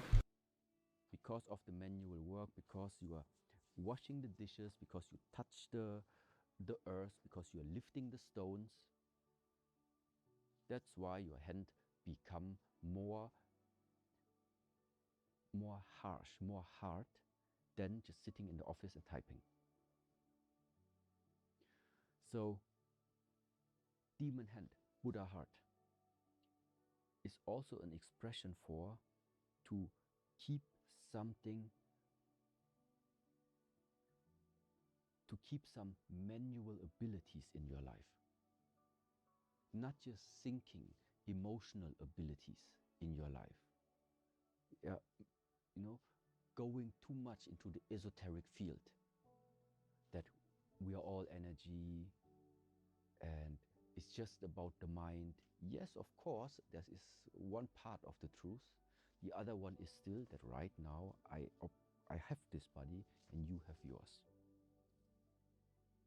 So there should be somehow a balance between the manual abilities that we are expressing with our body merged together with the power of the mind.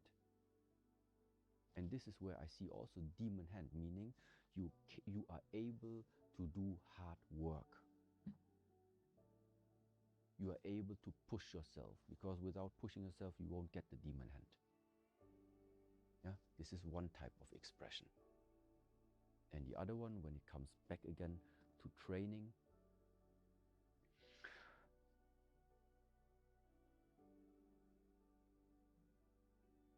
you can't see the proper light if you have never indulged in the very, very deepest dark times. Demon for me also. It's not negative. It's just something that you usually don't want to dive into when something like this appears. But it's part of this life. There is no way to run around. So to embrace the darkness, one and one goes hand in hand with, on the other side, appreciating the light when it comes. Yes, and once you have understood that darkness and light are both part of you, and you even start to cultivate it, because you cultivate the darkness, you cultivate the force of being able to, you cultivate the force of being able to do terrible things, but you don't do it. That only means you are expanding again your potential. This is about potential. It's not you have to use it, but it's better to have it than to need it. Yeah, and so this is again for me now, literally, yeah, there is like something, you could also say there is something animalistic about you. There is something instinct driven about you. There's something that wants to survive about you. There's something that is like very individually based about you. And then there's also something about you, which is connecting the people. There's something loving about you. There's something compassionate about you. But all of these things belong to one and the same medal. It's just that this specific sentence now, demon hand Buddha heart, also has its foundation really in ancient China, when there really was the method of developing, meaning having training methods to cultivate your hand in such a way it becomes poisonous. Yeah, demon hand also meaning training methods. You saw, people know, hitting the sand. If you start hitting the sand often, you will realize that your nails are starting to change. Yeah, the thickness of your nails starts to take a different shape. The amount of, how you call this, little bit hard skin, you know, when it like thickens up the skin itself. So this is all a process of when you continuously do different type of methods. So your hand literally starts to change. It's not going to look nice anymore. That's why the people refer to it as demon hand.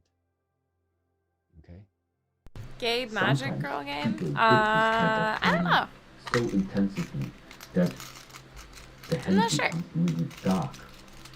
You guys want to watch me play it tonight? Black. It's kind of late already. I was going to do other streams, so I probably can't tonight, actually.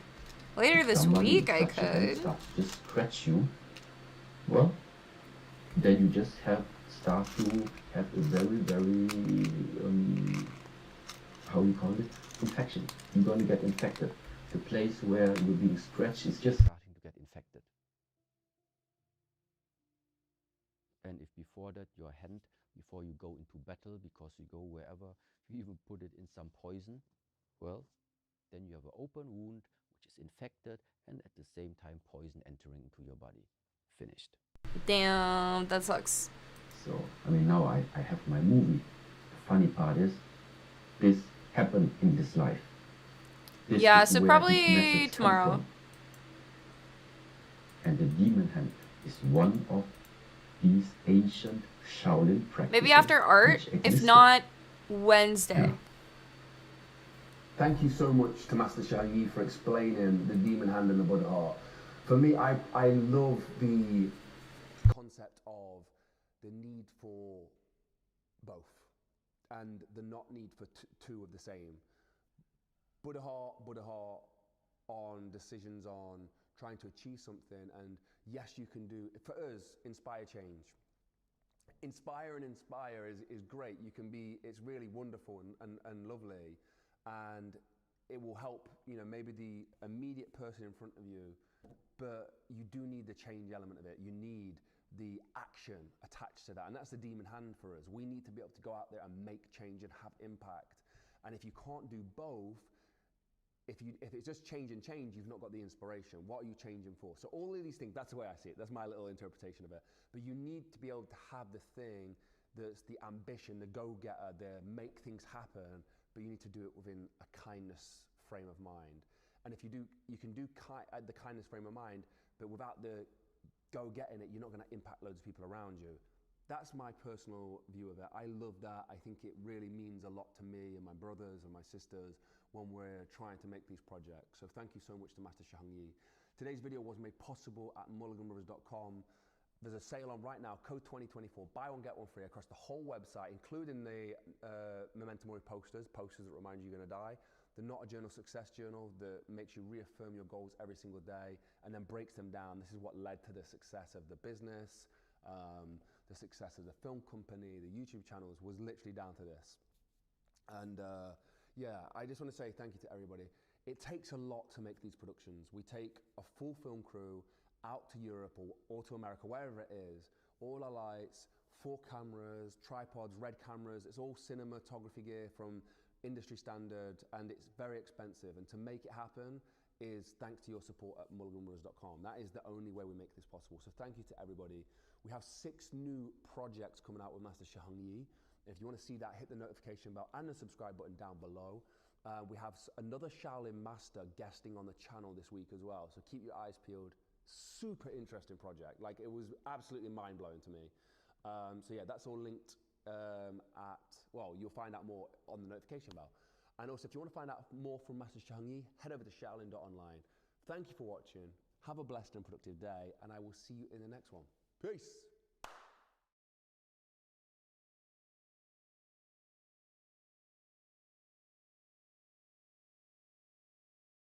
He did that mistake that you suffered, but you are the one right now still sitting here, not forgiving, suffering.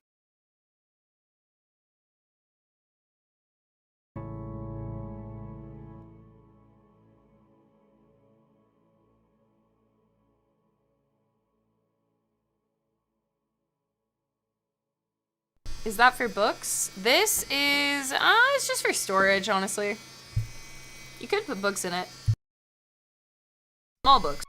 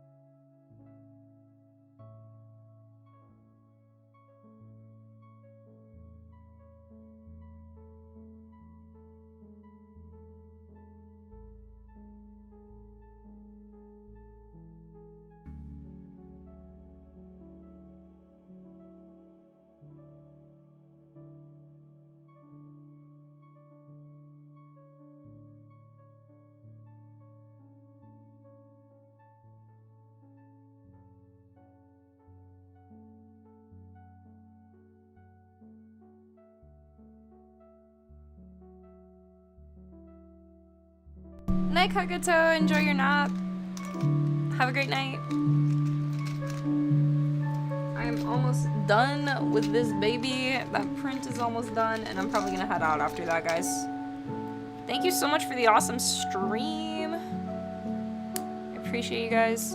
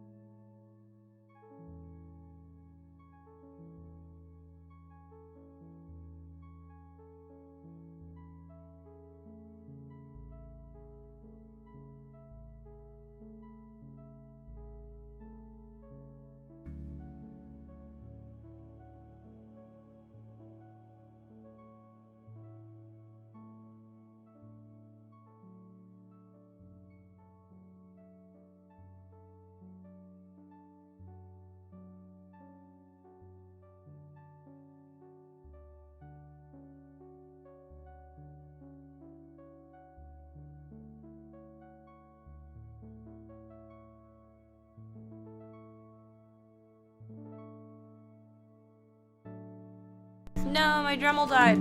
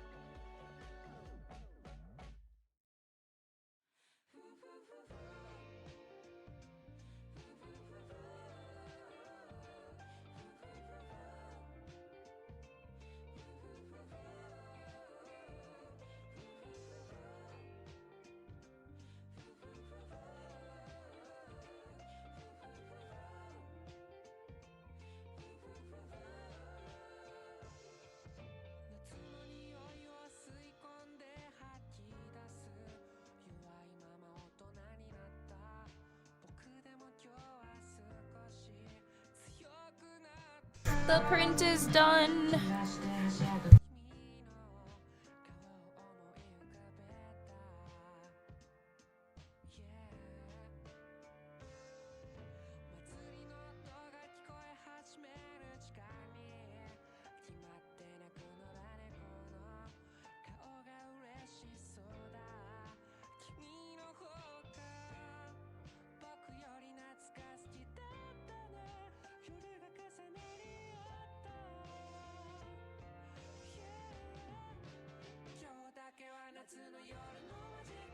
It's done! Look guys, we made a thing! It's so cool!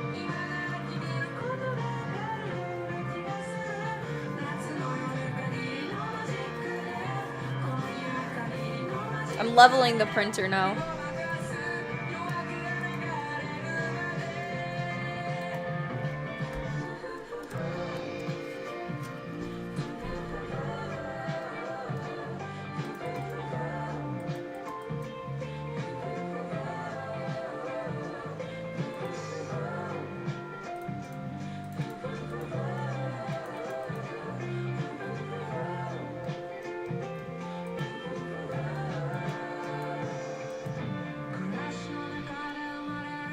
What level were you able to grind to?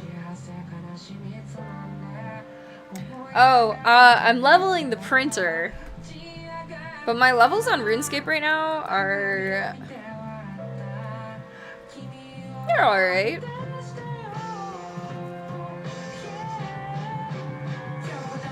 What do I got? 90 fishing. Very nice. Level 99 3D printing is what I'm grinding to.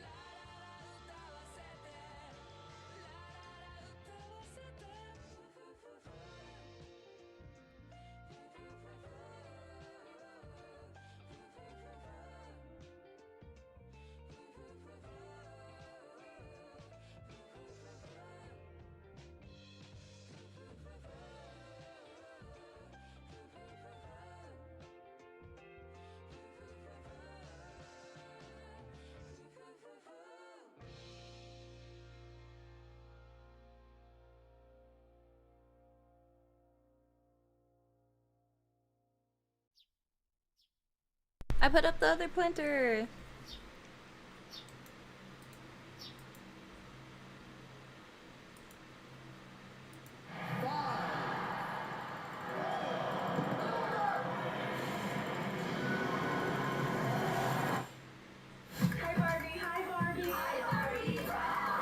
The president has just signed a bill that will end the national emergency declared during the pandemic. Taylor Swift and Beyonce's shows are giving the U.S. economy an actual boost. Here we come. This summer could be described as the summer of strikes. It's the first official day of the SAG-AFTRA strike. I think AI is one of the most important things to be talking about. You should probably run. Section up. Nice, so good. Twitter is now X. Some are even calling it the Twitter killer. Nope, scratch that. Reverse it. Mr. Chu, does TikTok access the home Wi-Fi network? We start in the Middle East. Oh my God. Has launched the biggest attack on Israel in years. The Israeli military saying over 1,000 people were killed. I must say they're holding between 200 and 250 hostages. We are putting a complete siege on Gaza. We're fighting animals and are acting accordingly. No one is safe. Nowhere in Gaza is safe. It is now 90 seconds to midnight. 2023 will go down as the hottest year on record. The dense haze spreading from New England to Washington, D.C. Witness the blood moon's rise. The fires are one of the worst natural disasters in Hawaii's history. The death toll stands at 115 people. This was my home. 3 protesters are under arrest for interrupting the action. We have to act. Southern California is under its first ever tropical storm watch. A once-in-a-century deadly deluge slamming Hong Kong. The COP28 team did not deny using climate meetings to discuss fossil fuel deals. This is really like a fox guarding the hen house moment. Frankly, most companies who have set a net zero target don't know how they're going to get there. Layoffs are sweeping corporate America. I got laid off 2 days ago. My government will continue to take action to bring down inflation, to ease the cost of living. Bombastic side-eye.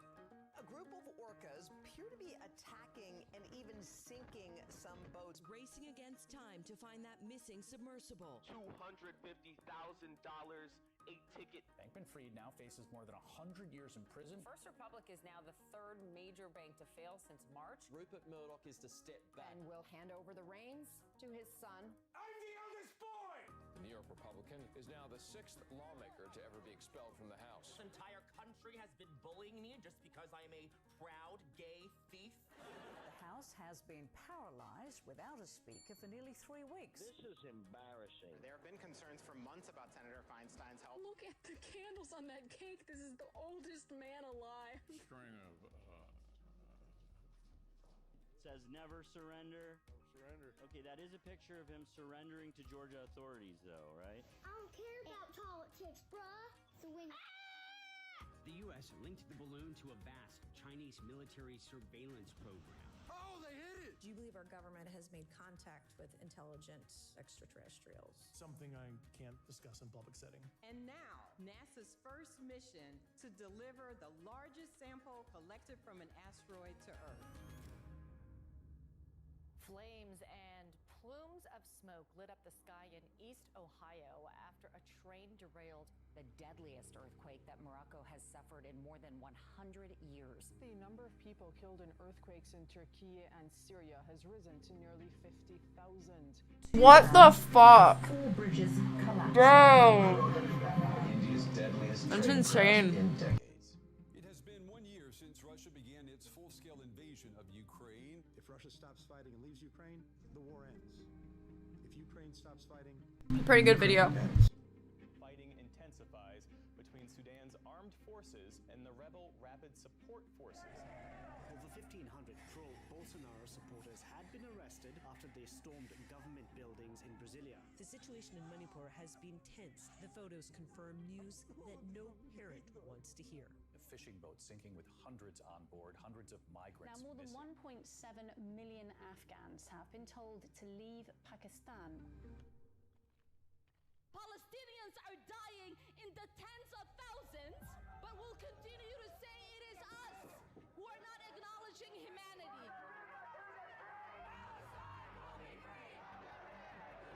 Tens of thousands showing their support for the Palestinian people.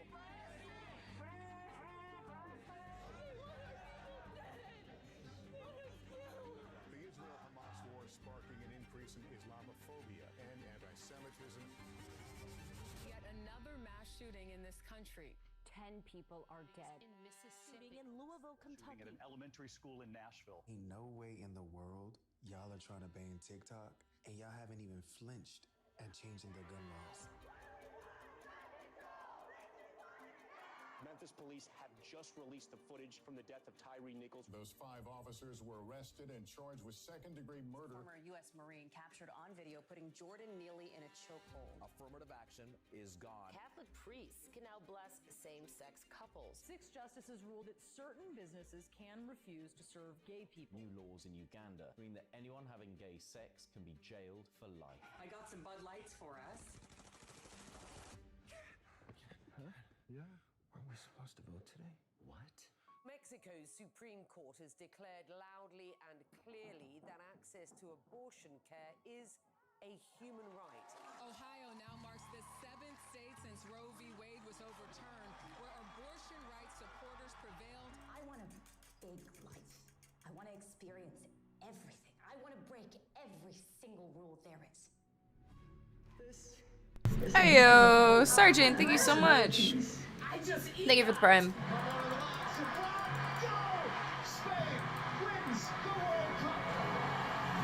don't pray for results. I just ask that I get the strength to give it my all. Israel and Hamas agreeing on a deal that will free a number of hostages. I still got hope because I know we are still here and we will never quit. India is on the moon. We choose to go back to the moon and then on to Mars, and we're going to do it together. We are being asked to love the extraordinary species that is humankind and keep it alive. That's all. I'm gonna cry. What the fuck? I loved her makeup. Wow, what a crazy fucking year. What a crazy year. Holy shit. Whew. Damn. I want to watch this one later. Oof, Welcome in, Sergeant. Thank you so much for the prime. How you doing tonight?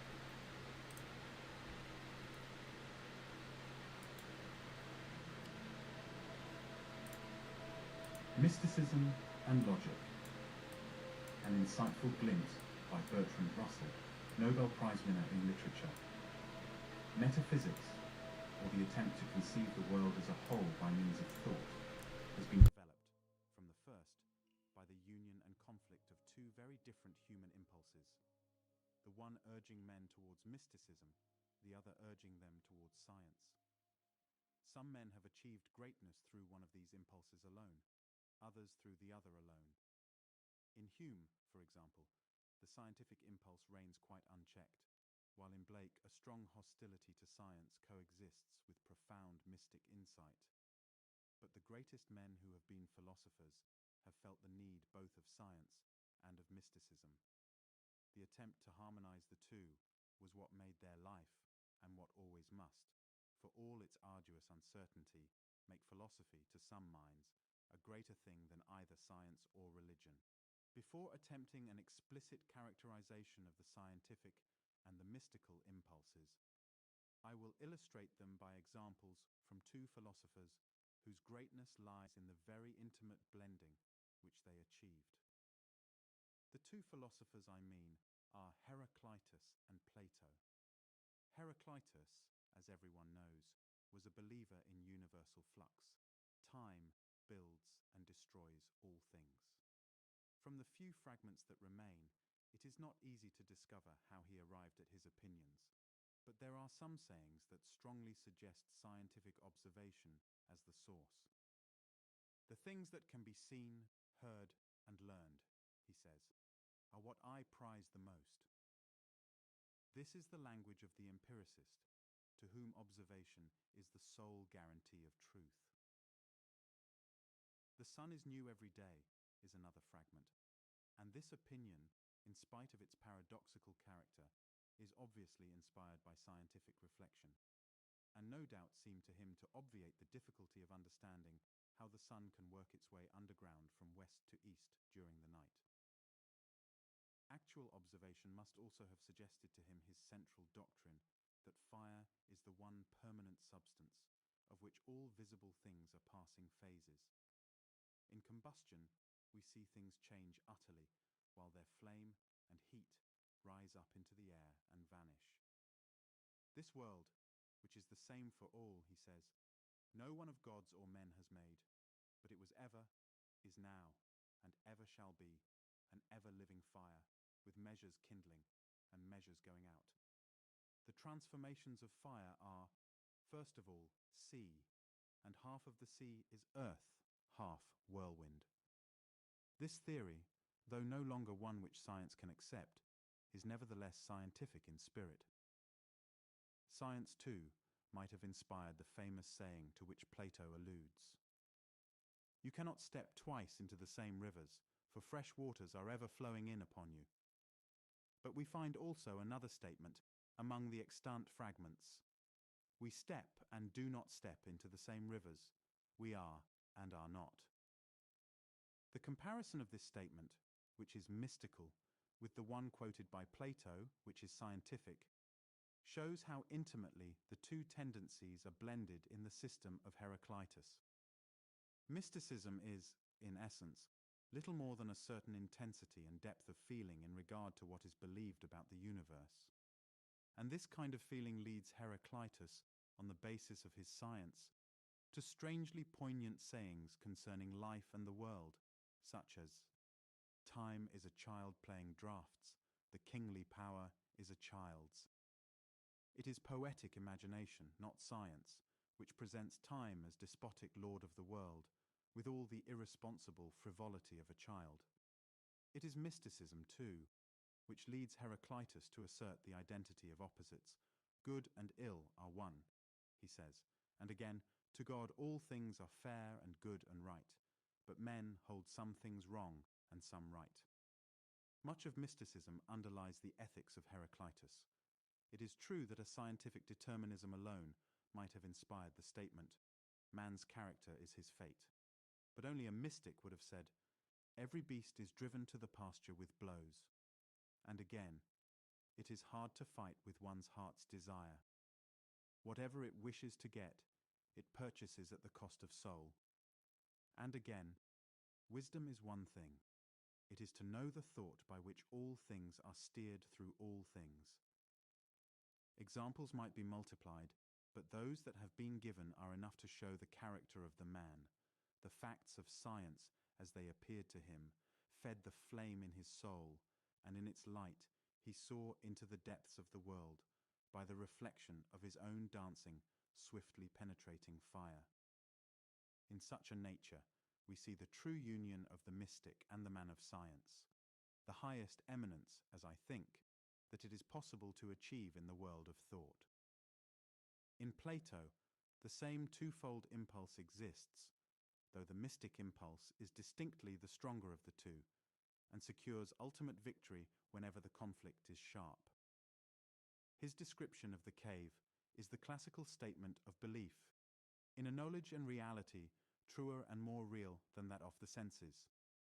Imagine a number of men living in an underground cavernous chamber, with an entrance open to the light, extending along the entire length of the cavern, in which they have been confined from their childhood, with their legs and necks so shackled that they are obliged to sit still and look straight forwards, because their chains render it impossible for them to turn their heads round. And imagine a bright fire burning some way off, above and behind them, and an elevated roadway passing between the fire and the prisoners, with a low wall built along it, like the screens which conjurers put up in front of their audience, and above which they exhibit their wonders. Happy New Year! Thank you so much. First time chat. Thank you. Where'd you find the stream? Also figure to yourself a number of I hope you have a persons wonderful walking night. behind the Happy New screen, Year. and carrying with them statues of men and images of other animals, wrought in wood and stone and all kinds of materials, together with various other articles which overtop the wall. And, as you might expect, let some of the passers-by be talking and others silent. You are describing a strange scene, and strange prisoners. They resemble us, I replied. Now consider what would happen if the course of nature brought them a release from their fetters and a remedy for their foolishness in the following manner. Let us suppose that one of them has been released and compelled suddenly to stand up and turn his neck round and walk with open eyes towards the light. And let us suppose that he goes through all these actions with pain, and that the dazzling splendor renders him incapable of discerning those objects of which he used formerly to see the shadows. What answer should you expect him to make if someone were to tell him that in those days he was watching foolish phantoms, but that now he is somewhat nearer to reality and is turned towards things more real and sees more correctly? Above all, if he were to point out to him the several objects that are passing by, and question him and compel him to answer what they are, should you not expect him to be puzzled and to regard his old visions as truer than the objects now forced upon his notice? Yes, much truer. Hence, I suppose, habit will be necessary to enable him to perceive objects in that upper world. At first, he will be most successful in distinguishing shadows. Then he will discern the reflections of men and other things in water, and afterwards the realities. And after this, he will raise his eyes to encounter the light of the moon and stars, finding it less difficult to study the heavenly bodies and the heaven itself by night than the sun and the sun's light by day. Doubtless. Last of all, I imagine, he will be able to observe and contemplate the nature of the sun, not as it appears in water or on alien ground, but as it is in itself, in its own territory. Of course. His next step will be to draw the conclusion that the sun is the author of the seasons and the years, and the guardian of all things in the visible world, and in a manner the cause of all those things which he and his companions used to see. Obviously, this will be his next step. Now, this imaginary case, my dear Glancan, you must apply in all its parts to our former statements, by comparing the region which the eye reveals to the prison house, and the light of the fire therein to the power of the sun.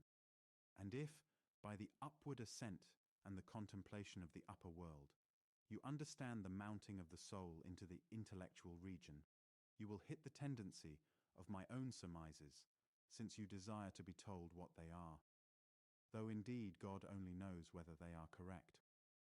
But be that as it may, the view which I take of the subject is to the following effect. In the world of knowledge, the essential form of good is the limit of our inquiries, and can barely be perceived. But, when perceived, we cannot help concluding that it is in every case the source of all that is bright and beautiful. In the visible world, giving birth to light and its master, and in the intellectual world dispensing immediately and with full authority truth and reason, and that whosoever would act wisely, either in private or in public, must set this form of good before his eyes. But in this passage, as throughout most of Plato's teaching, there is an identification of the good with the truly real, which became embodied in the philosophical tradition, and is still largely operative in our own day. In thus allowing a legislative function to the good, Plato produced a divorce between philosophy and science, from which, in my opinion, both have suffered ever since, and are still suffering. The man of science, whatever his hopes may be, must lay them aside while he studies nature, and the philosopher, if he is to achieve truth, must do the same. Ethical considerations can only legitimately appear when the truth has been ascertained.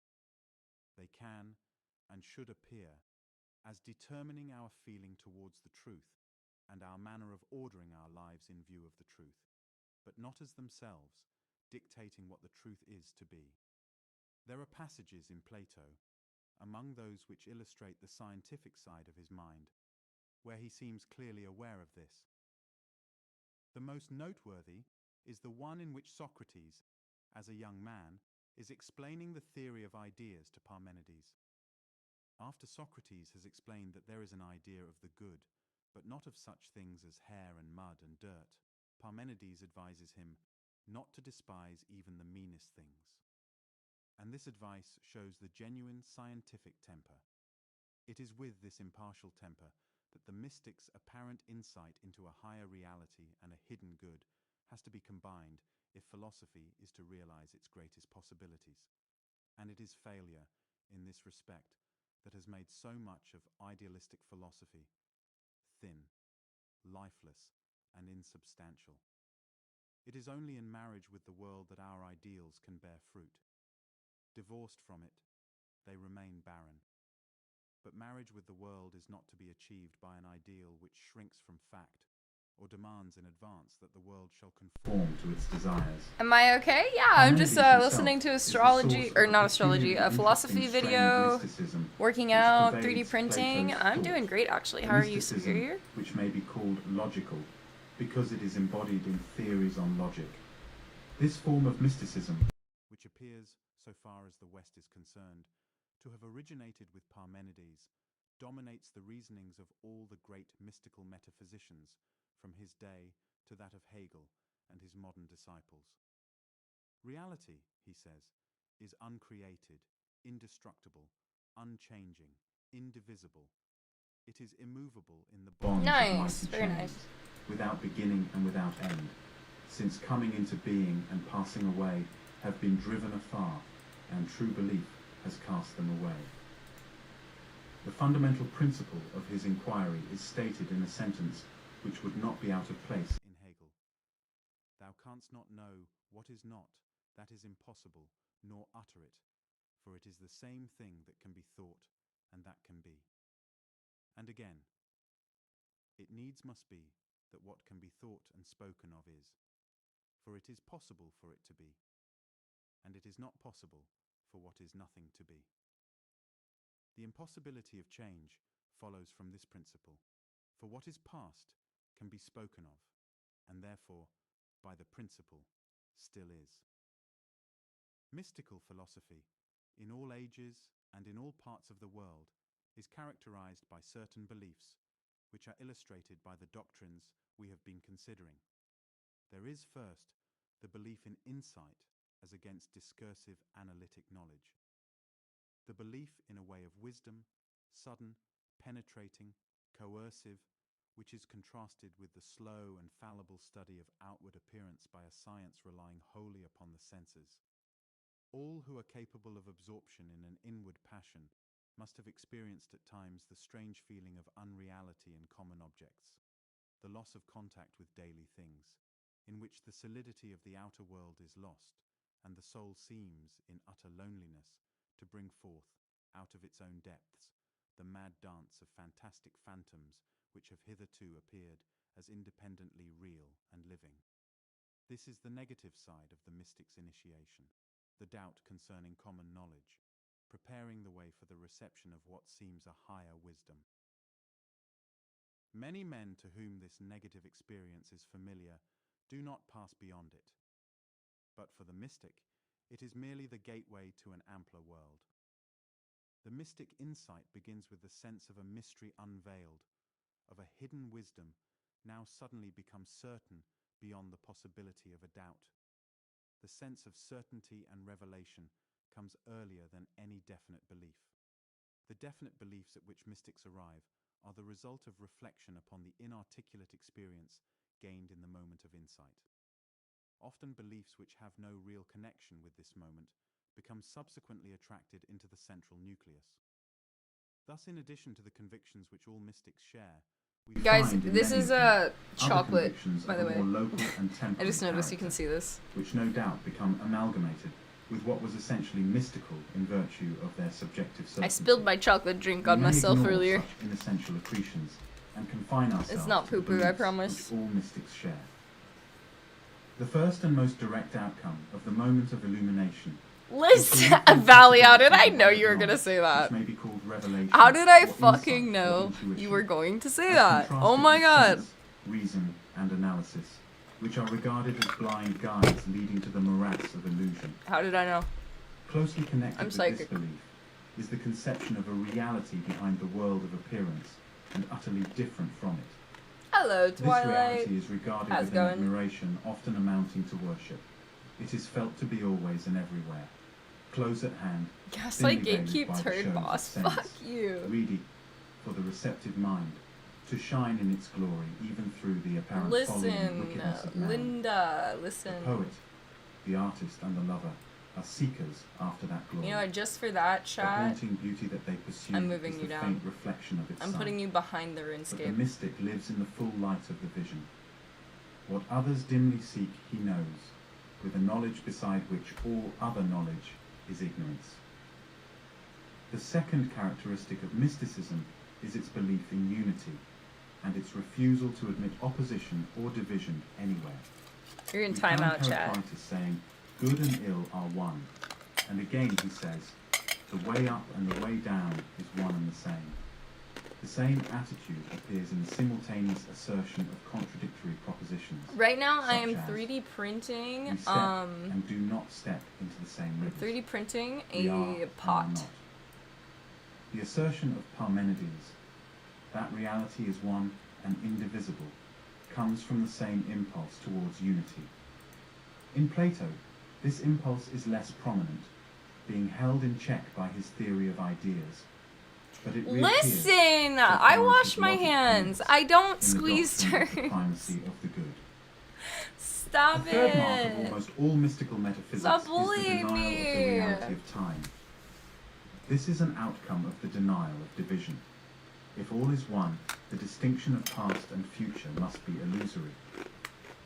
We have seen this doctrine prominent in Parmenides, and among moderns, it is fundamental in the systems of Spinoza and Hegel.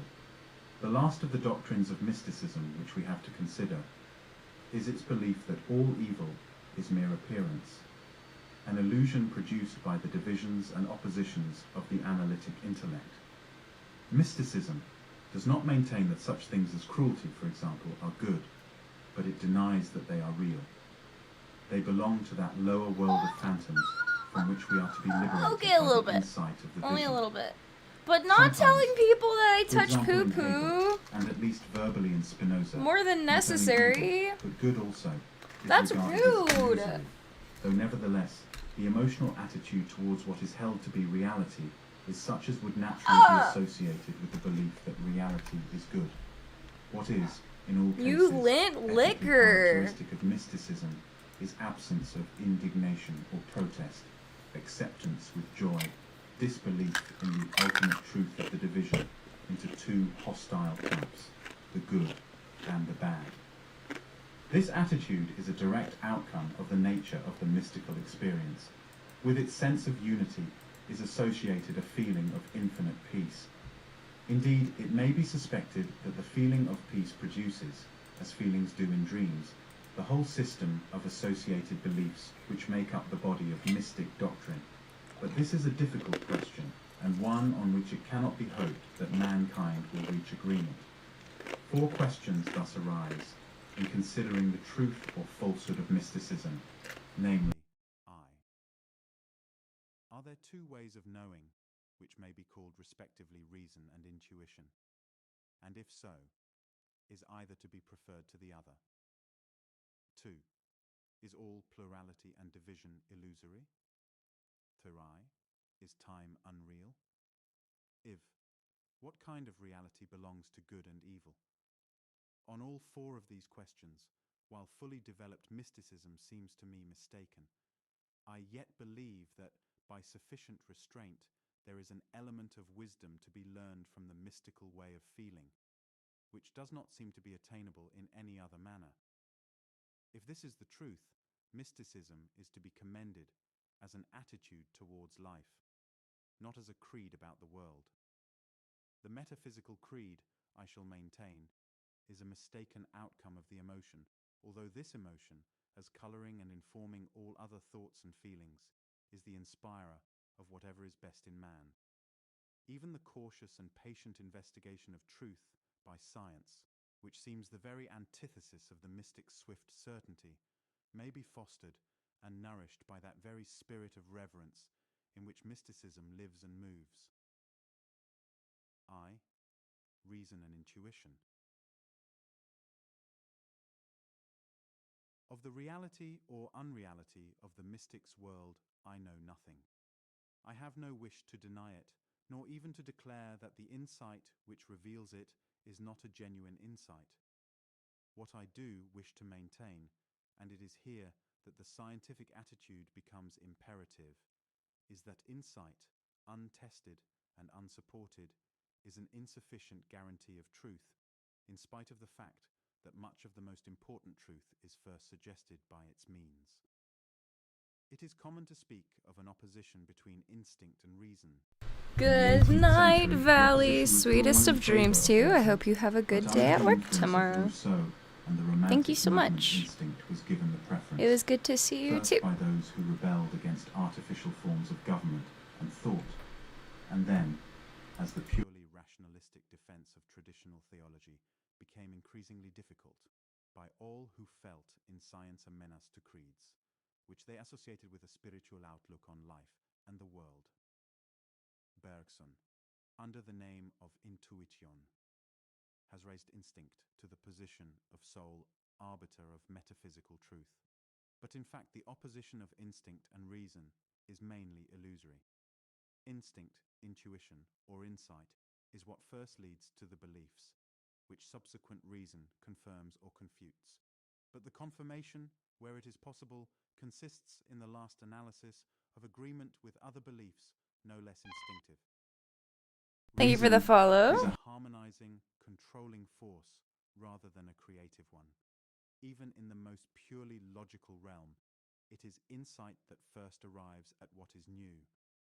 Where instinct and reason do sometimes conflict is in regard to single beliefs, held instinctively and held with such determination that no degree of inconsistency with other beliefs leads to their abandonment.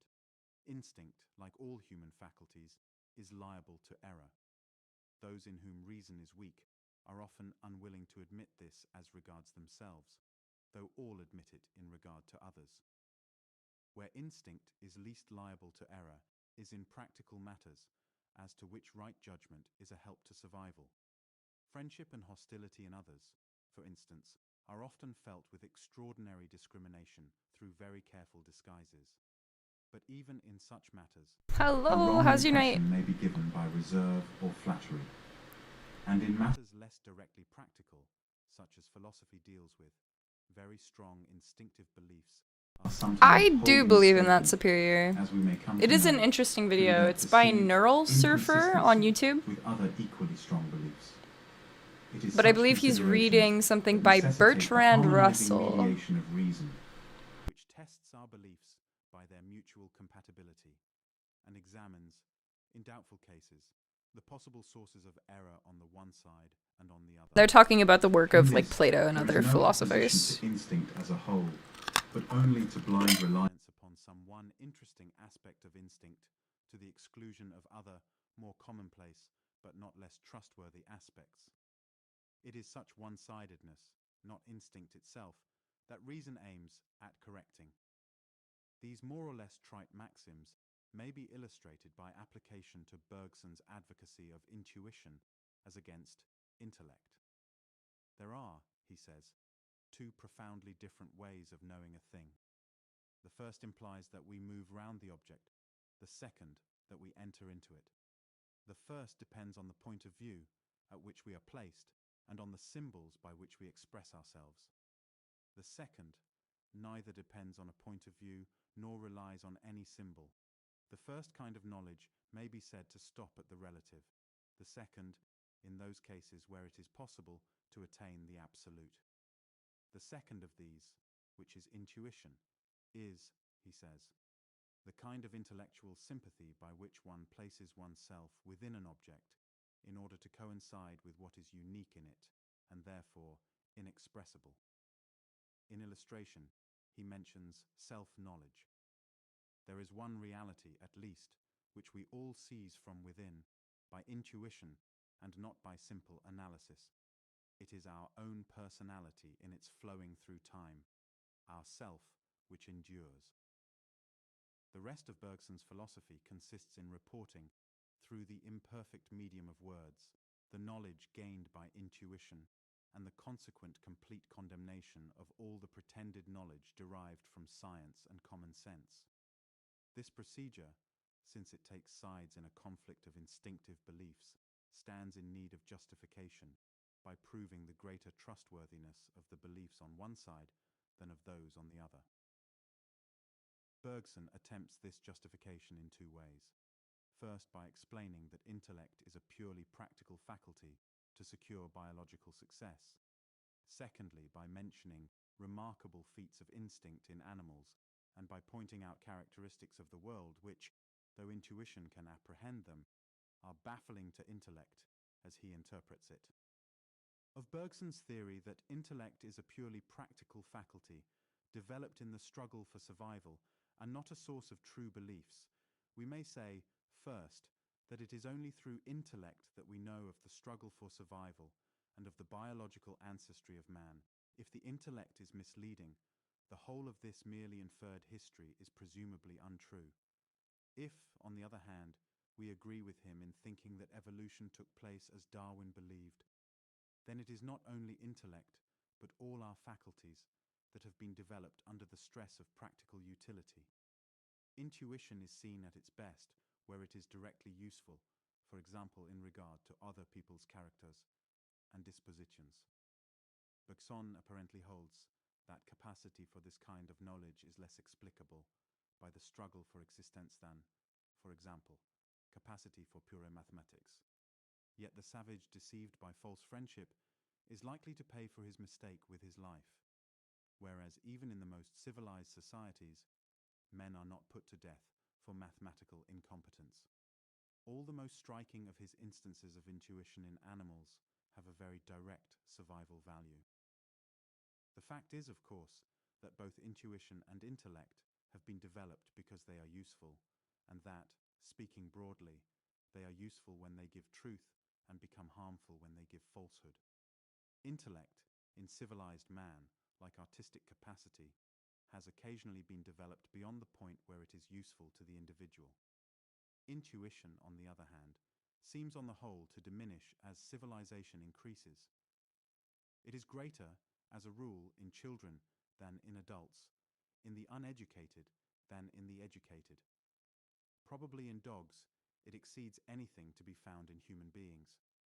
But those who see in these facts a recommendation of intuition ought to return to running wild in the woods, dyeing themselves with woad and living on hips and haws. Let us next examine whether intuition possesses any such infallibility as Bergson claims for it. The best instance of it, according to him, is our acquaintance with ourselves. Yet self-knowledge is proverbially rare and difficult. Most men, for example, have in their nature meannesses, vanities, and envies, of which they are quite unconscious, though even their best friends can perceive them without any difficulty. It is true that intuition has a convincingness which is lacking to intellect. While it is present, it is almost impossible to doubt its truth. But if it should appear, on examination, to be at least as fallibly as intellect, its greater subjective certainty becomes a demerit, making it only the more irresistibly deceptive. Apart from self-knowledge, one of the most notable examples of intuition is the knowledge people believe themselves to possess of those with whom they are in love. The wall between different personalities seems to become transparent, and people think they see into another soul as into their own.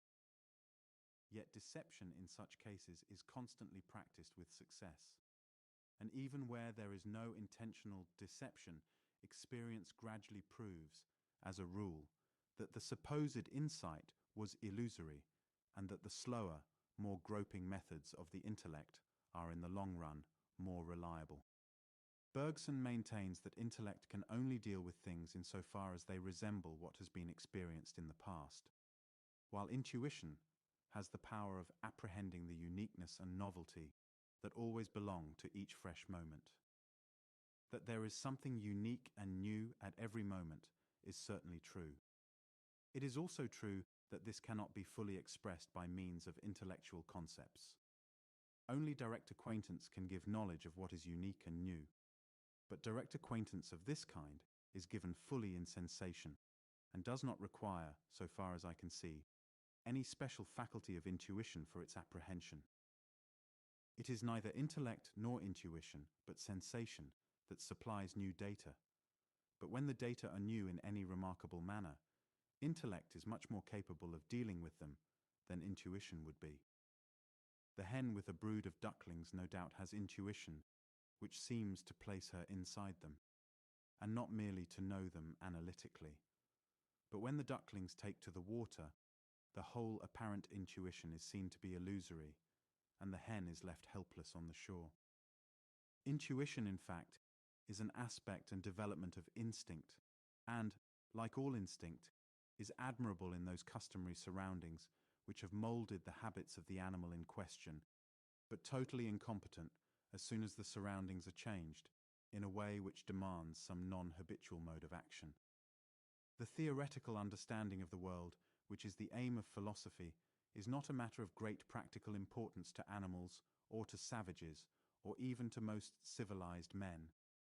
It is hardly to be supposed, therefore, that the rapid, rough and ready methods of instinct or intuition will find in this field a favorable ground for their application. It is the older kinds of activity, which bring out our kinship with remote generations of animal and semi-human ancestors, that show intuition at its best. In such matters as self-preservation and love, intuition will act sometimes, though not always, with a swiftness and precision which are astonishing to the critical intellect. But philosophy is not one of the pursuits which illustrate our affinity with the past. It is a highly refined, highly civilized pursuit, demanding, for its success, a certain liberation from the life of instinct, and even, at times, a certain aloofness from all mundane hopes and fears. It is not in philosophy, therefore, that we can hope to see intuition at its best.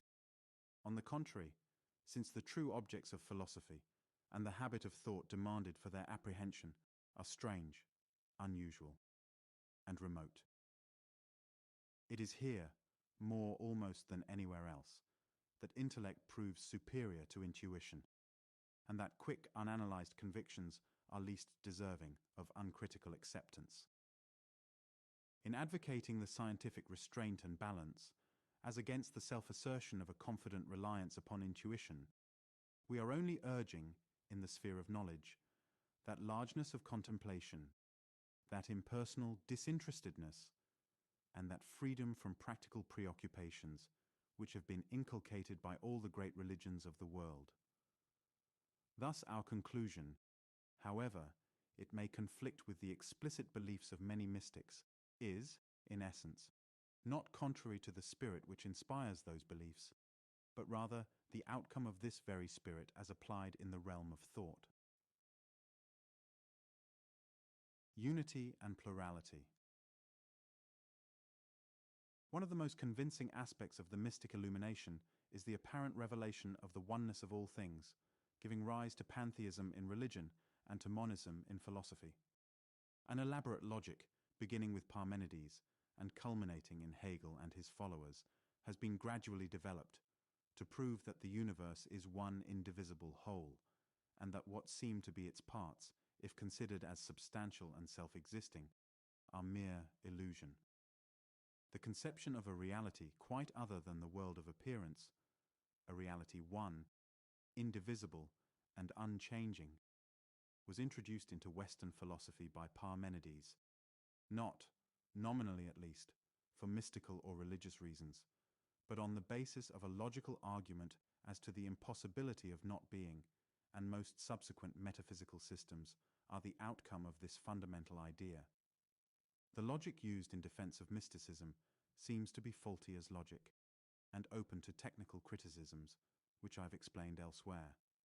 I shall not here repeat these criticisms, since they are lengthy and difficult, but shall instead attempt an analysis of the state of mind from which mystical logic has arisen. Belief in a reality quite different from what appears to the senses arises with irresistible force in certain moods, which are the source of most mysticism and of most metaphysics. While such a mood is dominant, the need of logic is not felt, and accordingly the more thoroughgoing mystics do not employ logic, but appeal directly to the immediate deliverance of their insight. But such fully developed mysticism is rare in the West. When the intensity of emotional conviction subsides, a man who is in the habit of reasoning will search for logical grounds in favor of the belief which he finds in himself. But since the belief already exists, he will be very hospitable to any ground that suggests itself. The paradoxes apparently proved by his logic are really the paradoxes of mysticism, and are the goal which he feels his logic must reach if it is to be in accordance with insight. The resulting logic has rendered most philosophers incapable of giving any account of the world of science and daily life. If they had been anxious to give such an account, they would probably have discovered the errors of their logic. But most of them were less anxious to understand the world of science and daily life than to convict it of unreality in the interests of a supersensible, real world. It is in this way that logic has been pursued by those of the great philosophers who were mystics. But since they usually took for granted the supposed insight of the mystic emotion, their logical doctrines were presented with a certain dryness and were believed by their disciples to be quite independent of the sudden illumination from which they sprang. Alright guys, I'm about to switch where I'm working, so I'm going to be on other platforms. But thank you guys so much for hanging out with me on Twitch and YouTube and TikTok, and I will be back tomorrow. I'm not exactly sure what time yet, but yeah, I post updates sometimes to my Twitter and whatnot and my Discord, so make sure you guys are following me on other socials if you want to see when I go live. You also should get a notification if you're following me on here. Thank you so much for all the subs today. We're at 58 subscribers right now, which is pretty freaking badass. I'm contemplating if I try and stream every single day this year. Even just for like 20 minutes if I'm just like popping on, doing some yoga, doing my makeup, whatever. I'm thinking about it. 'Cause so far, we're at 100%. We've streamed 100% of, the year. Or, well, at least every day. But yeah.